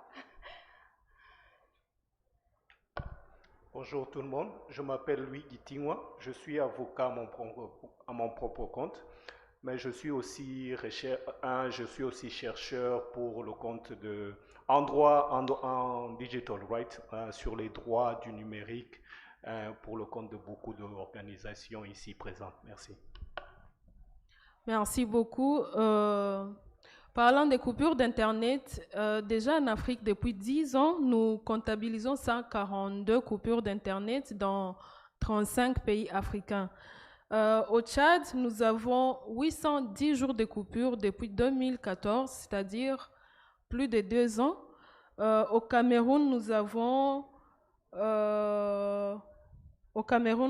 252 coupures d'Internet. 248 jours de coupure d'Internet et en RDC, nous comptabilisons 59 jours de coupure d'Internet. Vous comprenez l'impact et tout ça va toujours en période électorale. Déjà que beaucoup de pays africains vont vers les élections, nous allons ensemble essayer de trouver des stratégies pour essayer de contourner ça et faire des plaidoyers pour que ces fléaux puissent cesser en Afrique. Alors, la première question est posée à Monsieur Mathieu.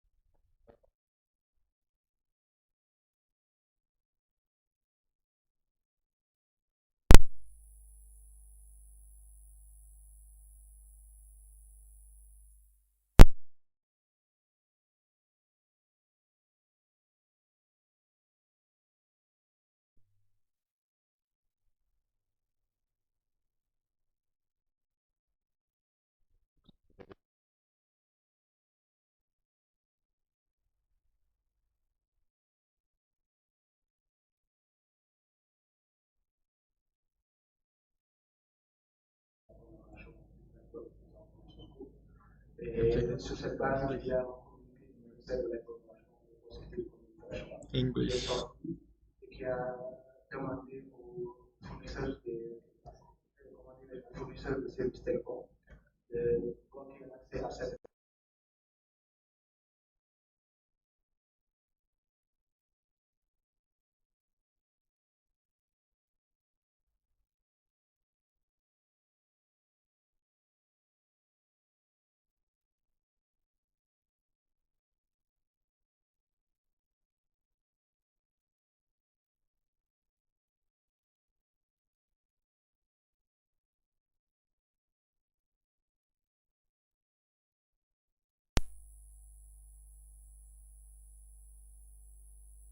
quand même qui ont été plus ou moins violentes ces derniers mois-ci.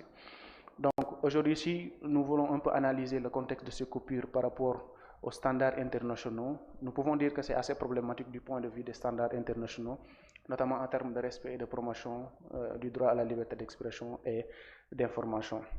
Et peut-être même avant de venir sur ça, il y a toujours au Sénégal le réseau social TikTok qui est toujours bloqué. Et récemment, quand on a interrogé un peu le ministère de l'Information et de la Communication, il dit que cette mesure va toujours rester en vigueur tant que la plateforme TikTok ne va pas fournir des détails sur son autorégulation. Donc, ce qui est tout à fait problématique. Alors, pour en venir un peu plus sur ta question par rapport à l'impact de ces coupures sur la liberté d'expression, alors nous voyons que certes, la liberté d'expression n'est pas un droit absolu, parce qu'il y a quand même des restrictions qui ont été émises et des motifs légitimes qui peuvent être invoqués aujourd'hui pour restreindre ce droit-là. Et parmi ces motifs légitimes, il y a la prévention du discours de haine, la désinformation, le contexte national. Souvent, c'est l'ordre public ou bien la sécurité nationale qui est invoquée par les États pour aujourd'hui essayer un peu de justifier ces coupures d'Internet.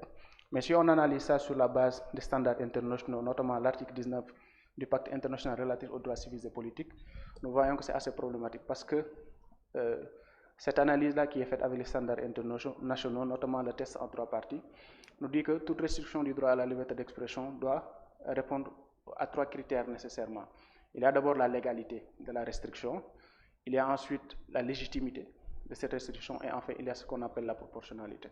Alors si on se base par exemple sur la légalité, nous voyons qu'aujourd'hui au Sénégal par exemple avec les récentes coupures, c'est juste à travers un communiqué du ministre que l'Internet a été coupé. Donc ce qui est tout à fait problématique dans la mesure où il n'y a aucune base légale qui a été invoquée par les autorités pour procéder à cette coupure.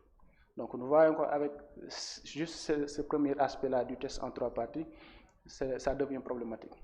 Ensuite, si nous voulons parler également de l'aspect légitimité des objectifs, parce que comme je l'ai dit tantôt, il y a la sécurité nationale, le maintien de l'ordre public, la prévention de la désinformation et autres, qui sont certes des motifs légitimes du point de vue des standards internationaux et qui peuvent être invoqués pour restreindre le droit à la liberté d'expression.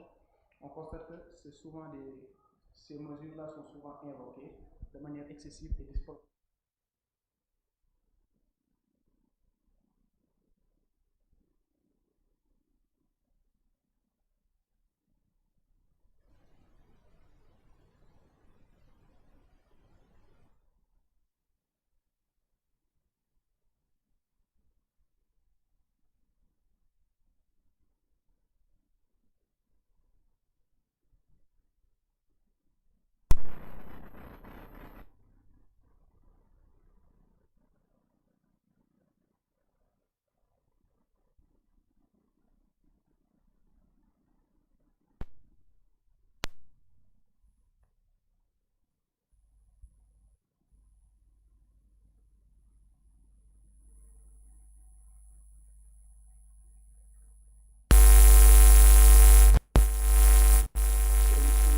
Comparé à toute la population sénégalaise. Et aujourd'hui, ces restrictions-là qui ont été mises en place par les autorités, ça impacte l'ensemble de la population sénégalaise. Donc même les personnes qui n'ont pas eu à partager de photos, à partager des messages ont été impactées par ces coupures-là. Donc si on analyse ces coupures-là, ces coupures d'Internet, que ce soit au Sénégal, mais également au niveau des autres régions,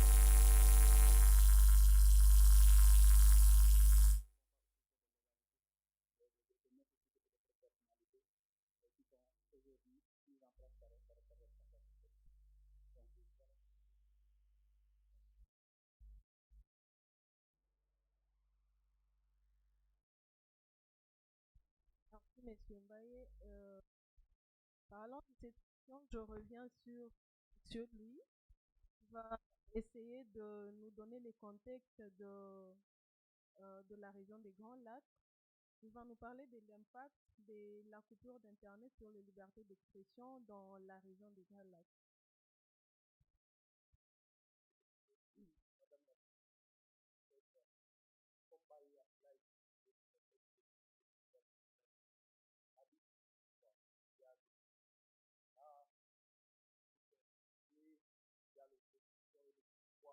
En place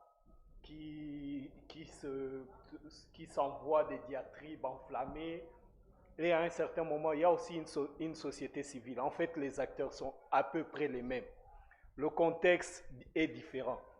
Par contre, je voudrais un peu expliquer le contexte de Grand Lac, c'est-à-dire nous avons une région assez mouvementée en termes d'histoire, mais aussi en termes de contexte sécurité sociopolitique. Donc la région de Grand Lac, après les génocides de 1994 contre le Tutsi du Rwanda, la région n'a jamais été en paix. Donc il y a toujours une certaine éruption de violence qui surtout au Congo voisin, qui malheureusement pour les 3 décennies a été vraiment victime de graves atrocités, et tout ça sous le nez de la communauté internationale.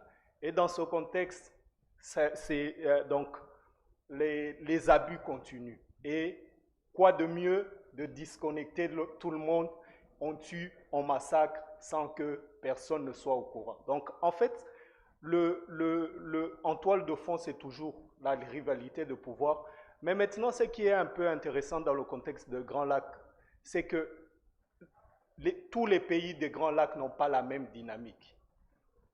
Si vous regardez, on a dans le contexte des Grands Lacs, mais surtout de la East African Community en général, nous avons 2, comme on dit en anglais, serial offenders. Donc, 2 principaux majeurs acteurs de coupure d'Internet, c'est la RDC et l'Ouganda, jusqu'à présent. Et le Burundi à une certaine mesure. Donc, au Burundi, les élections de 2015, en 2015, le président qui était là à l'époque a voulu s'octroyer un 3e mandat qui n'était pas constitutionnel. La jeunesse et les mouvements civils sont descendus dans la rue. Le gouvernement a jugé bon de couper Internet. Ça a fait à l'époque 1 mois et plus. Et bien sûr, il y avait des massacres, il y avait des violations graves des droits de l'homme, mais bien sûr, ça n'a pas pu avoir, un grand impact parce qu'il n'y avait pas Internet. L'accès à l'information et la censure étaient fortes. En République démocratique du Congo, je pense que ça c'est plus grave. La République démocratique du Congo a un contexte assez difficile. Et cela vient du contexte assez difficile de la sous-région. Donc, pour les 30 ans, je pense que la République démocratique du Congo a plus ou moins expérimenté plus de 10 ou bien 18 coupures d'Internet. Et souvent, c'est aussi le contexte entre une certaine rivalité sociopolitique entre les différents acteurs politiques. En Ouganda aussi, le contexte est à peu près le même. Mais différemment du contexte de la RDC, je pense que le gouvernement de l'Ouganda a surtout essayé de couper Internet déjà préventivement avant que même que les élections arrivent. Parce que pour eux, c'était une façon de couper l'herbe au pied des membres de l'opposition, de la société civile, pour les empêcher de s'organiser. Et au moment où nous parlons, même un Facebook est encore censuré en Ouganda, donc on ne peut pas avoir accès à Facebook en Ouganda parce que le gouvernement ougandais a interdit, donc a carrément déconnecté Facebook sur les réseaux ougandais, seulement si vous pouvez utiliser un VPN pour passer autre. Donc, en peu de mots, je pense que c'est ça le contexte. Merci, Monsieur Louis. Dans ces cas, Madame Simone, quels sont les défis spécifiques liés à l'accès de l'Internet dans le contexte de la région francophone, selon vous? Bon, je pense que en termes de défis liés à l'accès à Internet, le plus gros défi, c'est ça en fait. On parle, ça parle de soi-même. Le plus gros défi, c'est l'accès à Internet. On a donc une région qui a des récurrences, qui est connue pour être toujours, les pays sont connus pour être toujours en train de couper Internet, en train de limiter l'accès, que ce soit de façon partielle ou totale. Et chaque fois qu'il y a une éventualité comme des protestations, comme des manifestations politiques, que ce soit le conflit, que ce soit une élection qui est en vue, qui est à l'horizon, on sait déjà d'office qu'il y aura une potentielle coupure d'Internet. Il n'y a pas vraiment de pays qui fasse l'exception. Bon, on avait le Bénin, on disait, voilà, il y a le Bénin qui veut montrer l'exemple, mais finalement, le Bénin n'a pas su vraiment tenir. Il y a des applications, des taxes sur l'accès à Internet. Il y a d'une part les coupures, mais il y a ces éléments-là qui entraînent également, qui limitent également l'accès à Internet de manière subtile. Par exemple, vous aurez un gouvernement qui ne va pas forcément être connu pour limiter l'accès à Internet, pour couper Internet, mais il va le limiter autrement. Il va appliquer des taxes sur, par exemple, sur le matériel d'accès à Internet, l'accès au téléphone. Il va appliquer des taxes sur l'application, le téléchargement des applications. Le Cameroun fait ça très souvent, le Bénin aussi. Et voilà, il y a des gouvernements qui vont faire ça, ils vont le couper directement comme le Sénégal, comme le Cameroun, comme le Tchad, ou alors ils vont appliquer des taxes de façon subtile pour limiter l'accès à Internet.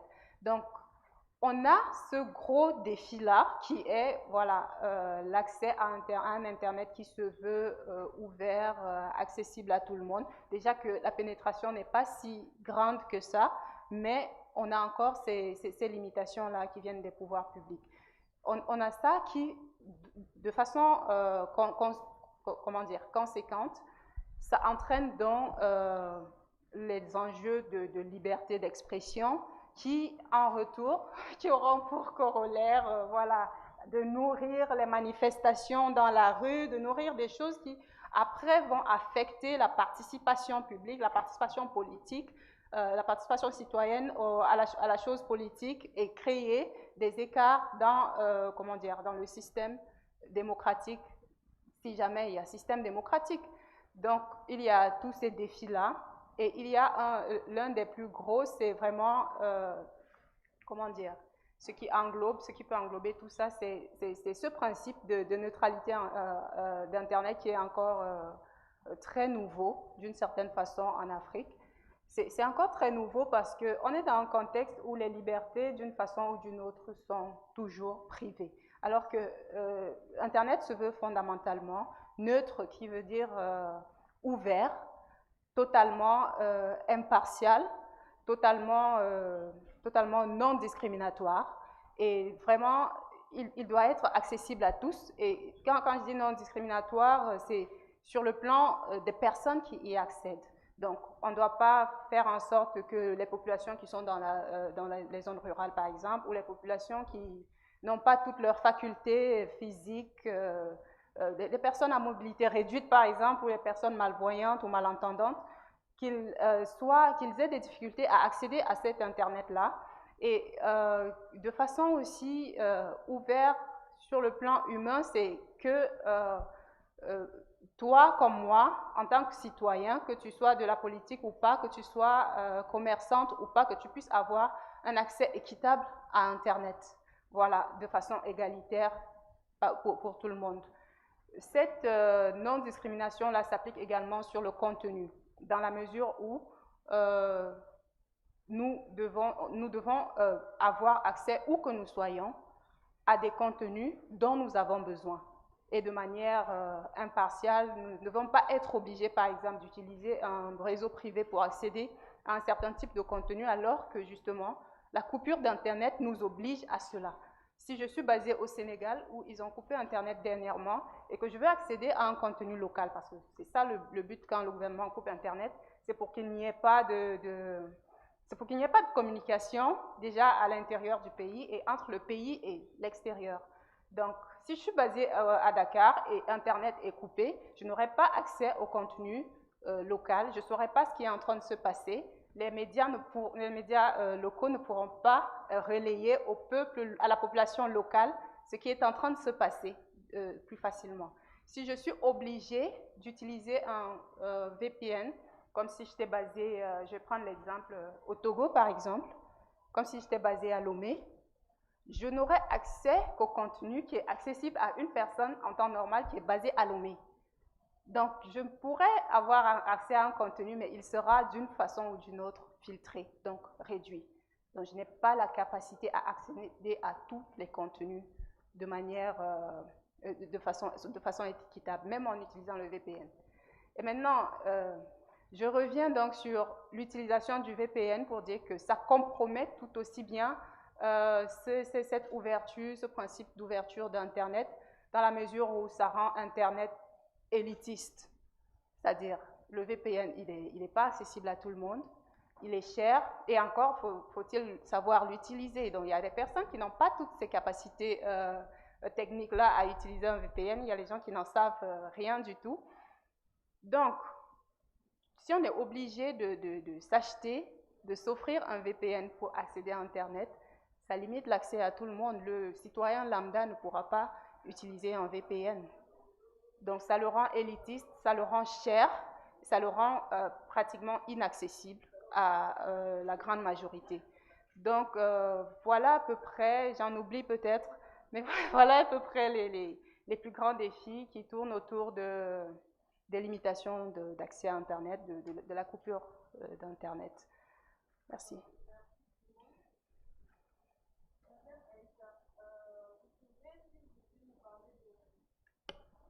Vous pouvez nous parler des conséquences sur les citoyens et les sociétés, donc les entreprises, quand il y a coupure d'Internet?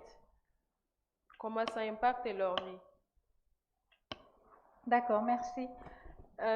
Pour ce qui est de les impacts plutôt, Simone en a parlé en parlant de l'accès à l'information, mais il y a un aspect en fait que, bon, on a tendance à mettre en avant cet aspect-là qui est l'aspect économique avec les entreprises qui utilisent le numérique pour pouvoir vendre, que ce soit des entreprises un peu plus grandes ou bien des individus qui utilisent WhatsApp ou Facebook pour vendre, pour livrer. Donc, quand il y a coupure Internet, tout ce secteur-là, souvent informel, est impacté. Et lorsque les données, en fait, sont comptabilisées et communiquées sur l'impact, je ne pense pas que tout ce secteur informel-là, global, soit inclus. Parce qu'il faut le reconnaître, la majeure partie des pays, en fait, ont des économies informelles.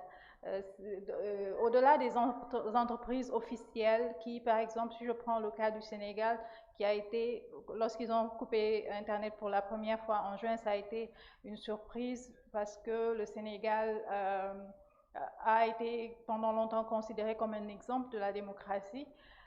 Mais bon, on sait tous que ça devient de plus en plus difficile en fait de parler d'exemples de démocratie sur le continent africain.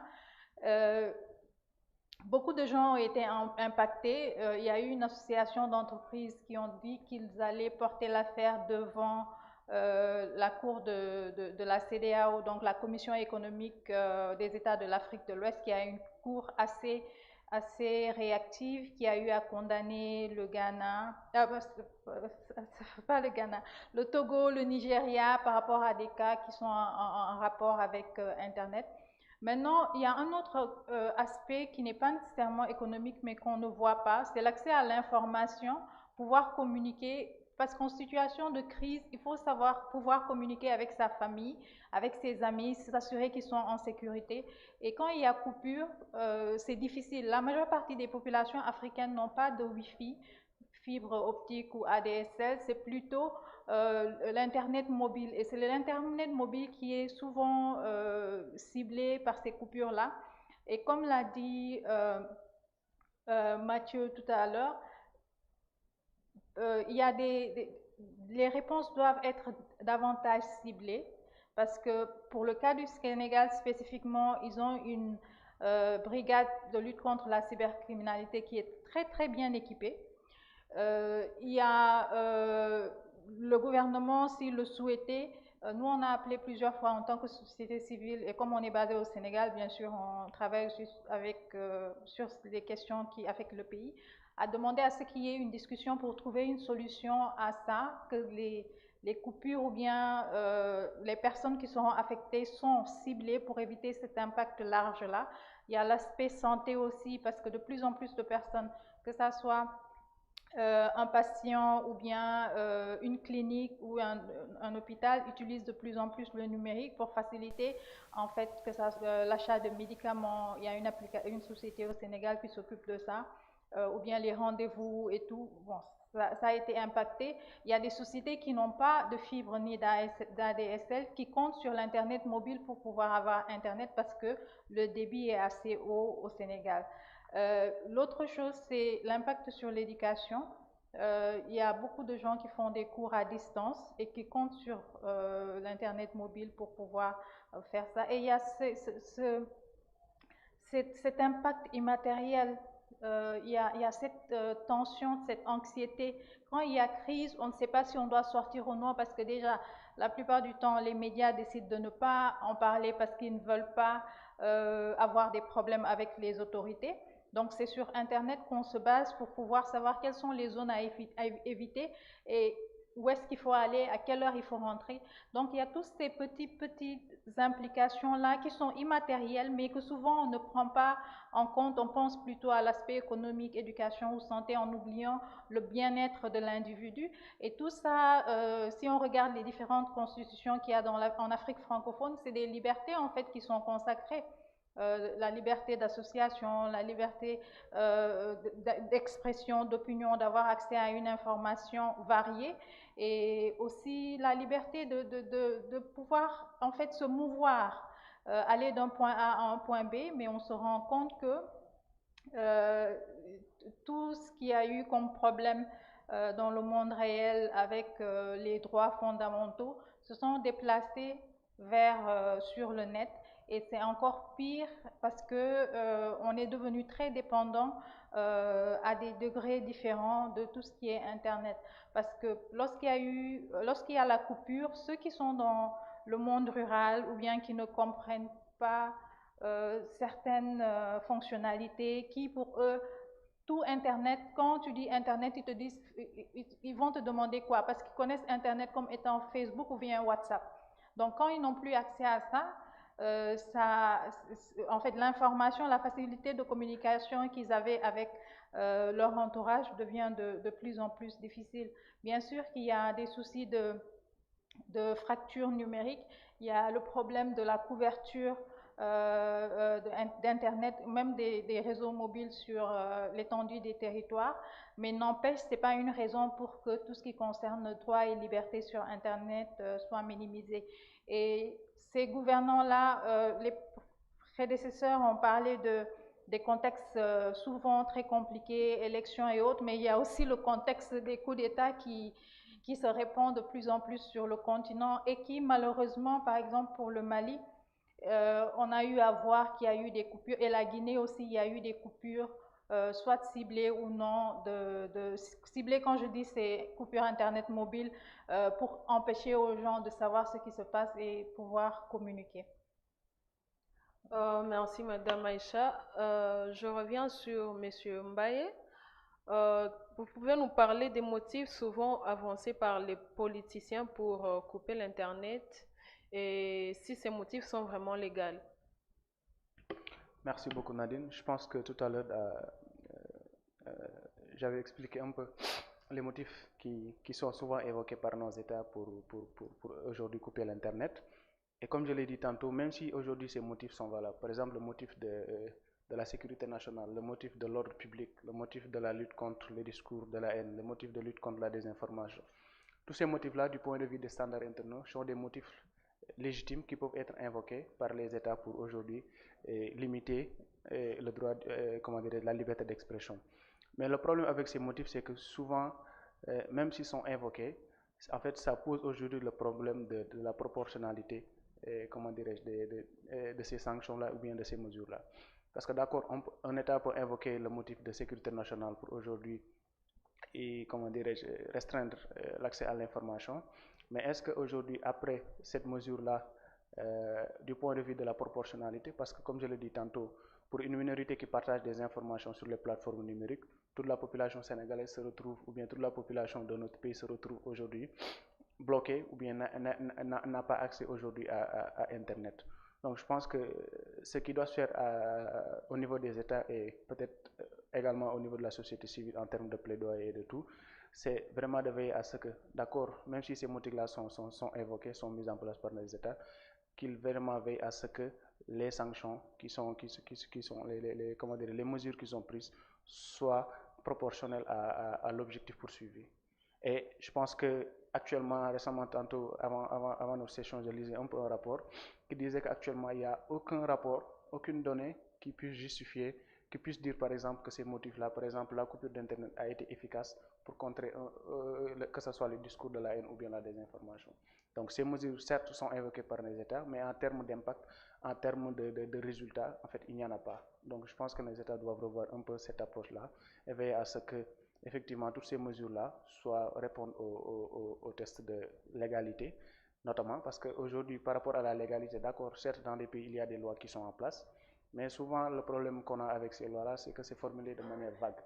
En fait, c'est formulé de manière assez vague et ça donne souvent un pouvoir discrétionnaire à nos États qui peuvent le manipuler et qui peuvent l'utiliser à leur fin. Donc, il y a également un travail qui doit se faire à ce niveau. Mais pour revenir toujours à ta question, certes, si ces motifs sont des motifs valables, sont des motifs du point de vue des standards internationaux qui peuvent être invoqués, il faut vraiment veiller à ce que la proportionnalité soit également là. Bien, merci. Je reviens sur vous, Madame Aïcha. Quel est l'état actuel des plaidoyers et initiatives des sociétés civiles pour faire face à ces problèmes de coupure d'Internet? En fait, le plaidoyer est accompagné d'information et de sensibilisation. Pour ce qui est de l'information, c'est par exemple indiquer aux citoyens qu'il y a des moyens comme des VPN qu'on pourra utiliser lorsque l'accès à certaines plateformes est restreint. Aussi, en période de crise, nous, on sensibilise sur, généralement, même si ce n'est pas en période de crise, sur une utilisation responsable d'Internet, que Internet n'est pas un no man's land où on peut faire tout ce qu'on veut. Il y a des règlements que chacune des plateformes a, mais aussi il y a des lois dans les pays je parle de lois qui ne sont pas, qui sont pas liberticides, en fait, de bonnes lois. Parce que il y a certaines lois qui sont passées dans certains pays, mais qui vraiment vont à l'encontre de ce que dit la Constitution. Donc, il y a cette sensibilisation-là qui est faite au niveau de la population et partage d'informations.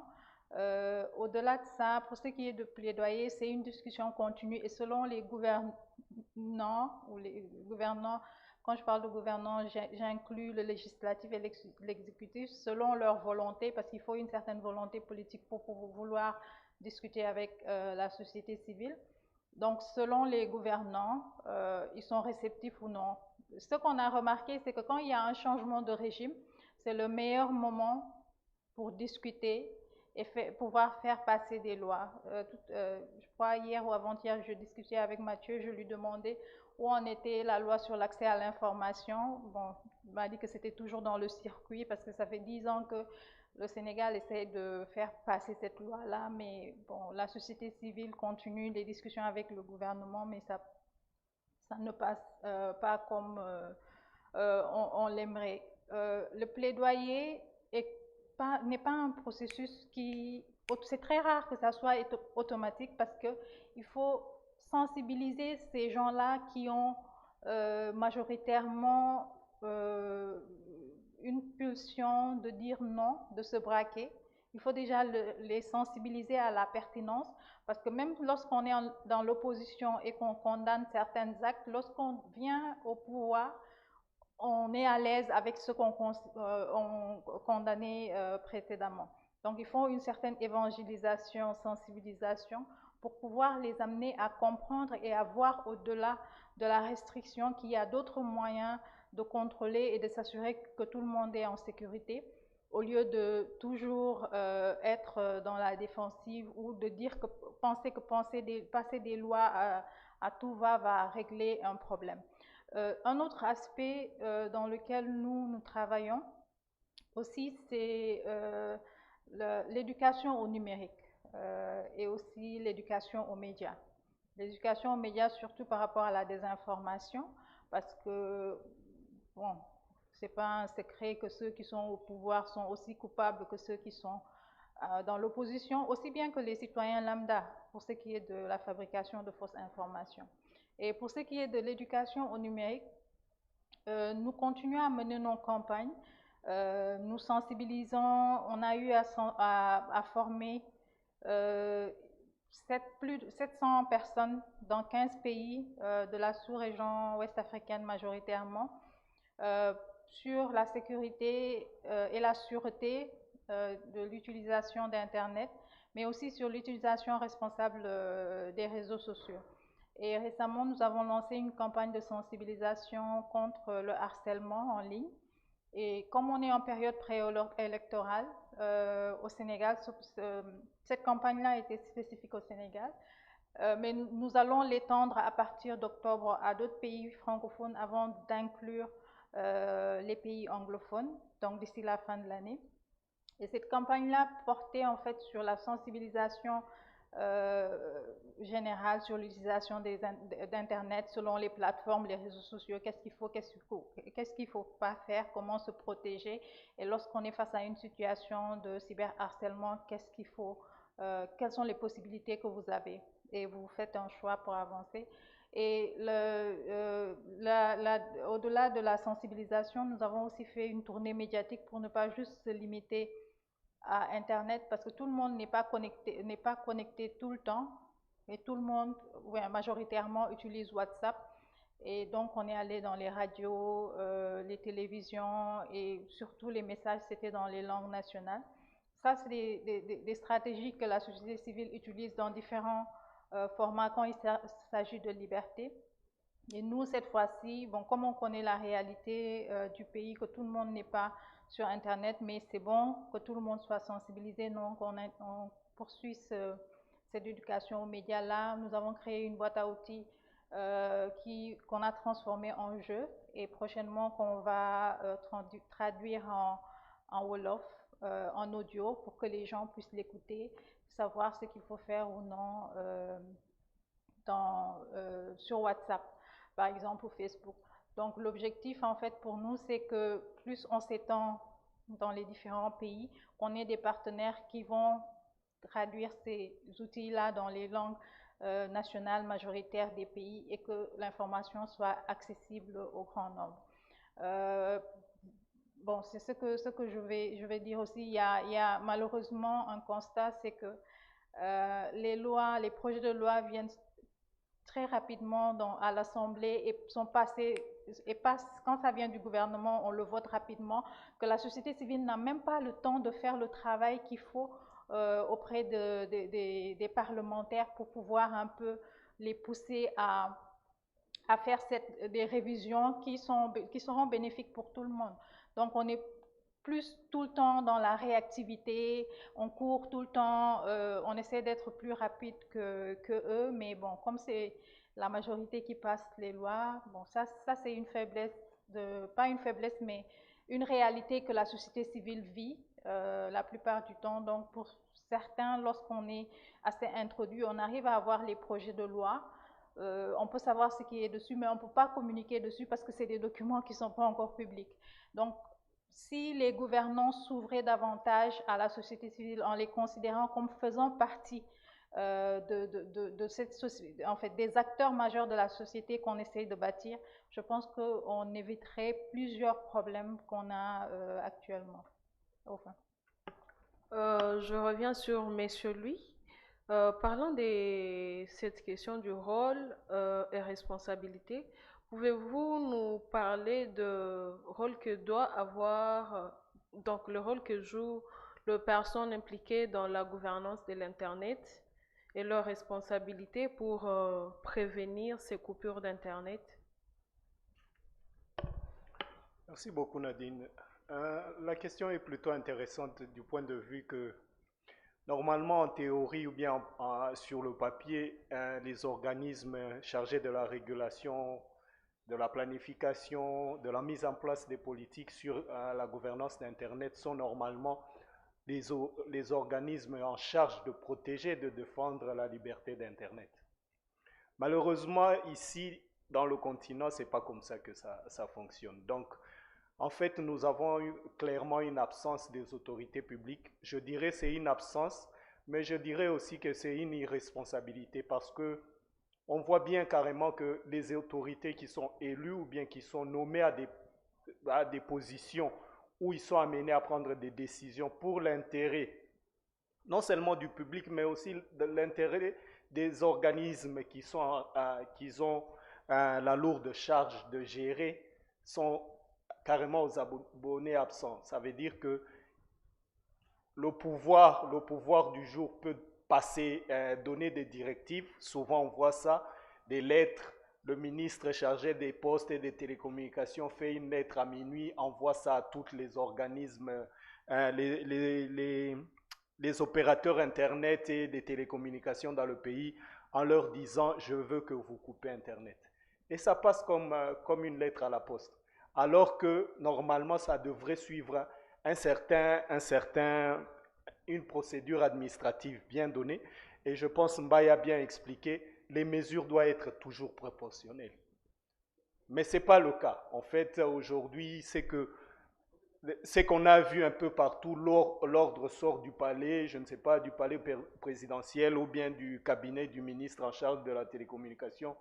Il leur donne, je ne sais pas, X ou Y. Je veux qu'à partir de 4 heures du matin ou bien à minuit, vous coupez. Ils coupent. Donc, je pense que dans le long terme, c'est clair que nos dirigeants, les autorités qui sont appelées à gérer et à défendre les intérêts du net, à défendre et à protéger les intérêts du consommateur, puisque ces mêmes consommateurs, ces pouvoirs publics tirent des impôts, des recettes des compagnies de télécommunications, qui ne sont pas moindres, il faut le dire carrément. Une licence d'exploitation pour une compagnie de télécommunications, c'est des millions de dollars qui sont versés chaque année ou bien durant X temps à un État. Ce n'est pas de l'argent qui tombe des arbres. Donc, on comprend bien que la protection d'Internet, comme l'un des participants, l'un des panélistes a dit, aussi longtemps qu'il n'y aura pas une volonté politique clairement affichée de jouer sur les règles du jeu et de respecter les règles du jeu, je reste un peu sur ma faim en croyant que les autorités chargées de la protection et de la gestion et de la régulation d'Internet seront vraiment capables d'être à la mesure ou bien de jouer franc jeu. Je reviens sur la même question à Madame Simone. Normalement, que devrait faire le fournisseur de services Internet quand on leur demande de couper l'Internet? Doivent-ils vraiment le faire sans soubassement légal? Que devraient-ils faire normalement? Ils devraient refuser. Bon, ça, c'est la réponse courte. La réponse légèrement longue est que je pense que Louis a même déjà établi le principe, c'est que normalement, en fait, on se retrouve comme dans un cercle vicieux où la personne qui est censée défendre les intérêts du consommateur vis-à-vis du vendeur et devient le bourreau, en fait, de ce consommateur et du vendeur aussi. Donc, c'est les pouvoirs publics qui font en sorte, qui créent le vice dans le cercle, qui créent le vice dans le système. Dans une certaine mesure, on se serait attendu à ce que les entreprises qui sont censées chercher du profit, donc les fournisseurs d'accès Internet, c'est des entreprises à la base. Leur but final, ils veulent gagner de l'argent, ils veulent du profit. Maintenant, on se serait attendu à ce que Ils cherchent à gagner de l'argent à tout prix et que le gouvernement mette des limites, qu'ils fixent des limites et qu'ils disent vous ne pouvez pas dépasser cette ligne-là, c'est la ligne rouge. Vous ne pouvez pas aller au-delà parce que l'Internet, c'est un droit fondamental. Les citoyens y ont droit, ils doivent avoir accès à cela. Donc, vous allez limiter les coûts, quitte à même subventionner, tu vois un peu, quitte à subventionner même les entreprises pour que les citoyens puissent avoir accès à ce bien, parce que c'est un bien commun. C'est un bien commun au même titre que l'eau que nous buvons, au même titre que l'électricité. Ben, c'est un bien commun. Maintenant, on se retrouve donc dans un contexte où l'État, tout à l'heure j'ai parlé des taxes qu'il applique, Louis a parlé des impôts, voilà. Tout ça est appliqué au détriment des fournisseurs d'accès à Internet. Et eux qui se trouvent dans l'obligation de facturer cher les services de l'Internet au consommateur final, à l'utilisateur final. Et malheureusement, c'est l'utilisateur final. Si on se trouve dans la mesure où l'accès à Internet est difficile, c'est parce que le consommateur final est incapable de s'offrir ces services-là qui finalement sont très chers en Afrique, d'une façon générale. Finalement, c'est très cher et on a cette difficulté d'accès. Alors, pour revenir à la question, que devrait-il faire le fournisseur d'accès lorsque l'État lui demande de couper Internet? Dans un monde idéal, où le consommateur est totalement, où le fournisseur d'accès est totalement libre du pouvoir public, où il n'a aucun compte à rendre que celui de s'arrimer à la réglementation commerciale en place, il dirait non. Si je limite l'accès à Internet, alors je perds. Il aura un manque à gagner, aussi bien que les utilisateurs. Donc, comme Aïcha disait tantôt, il y a un impact économique et un impact social. Et ça, ce n'est pas uniquement l'utilisateur final. L'économique concerne aussi le fournisseur d'accès à Internet. Donc, ne serait-ce que pour ses propres intérêts, il devrait refuser de couper l'accès à Internet. Malheureusement, on ne peut pas dire qu'il le fait de plein gré, parce qu'on est dans ces systèmes-là qui sont totalitaires, autoritaristes, et il écoute le pouvoir en place, et quitte à même jouer l'avocat du diable, parfois ils ne disent pas forcément que c'est l'État qui leur a demandé de couper l'accès à Internet parce qu'ils veulent aussi protéger leur peau. Ils ne vont pas dire. On constatera la coupure d'Internet, mais ils vont parler des pannes, des problèmes techniques sur leur réseau, jusqu'à ce que ce soit plus tard qu'on apprend qu'en fait, ils avaient reçu une instruction de couper l'accès à l'Internet. Ça s'est passé au Tchad, lorsque c'est à la fin de la coupure, de la très longue coupure des réseaux sociaux, que Déby s'est exprimé sur la volonté qu'il y avait de couper l'accès à l'Internet.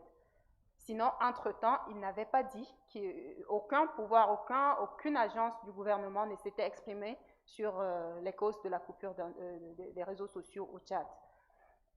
Donc, le fournisseur d'accès Internet, c'est une entreprise, c'est un opérateur économique qui se veut neutre, qui se veut impartial vis-à-vis du pouvoir public, qui se veut dévoué totalement à la satisfaction du client, si on veut utiliser le vocabulaire purement commercial. Il est voué à la satisfaction du client qui est l'utilisateur d'Internet que nous sommes. Et il est censé respecter ce principe-là, le principe de neutralité, d'impartialité et de satisfaction vis-à-vis du client. Donc, voilà à peu près comment ça devrait être. Malheureusement, comme je l'ai dit, on n'est pas dans ce monde idéal.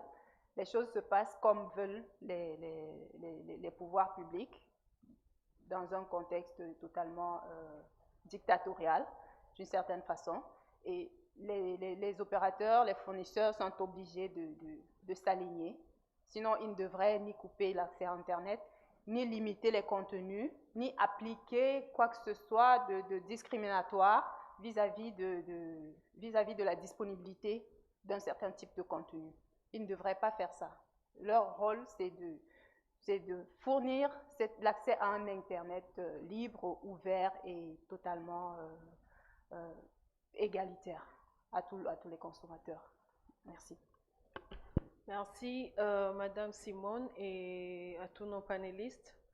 Déjà, nous comprenons que souvent les coupures d'Internet viennent toujours en période électorale et pendant les crises, donc les conflits, mais aussi les coups d'État que nous sommes en train de connaître en Afrique. J'ai dit merci parce qu'il y a l'un de nos parlementaires qui est ici, qui est en train de nous suivre de la RDC. Merci beaucoup parce que je sais qu'il va pousser la voix. Déjà qu'en RDC, nous avons élection en décembre. Nous espérons que cette fois-ci, on ne va pas connaître des coupures d'Internet. Comme l'a dit les panélistes, ça pénalise pas seulement les consommateurs lambda, mais aussi les opérateurs économiques, les étudiants et tout le monde. Alors, nous avons épuisé notre matière, mais nous savons que le public, vous avez des questions à poser à nos panélistes. S'il y a des questions, nous avons 15 minutes pour répondre. S'il y a quelqu'un qui a une question, la session est ouverte. Y a-t-il des questions? Merci, je commence par...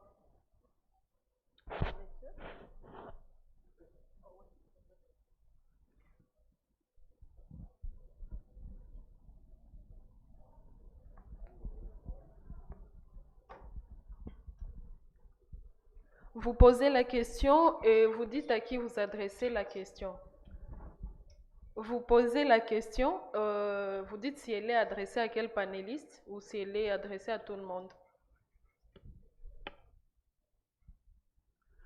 Yeah, I think that any one of them can answer. I'm actually asking a question that might look more from the research perspective. But of course, research can be innocent, but can also be implicated in action. I'm wondering whether in your tracking of shutdown, you have experienced shutdown by non-state actors. That's question one. Question two, I'm wondering whether you have done any classification of shutdowns across the continent. And I'm asking this because I think Aisha alluded to what one can call soft shutdown, which is actually not a shutdown in the sense of blocking, but creating conditions that make access difficult. So taxation, for instance, is one. Cutting power lines, for instance, is another, so that communities could have no power to access this internet and so forth. So I'm asking this because it may be important that we have to extend our conceptualization of what shutdown really means, because it's not just simply about denying people access, but it can also be denying other infrastructure that supports access or making access inaffordable for members of the public to utilize and use the internet. The third point, question I have is, in your perspective, does the incidence of shutdown reinforce the discourse around internet fragmentation? I mean, whether African countries, for instance, seem to favor fragmentation by taking actions that further shutdowns and so forth. So these are my questions. Thank you. Merci. Nous prenons toutes les questions ou nous répondons progressivement. Je ne sais pas quelle méthodologie vous voulez. Le panéliste. On prend toutes les questions. D'accord. La deuxième question. Vous aviez une question? Vas-y. Alors, merci beaucoup encore une fois, Simone, lui, Madame Aïcha et Monsieur Maté, hein, Maté Mbaye. Voilà. En tout cas, c'était un moment de régal parce que nous autres, nous sommes beaucoup plus dans ces domaines et on aime bien ces domaines. Donc, je me présente, je suis le bon Kassamira, à la base journaliste, mais maintenant consultant en communication digitale et à la base blogueur de la blogoma.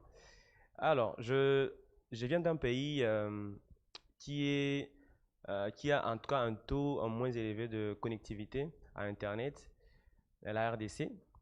Et nous nous approchons aux élections, ici décembre 2023.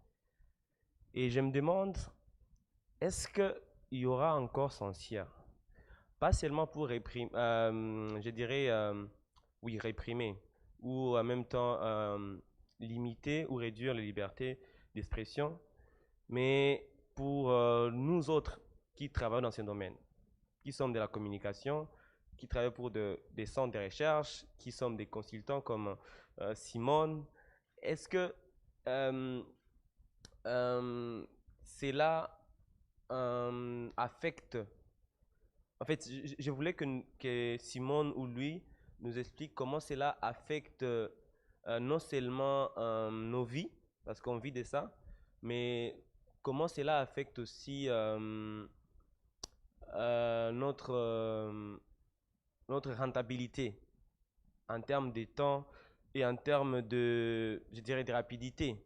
Parce que nous sommes dans un monde où tout le monde court derrière tout le monde. Et je pense que c'est ça. Ma deuxième question, c'est peut-être adressée à Madame Aïcha, elle qui est là de la société civile.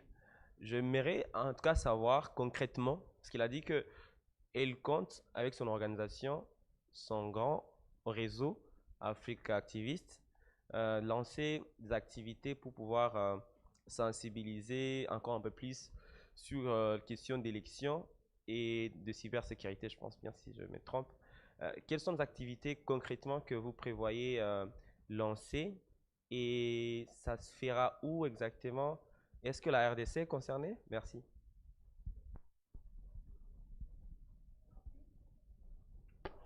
Y a-t-il d'autres questions dans la salle?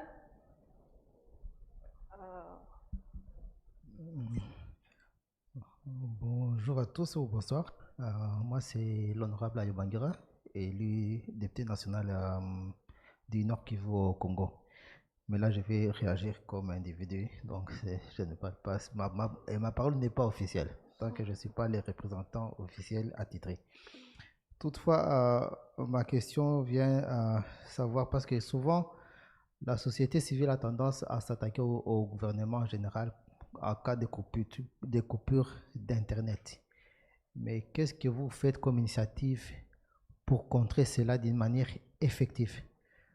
Parce que dire qu'on milite pour qu'il n'y ait jamais coupure, moi je pense que c'est quand même, c'est encore trop idéal. C'est l'idéal, mais l'atteindre, ce n'est pas encore aujourd'hui. Comment faire en sorte qu'au moins la coupure soit la moins, impacte le moins possible et le moins de personnes possible? Parce qu'il y a beaucoup de choses, les gens confondent Internet et réseaux sociaux. D'abord, comment les différencier et voir d'autres acteurs. Comme au Sénégal, si on a eu à couper l'Internet à cause d'un problème des discours de haine, des discours, ce genre de discours, pourquoi ne pas aussi engager, comme vous vous attaquez très souvent alors au gouvernement, mais vous attaquez même aux propriétaires de ces plateformes-là?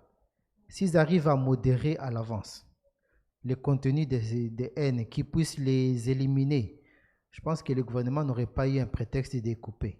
Donc, autant que vous vous attaquez au gouvernement, est-ce que vous faites la même initiative, la même pression auprès des plateformes, que ce soit Facebook et Twitter, afin que ces petits nombres d'utilisateurs et malveillants ne puissent pas pénaliser tout le monde?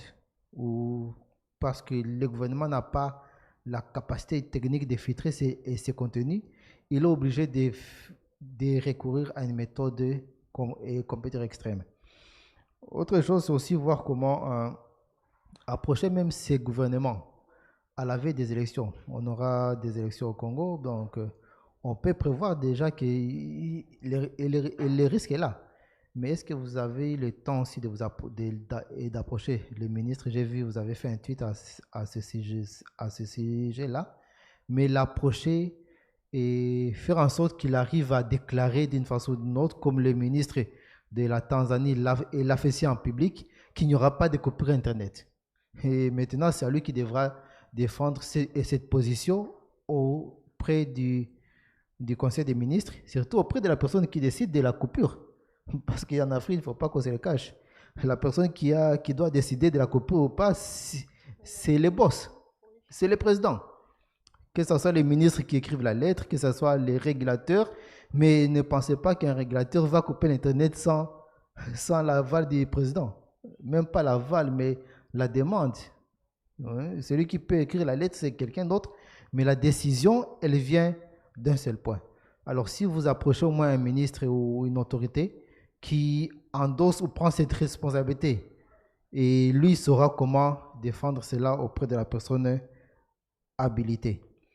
Et l'autre question, c'est aussi, donc c'est en rapport avec, lorsqu'on a une coupure Internet, c'est souvent les coupures de nos opérateurs et télécoms. Mais actuellement, il y a d'autres acteurs, d'autres fournisseurs. Nous avons Starlink qui est là, qui a eu à couvrir l'Internet, à fournir l'Internet en Ukraine malgré la coupure faite par les Russes. Il y a Amazon qui arrive. Il y avait aussi un projet de Facebook aussi de donner de l'Internet à travers des ballons. Donc ça aussi, c'est question aussi, autant que vous faites des pressions sur ces gouvernements, mais aussi faire aussi la pression sur ces acteurs qui puissent donner des alternatives. Au cas où le gouvernement coupe l'Internet, mais qu'il y ait d'autres acteurs qui puissent donner, même si la connexion soit lente, mais qu'ils puissent être là. Donc c'était ça mes questions et j'espère que nous aurons à avoir une réponse. Merci beaucoup. Merci. Vous pouvez m'aider à donner le micro. Je crois qu'il y a une autre question là-bas.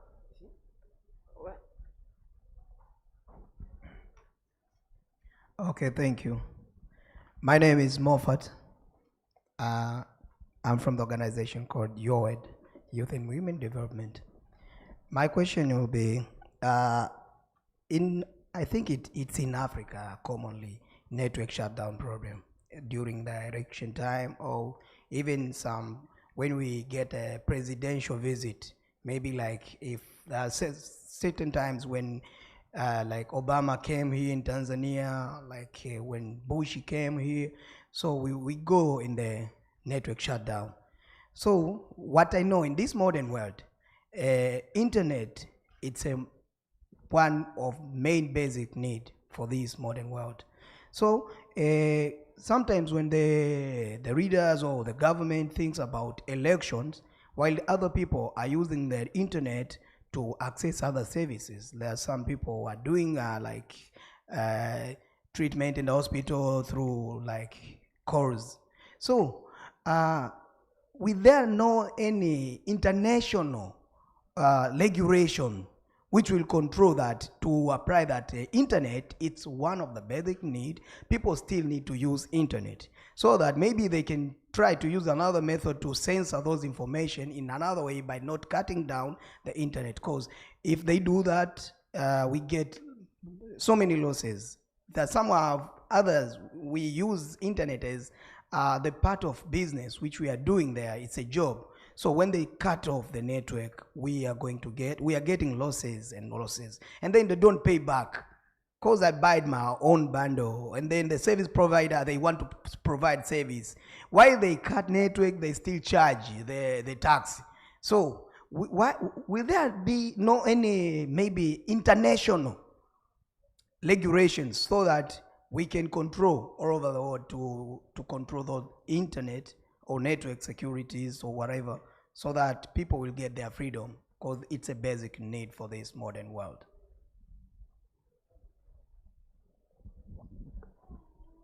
Merci. Y a-t-il une autre question? Là-bas, il n'y a pas de question? Je crois que c'est tout ce que nous avons comme question. Alors, c'est ouvert. Il y a ceux qui ont eu des questions personnelles, mais aussi il y a des questions ouvertes à tout le monde. Donc, nous allons procéder à la réponse. Je commence par Monsieur Mathieu. Alors, merci beaucoup Nadine. Je pense que je vais essayer un peu de répondre aux différentes questions qui ont été posées et que j'ai notées ici au niveau de mon téléphone. Je pense que la première question concerne le fait que est-ce que dans le cadre de notre recherche et tout, il y ait qu'on soit confronté par exemple à des coupures d'internet qui n'émanent pas des, comment dirais-je, des gouvernements. Alors, à mon niveau, je pense que et avec la petite expérience que j'ai dans ce domaine, je dirais que la plupart des coupures d'Internet qu'on a eu à documenter, c'est l'apanage des gouvernements, c'est les autorités même qui ont initié ces coupures. Souvent, certes, il n'y a pas de communication de la part des gouvernements sur ces coupures-là, mais par exemple, si je prends l'exemple du Sénégal, il y a effectivement ce communiqué-là du ministre de l'Information et de la Communication qui a dit que ils ont coupé Internet pour aujourd'hui arrêter un peu les discours de haine et de désinformation qui circulaient sur les plateformes numériques. Donc je disais que pour la plupart des coupures d'Internet, ou bien même la majorité, je dirais que c'est l'apanage même des États, parce que c'est eux qui ont aujourd'hui les capacités et les moyens pour demander aux fournisseurs d'accès Internet, par exemple, de couper l'accès à Internet ou bien de ralentir un peu l'Internet avec certaines plateformes numériques. Alors l'autre question également, c'était par exemple s'il y a différents types de coupures. Je pense que oui, parce que souvent il peut y avoir par exemple des coupures ciblées, c'est-à-dire c'est des plateformes qui sont dédiées, qui sont spécifiquement ciblées et qui ont été restreintes. Souvent également ça peut constituer des coupures générales, et dans ce cas de figure, tantôt il y a, comment dirais-je, Simone qui a parlé du fait qu'on peut utiliser les VPN et tout, mais dans des cas de figure, par exemple, quand c'est l'accès à Internet qui est totalement coupé, que ce soit avec les données mobiles ou bien les Wi-Fi, c'est impossible, même avec un VPN, de pouvoir accéder à Internet. Donc, il y a également d'autres façons de copier qui consistent un peu à ralentir le réseau, c'est-à-dire, même pour ouvrir juste une page sur Google, ça prend énormément de temps. Donc, ça aussi, c'est différents types de coupures, et je pense que le réseau Access Now, ils ont suffisamment documenté sur cet aspect-là. Alors, l'autre question, c'est par rapport aux initiatives, par exemple, de la société civile qui pour essayer un peu de contrer les coupures d'Internet. Je pense que Mme Dabo tout à l'heure a parlé des initiatives que la société civile mène. Et au-delà, par exemple, des sensibilisations, du renforcement de capacité, il y a le plaidoyer et le lobbying que la société civile fait. Par exemple, au niveau du Sénégal, quand il y a récemment eu cette coupure-là, il y a beaucoup d'initiatives, que ce soit des déclarations conjointes, des lettres adressées au gouvernement, pour leur dire, par exemple, que cette coupure-là, non seulement violer le droit à la liberté d'expression et à l'accès à l'information, mais aussi ce n'est pas du tout conforme avec eux les conventions et les traités qu'ils ont signés au niveau international. Donc il y a tout ce lobbying et ce plaidoyer que la société civile est en train de faire pour inviter vraiment les États à ce qu'ils respectent leurs engagements internationaux. Mais comme je pense l'ensemble des autres panélistes l'ont dit, peu importe aujourd'hui le travail que la société civile est en train de faire, s'il n'y a pas aujourd'hui cette volonté politique manifeste de nos autorités, on peut toujours essayer, mais quand il y a ce manque de volonté politique, c'est souvent difficile un peu pour la société civile d'arriver à des résultats concrets et palpables. Et tantôt, Mme Dabo aussi je donne juste un exemple, quand elle a parlé de la loi d'accès à l'information, par exemple, au Sénégal, ça fait presque plus de 10 ans, parce que le plaidoyer et l'initiative a émané des organisations de la société civile qui ont porté le plaidoyer, et jusqu'à aujourd'hui, en 2023, on n'arrive pas à avoir cette loi-là, malgré que le Sénégal, par exemple, dans le cadre du partenariat pour le gouvernement ouvert, a adopté un plan d'action national. L'un des premiers engagements dans ce plan d'action national, c'est d'adopter une loi d'accès à l'information. Donc nous voyons ici que malgré que l'État est signataire à des conventions internationales, l'État prend des initiatives pour faire respecter les droits humains, nous voyons que ça tarde et qu'il y a vraiment cette volonté politique manifeste qui est là et qui fait que souvent le plaidoyer de la société civile dans certains pays n'arrive pas à avoir des résultats concrets et palpables. Alors, d'accord. Et également, il y a la question par rapport à la régulation au niveau international. Je dirais que d'abord, l'Internet, c'est reconnu par les Nations Unies comme étant un droit humain international. C'est internationalement reconnu à travers une résolution. Ça fait presque des années. Et je pense qu'aujourd'hui, l'Internet, en fait, c'est un outil. Je dirais que c'est un outil. Et c'est à travers cet outil que les citoyens, les populations exercent un ensemble de droits, notamment le droit à la liberté d'expression et l'accès à l'information. Donc je pense que peut-être il y aura peut-être nécessité d'aller vers une régulation au niveau international de l'utilisation de l'Internet. Et je pense qu'il y a même des discussions qui sont en cours et qui vont dans ce sens. Mais je pense que l'idéal ici, c'est pour nos États de veiller à ce que les restrictions qui sont imposées, que ce soit au droit à la liberté d'expression et l'accès à l'information, puissent être conformes aux standards internationaux et les traités et conventions qu'ils ont signés. Donc voilà un peu de manière ramassée ce que je voulais apporter comme élément de réponse. Merci. Merci Mathieu. Il y a 2 questions adressées à Madame Aïcha en 2 minutes. Essayez de répondre en 2 minutes parce que nous courons derrière le temps. D'accord. Pour ce qui concerne en fait la campagne dont j'ai parlé, on l'a lancée au Sénégal en août. C'est contre le cyberharcèlement et pour l'utilisation responsable des réseaux sociaux. Donc c'est en fait c'est une activité, un projet spécifique au Sénégal qu'on a décidé d'étendre au monde francophone et après au monde anglophone. Donc on va lancer en octobre une plateforme qui va contenir tous les messages, tous les visuels qu'on a eu à faire. Il y a juste quelques-uns qui sont spécifiques au Sénégal et aux lois du Sénégal, mais le reste peut être utilisé par tout francophone. Maintenant, ce qui est spécifique au Sénégal aussi, c'est le fait qu'on traduise on a fait une boîte à outils avec des exemples de scénarios. Donc ça, on va le faire en Wolof, en version audio. Wolof, c'est la langue la plus parlée au Sénégal. Maintenant, pour pouvoir les partager sur WhatsApp et tout, et pour que tout le monde en fait connaisse ce qu'il en est, comment est-ce qu'il faut utiliser, ce qu'il faut faire en cas d'abus, etc.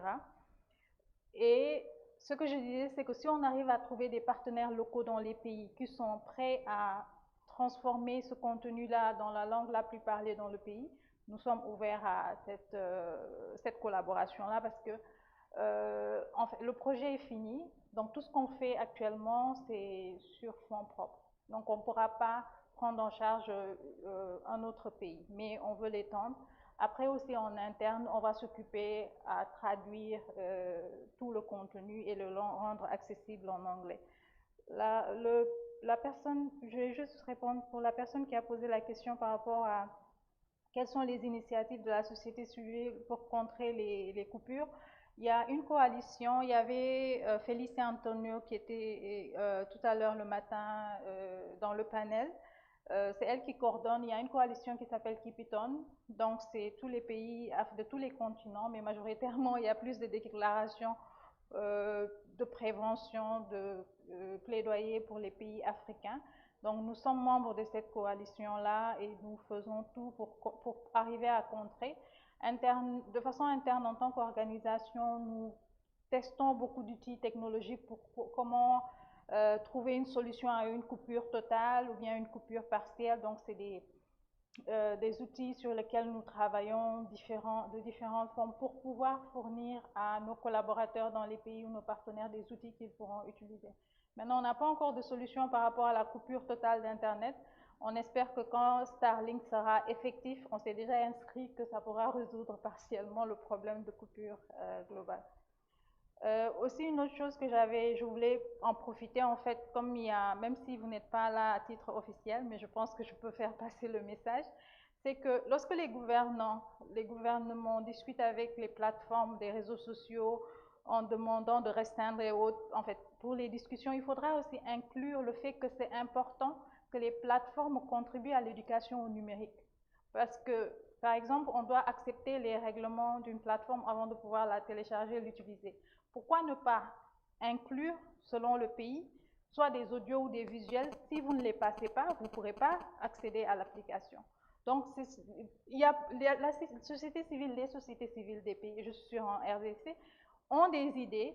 Et moi, je me dis que le fait d'aller vers eux, nous, on va vers eux, c'est pas toujours, ça ne porte pas toujours les résultats parce qu'il faut de la volonté politique. Mais aussi, il faut comprendre que le rôle de la société civile, lorsqu'elle critique, elle doit critiquer, mais elle comprend que lorsqu'elle doit collaborer avec le gouvernement, elle collabore avec le gouvernement. Mais il y a un aspect où, pour ce qui est de l'éducation numérique, je pense que les gouvernants peuvent aider en demandant aux plateformes d'inclure ça. Donc, c'est ce que je voulais ajouter. Merci. Madame Simone, vous avez des questions aussi? Une ou deux questions? En 2 minutes aussi, soyez brève. T'inquiète pas, je vais être très brève. Je ne sais même pas si j'avais des questions ciblées, mais je pense que Aïcha et Mathieu ont donné des réponses à pratiquement toutes les questions et de manière assez complète, je dirais. Mais concernant l'éventualité que Internet ait été coupé par d'autres acteurs que les gouvernements, je pense que donc on fait un peu la différence entre une coupure qui a été vraiment expressément ordonnée par un gouvernement et une coupure qui n'a peut-être pas été ordonnée par un gouvernement, mais qui a été fortuite, due à une panne, par exemple, ou alors à une volonté de modération du contenu qui viendrait de la plateforme. Si on parle maintenant des réseaux sociaux, par exemple, parce que oui, ils ont leur système de régulation de contenu qui naturellement vont filtrer des contenus, mais ça, on ne peut pas parler de coupure, parce que là, vous pouvez ne pas avoir accès à un site, par exemple, mais ça ne voudra pas dire qu'il y a une limitation d'accès d'accès à Internet dans cette zone-là. Et encore que lorsque l'accès à cette coupure-là, ce n'est pas une coupure, hein, c'est une limitation d'accès surtout. Lorsque ça a lieu, on peut utiliser les VPN, comme je parlais tantôt, pour contourner cette limitation-là. Donc là, ce sont des limitations de contenu. Maintenant, s'agissant des des coupures subtiles, la taxation n'en fait pas forcément partie. La taxation fait plus partie des mesures mises en place par les gouvernements pour vraiment avoir une mainmise pour la chose publique. Ça ne fait pas partie des coupures d'Internet dans le sens où nous sommes en train de parler sur ce panel. Sinon, ici, là, quand on parle de coupures, on parle vraiment des coupures d'Internet, qu'elles soient partielles ou totales. Donc, c'est vraiment de ça qu'on parle. Et là, la subtilité, elle peut venir du fait que l'on vous parle par exemple d'une panne qui a causé une coupure alors qu'il n'y a pas de panne, alors que l'opérateur a bien voulu couper seulement. Il ne veut pas déclarer qu'il a reçu l'ordre du gouvernement. Parce que oui, souvent le gouvernement va ordonner, mais interdire à l'opérateur de dévoiler. Comme ça, voilà. Et l'opérateur, naturellement, il ne va pas aller à l'encontre de la volonté du gouvernement. Donc, c'est un peu ça qu'on pourrait appeler la coupure subtile. Et il y a sûrement d'autres exemples. Access Now documente beaucoup cela. Et est-ce que les recherches nous permettent de faire la différence, de définir clairement les coupures d'Internet? Je pense qu'eux aussi, ils font vraiment, ce sont ceux qui organisent les académies de coupures d'Internet carrément. Ils ont carrément des écoles pour ça où ils forment les gens. Ils savent vraiment faire le distinguo entre ce qu'on va appeler coupure d'Internet et ce qui pourrait être juste une limitation de réseau. Donc, c'est très clair. On part sur les bases vraiment, vraiment claires de qu'est-ce que la coupure d'Internet et par exemple, une interférence ou une limitation de réseau ou la mise hors réseau d'une plateforme ou d'un site Internet. Voilà, je ne sais pas si j'ai fini avec cette question-là. Il y en avait une sur les rendements.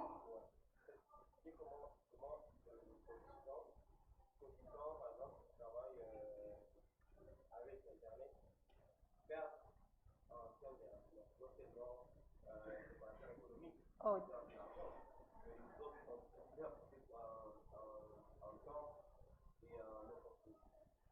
Oui, bon, naturellement, je pense qu'on a eu une réponse à...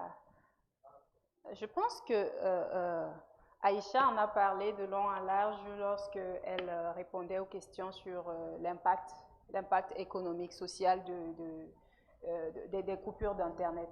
Donc, je ne vais pas m'étendre là-dessus, mais je vais juste rappeler que, voilà, si vous n'avez pas accès à Internet, si vous êtes un opérateur économique, votre activité, elle s'arrête. Et vos utilisateurs, vos clients, par exemple, eux aussi, ils sont privés de votre produit ou de votre service, naturellement. Donc, perdre en temps, voilà, le temps va s'évaluer sur la durée de la coupure d'Internet et éventuellement. Chez CIPESA, nous avons développé un outil qui permet d'évaluer non pas la rentabilité, le coût des coupures d'Internet. Ça s'appelle COST. C'est un outil qui permet d'évaluer en fait le coût d'une coupure d'Internet. Voilà, ça nous a permis de voir en termes de la durée d'une coupure, ce que ça peut coûter à un pays, par exemple, d'une façon générale, en prenant en compte tous les paramètres qui concernent, par exemple, le PIB, ce que le pays peut produire à l'heure, à la minute, voilà. C'est un peu ces paramètres-là, mais il faut aller en profondeur, utiliser l'outil pour voir vraiment. Et s'il faut maintenant segmenter, fragmenter et voir ce qu'un opérateur économique peut perdre, ça demande beaucoup de calculs. Sinon, il y a cet outil qui permet, mais c'est évident, oui, qui rend évident le fait qu'il y a une perte énorme en matière financière. Voilà. Et le coût économique n'est pas uniquement lié à ceux qui produisent des services économiques, c'est lié aussi à l'éducation, comme on l'a dit, parce que si on perd en éducation également, on est en train de perdre en argent, naturellement. Donc, voilà, et je ne sais pas s'il y avait une autre question qui n'a pas eu de réponse. Je ne veux pas donner des réponses qui ont déjà été, c'est mieux. Voilà, qui ont déjà été données. Mais le côté les effets de la coupure d'Internet, est-ce que ça entraîne une segmentation, une fragmentation de l'Internet en Afrique? Je voudrais laisser cette réponse à Louis, s'il s'y connaît un peu. Et voilà, voilà, je voulais juste ajouter pour la question sur ce que fait la société civile pour vraiment arrêter les coupures d'Internet par les gouvernements. Bon, on se base généralement sur, il y a les systèmes, il y a les lois, il y a les régulations internationales, comme Mathieu l'a dit, il y a des régulations internationales qui normalement devraient permettre au gouvernement de comprendre qu'ils ne doivent pas s'aventurer sur ce côté-là et qui sont très clairs sur, j'ai parlé de l'Internet, la nature de l'Internet comme un bien commun. Donc, il y a des réglementations, il y a des résolutions de l'ONU, il y a les réglementations même sous-régionales en Afrique, dans chaque sous-région économique de l'Afrique, qui garantissent vraiment la liberté de l'Internet et sa nature de bien commun et le principe de neutralité également. Seulement, d'une région à l'autre, d'une sous-région à l'autre, c'est pas très clair, mais il y a le fondement au niveau de l'ONU. Maintenant, est-ce que ce que la société civile, elle fait, elle se base dessus, pas seulement dessus, mais elle se base d'une part sur ces réglementations et d'autre part sur les résultats des recherches, evidence-based research, les recherches de terrain, oui. Elle se base sur les recherches de terrain, les résultats des recherches de terrain pour montrer au gouvernement, voilà, un peu comme l'outil que nous avons développé au niveau de CIPESA, pour montrer le manque à gagner lorsqu'il y a une coupure d'Internet et pour montrer vraiment les effets et faire comprendre au gouvernement qu'il ne s'agit pas uniquement des citoyens, de la population, mais il s'agit d'une faille qui est en train de se créer au niveau de la rentabilité, du PIB, de tout ça. Donc, on essaye de montrer vraiment ce qu'une coupure d'Internet peut créer au niveau national et à différents niveaux vers le bas. Donc, on se base donc dessus sur la recherche, sur la réglementation en place Et on rappelle au gouvernement, ils ont leur constitution, Aïcha l'a très bien dit, chaque gouvernement a la constitution qui d'une façon ou d'une autre garantit la liberté, le droit d'accès à l'information, la liberté d'expression et voilà. Tout ça, on se base dessus pour élaborer des éléments de plaidoyer auprès du gouvernement. Ça, c'est d'une part. D'autre part, on travaille avec des plateformes. En 30 secondes. Oui, oui, pardon. On travaille également avec les plateformes pour la régulation du contenu, pour qu'ils se rassurent que, voilà, vous avez parlé de ces personnes, ce petit groupe de personnes qui font des contenus, qui peuvent mal utiliser Internet et alors le compromettre pour d'autres, par exemple, ceux qui diffusent la désinformation, ceux qui diffusent des discours de haine, ceux qui diffusent autant de choses. On travaille pour que ces contenus-là soient filtrés, réduits à leur plus faible expression, mais sans impacter pour autant la liberté d'expression. Donc voilà, on travaille comme ça.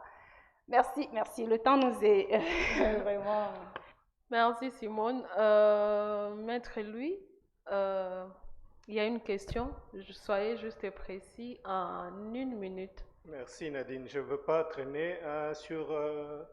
je pense que toutes les remarques qui ont été faites par mes copanélistes sont surtout à point sur les questions qui ont été soulevées par l'audience. Juste une petite éclaircissement. L'Internet fragmentation, comme notre frère l'a dit, c'est plutôt un nouveau, je voudrais dire, c'est plutôt un aspect nouveau d'Internet. C'est vraiment une nouvelle zone où on ne sait même pas où on va. Parce qu'avec Internet fragmentation, le procédé a été utilisé, a été expérimenté en Iran. Jusqu'à présent, je pense que c'est l'un des seuls pays qui est un peu en avance. Je pense aussi que la Russie est en train d'avancer dans ce domaine. Ça veut dire qu'ils ont leur Internet qui n'est pas connecté au World Wide comme on connaît. Donc, il y a une certaine pécularité sur le modèle. Je ne voudrais pas m'avancer sur ça. Je ne pense pas qu'au point où nous sommes, ici dans le continent africain, nous avons les expertises scientifiques qu'il faut pour un jour un des États africains puisse aller dans ce domaine-là.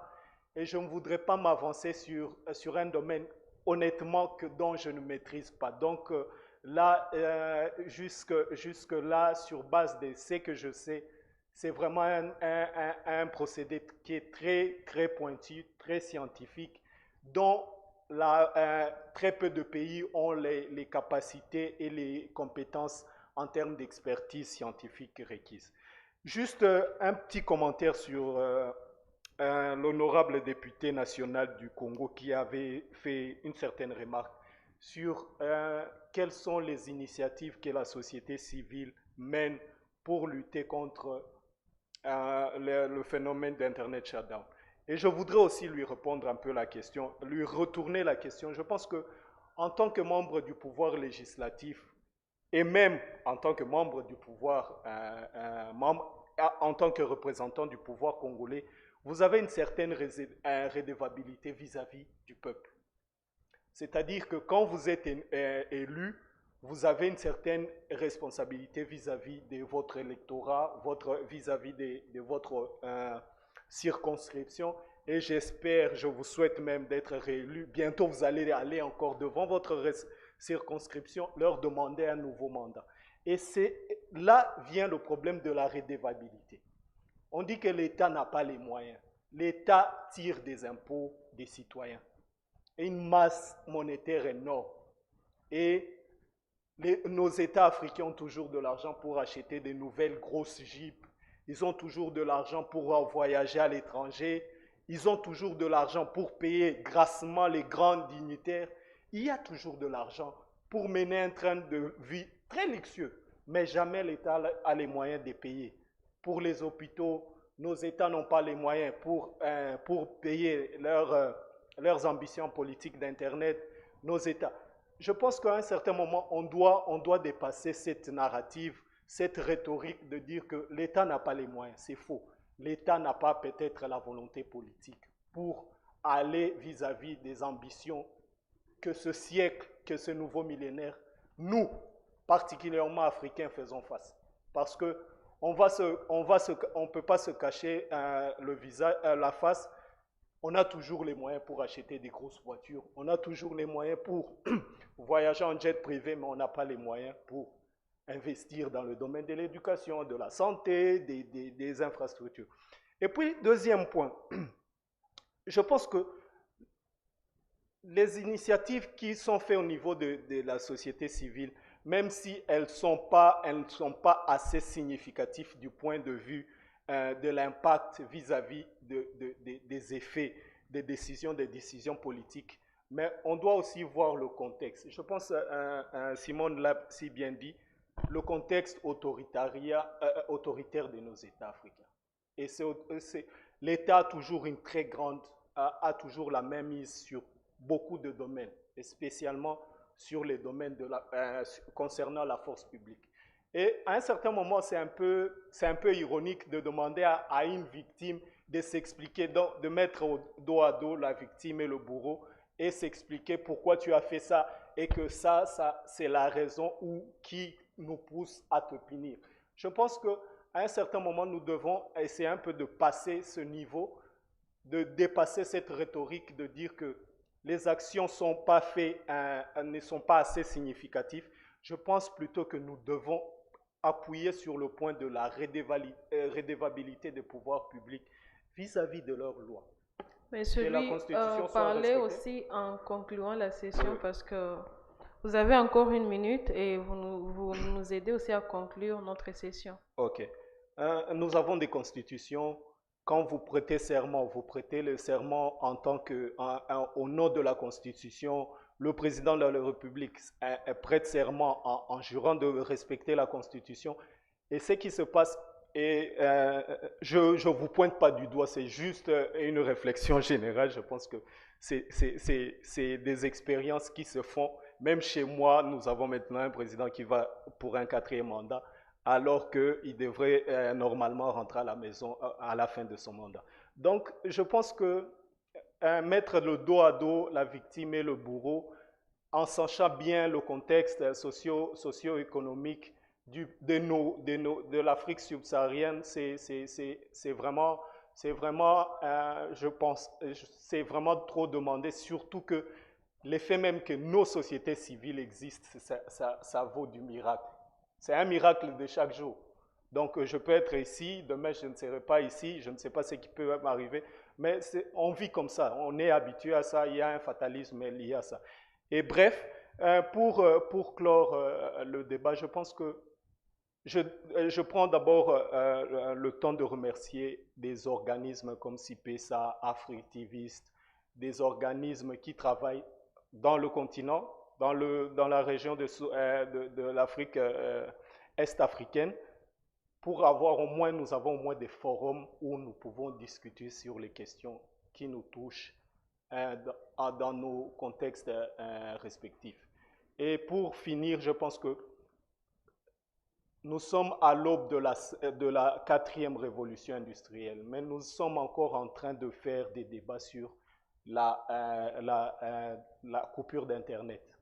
Tandis qu'on se demande, non, on va utiliser Starlink. Pourquoi doit-on utiliser Starlink alors qu'on a tellement investi beaucoup d'argent pour acheter les fibres optiques, les câbles sous-marins, nous connecter sur les grosses compagnies les pays africains payent énormément de droits de subscription sur Internet. Je pense qu'il est temps maintenant d'engager la conversation sur le besoin et l'impérativité de respecter nos propres lois et de jouer selon les règles du jeu. Merci. Merci beaucoup, Monsieur Louis. Merci aussi à tous nos panélistes. Nous remercions aussi l'auditoire d'avoir été actif. Je crois que nous avons écouté les recommandations. Nous tous, nous sommes responsables, d'une part, la société civile, nos gouvernants, les grands géants de l'Internet. Je voulais juste ajouter, en ce qui concerne la modération des contenus, Facebook ne saura pas modérer les contenus dans nos langues locales parce que parlons du cas de la RDC, Nord Kivu, avec ce qui s'est passé comme conflit entre le Rwanda et la RDC, les clashs des mots qu'il y avait entre les Rwandais et les Congolais pendant cette période de crise. Le contenu était soit en Kinyarwanda, soit en Swahili, soit dans une autre langue locale.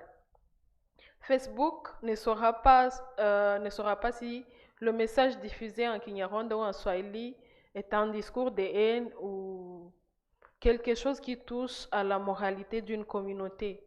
Le plaidoyer que nous devons faire, c'est d'essayer d'amener ces géants-là à collaborer avec les locaux, les personnes de chaque pays pour essayer de leur aider dans la modération des contenus, comme je crois que c'est la question que vous aviez posée, afin de trouver des résultats palpables et ne pas donner des mots aux gouvernants, de motifs pour dire qu'ils ont coupé l'Internet parce qu'il y a des discours de haine qui circulent ou la désinformation. Je crois que ce sont des plaidoyers que nous tous, activistes, gouvernants, devront faire au niveau des géants là d'Internet. Alors, je crois que nous avons suffisamment parlé, nous avons largement dépassé le temps. Merci d'avoir été patient et espérons que nous allons mettre en pratique ce que nous venons de discuter ici. Et je crois que c'est la dernière session. Nous vous souhaitons bonne soirée à tous.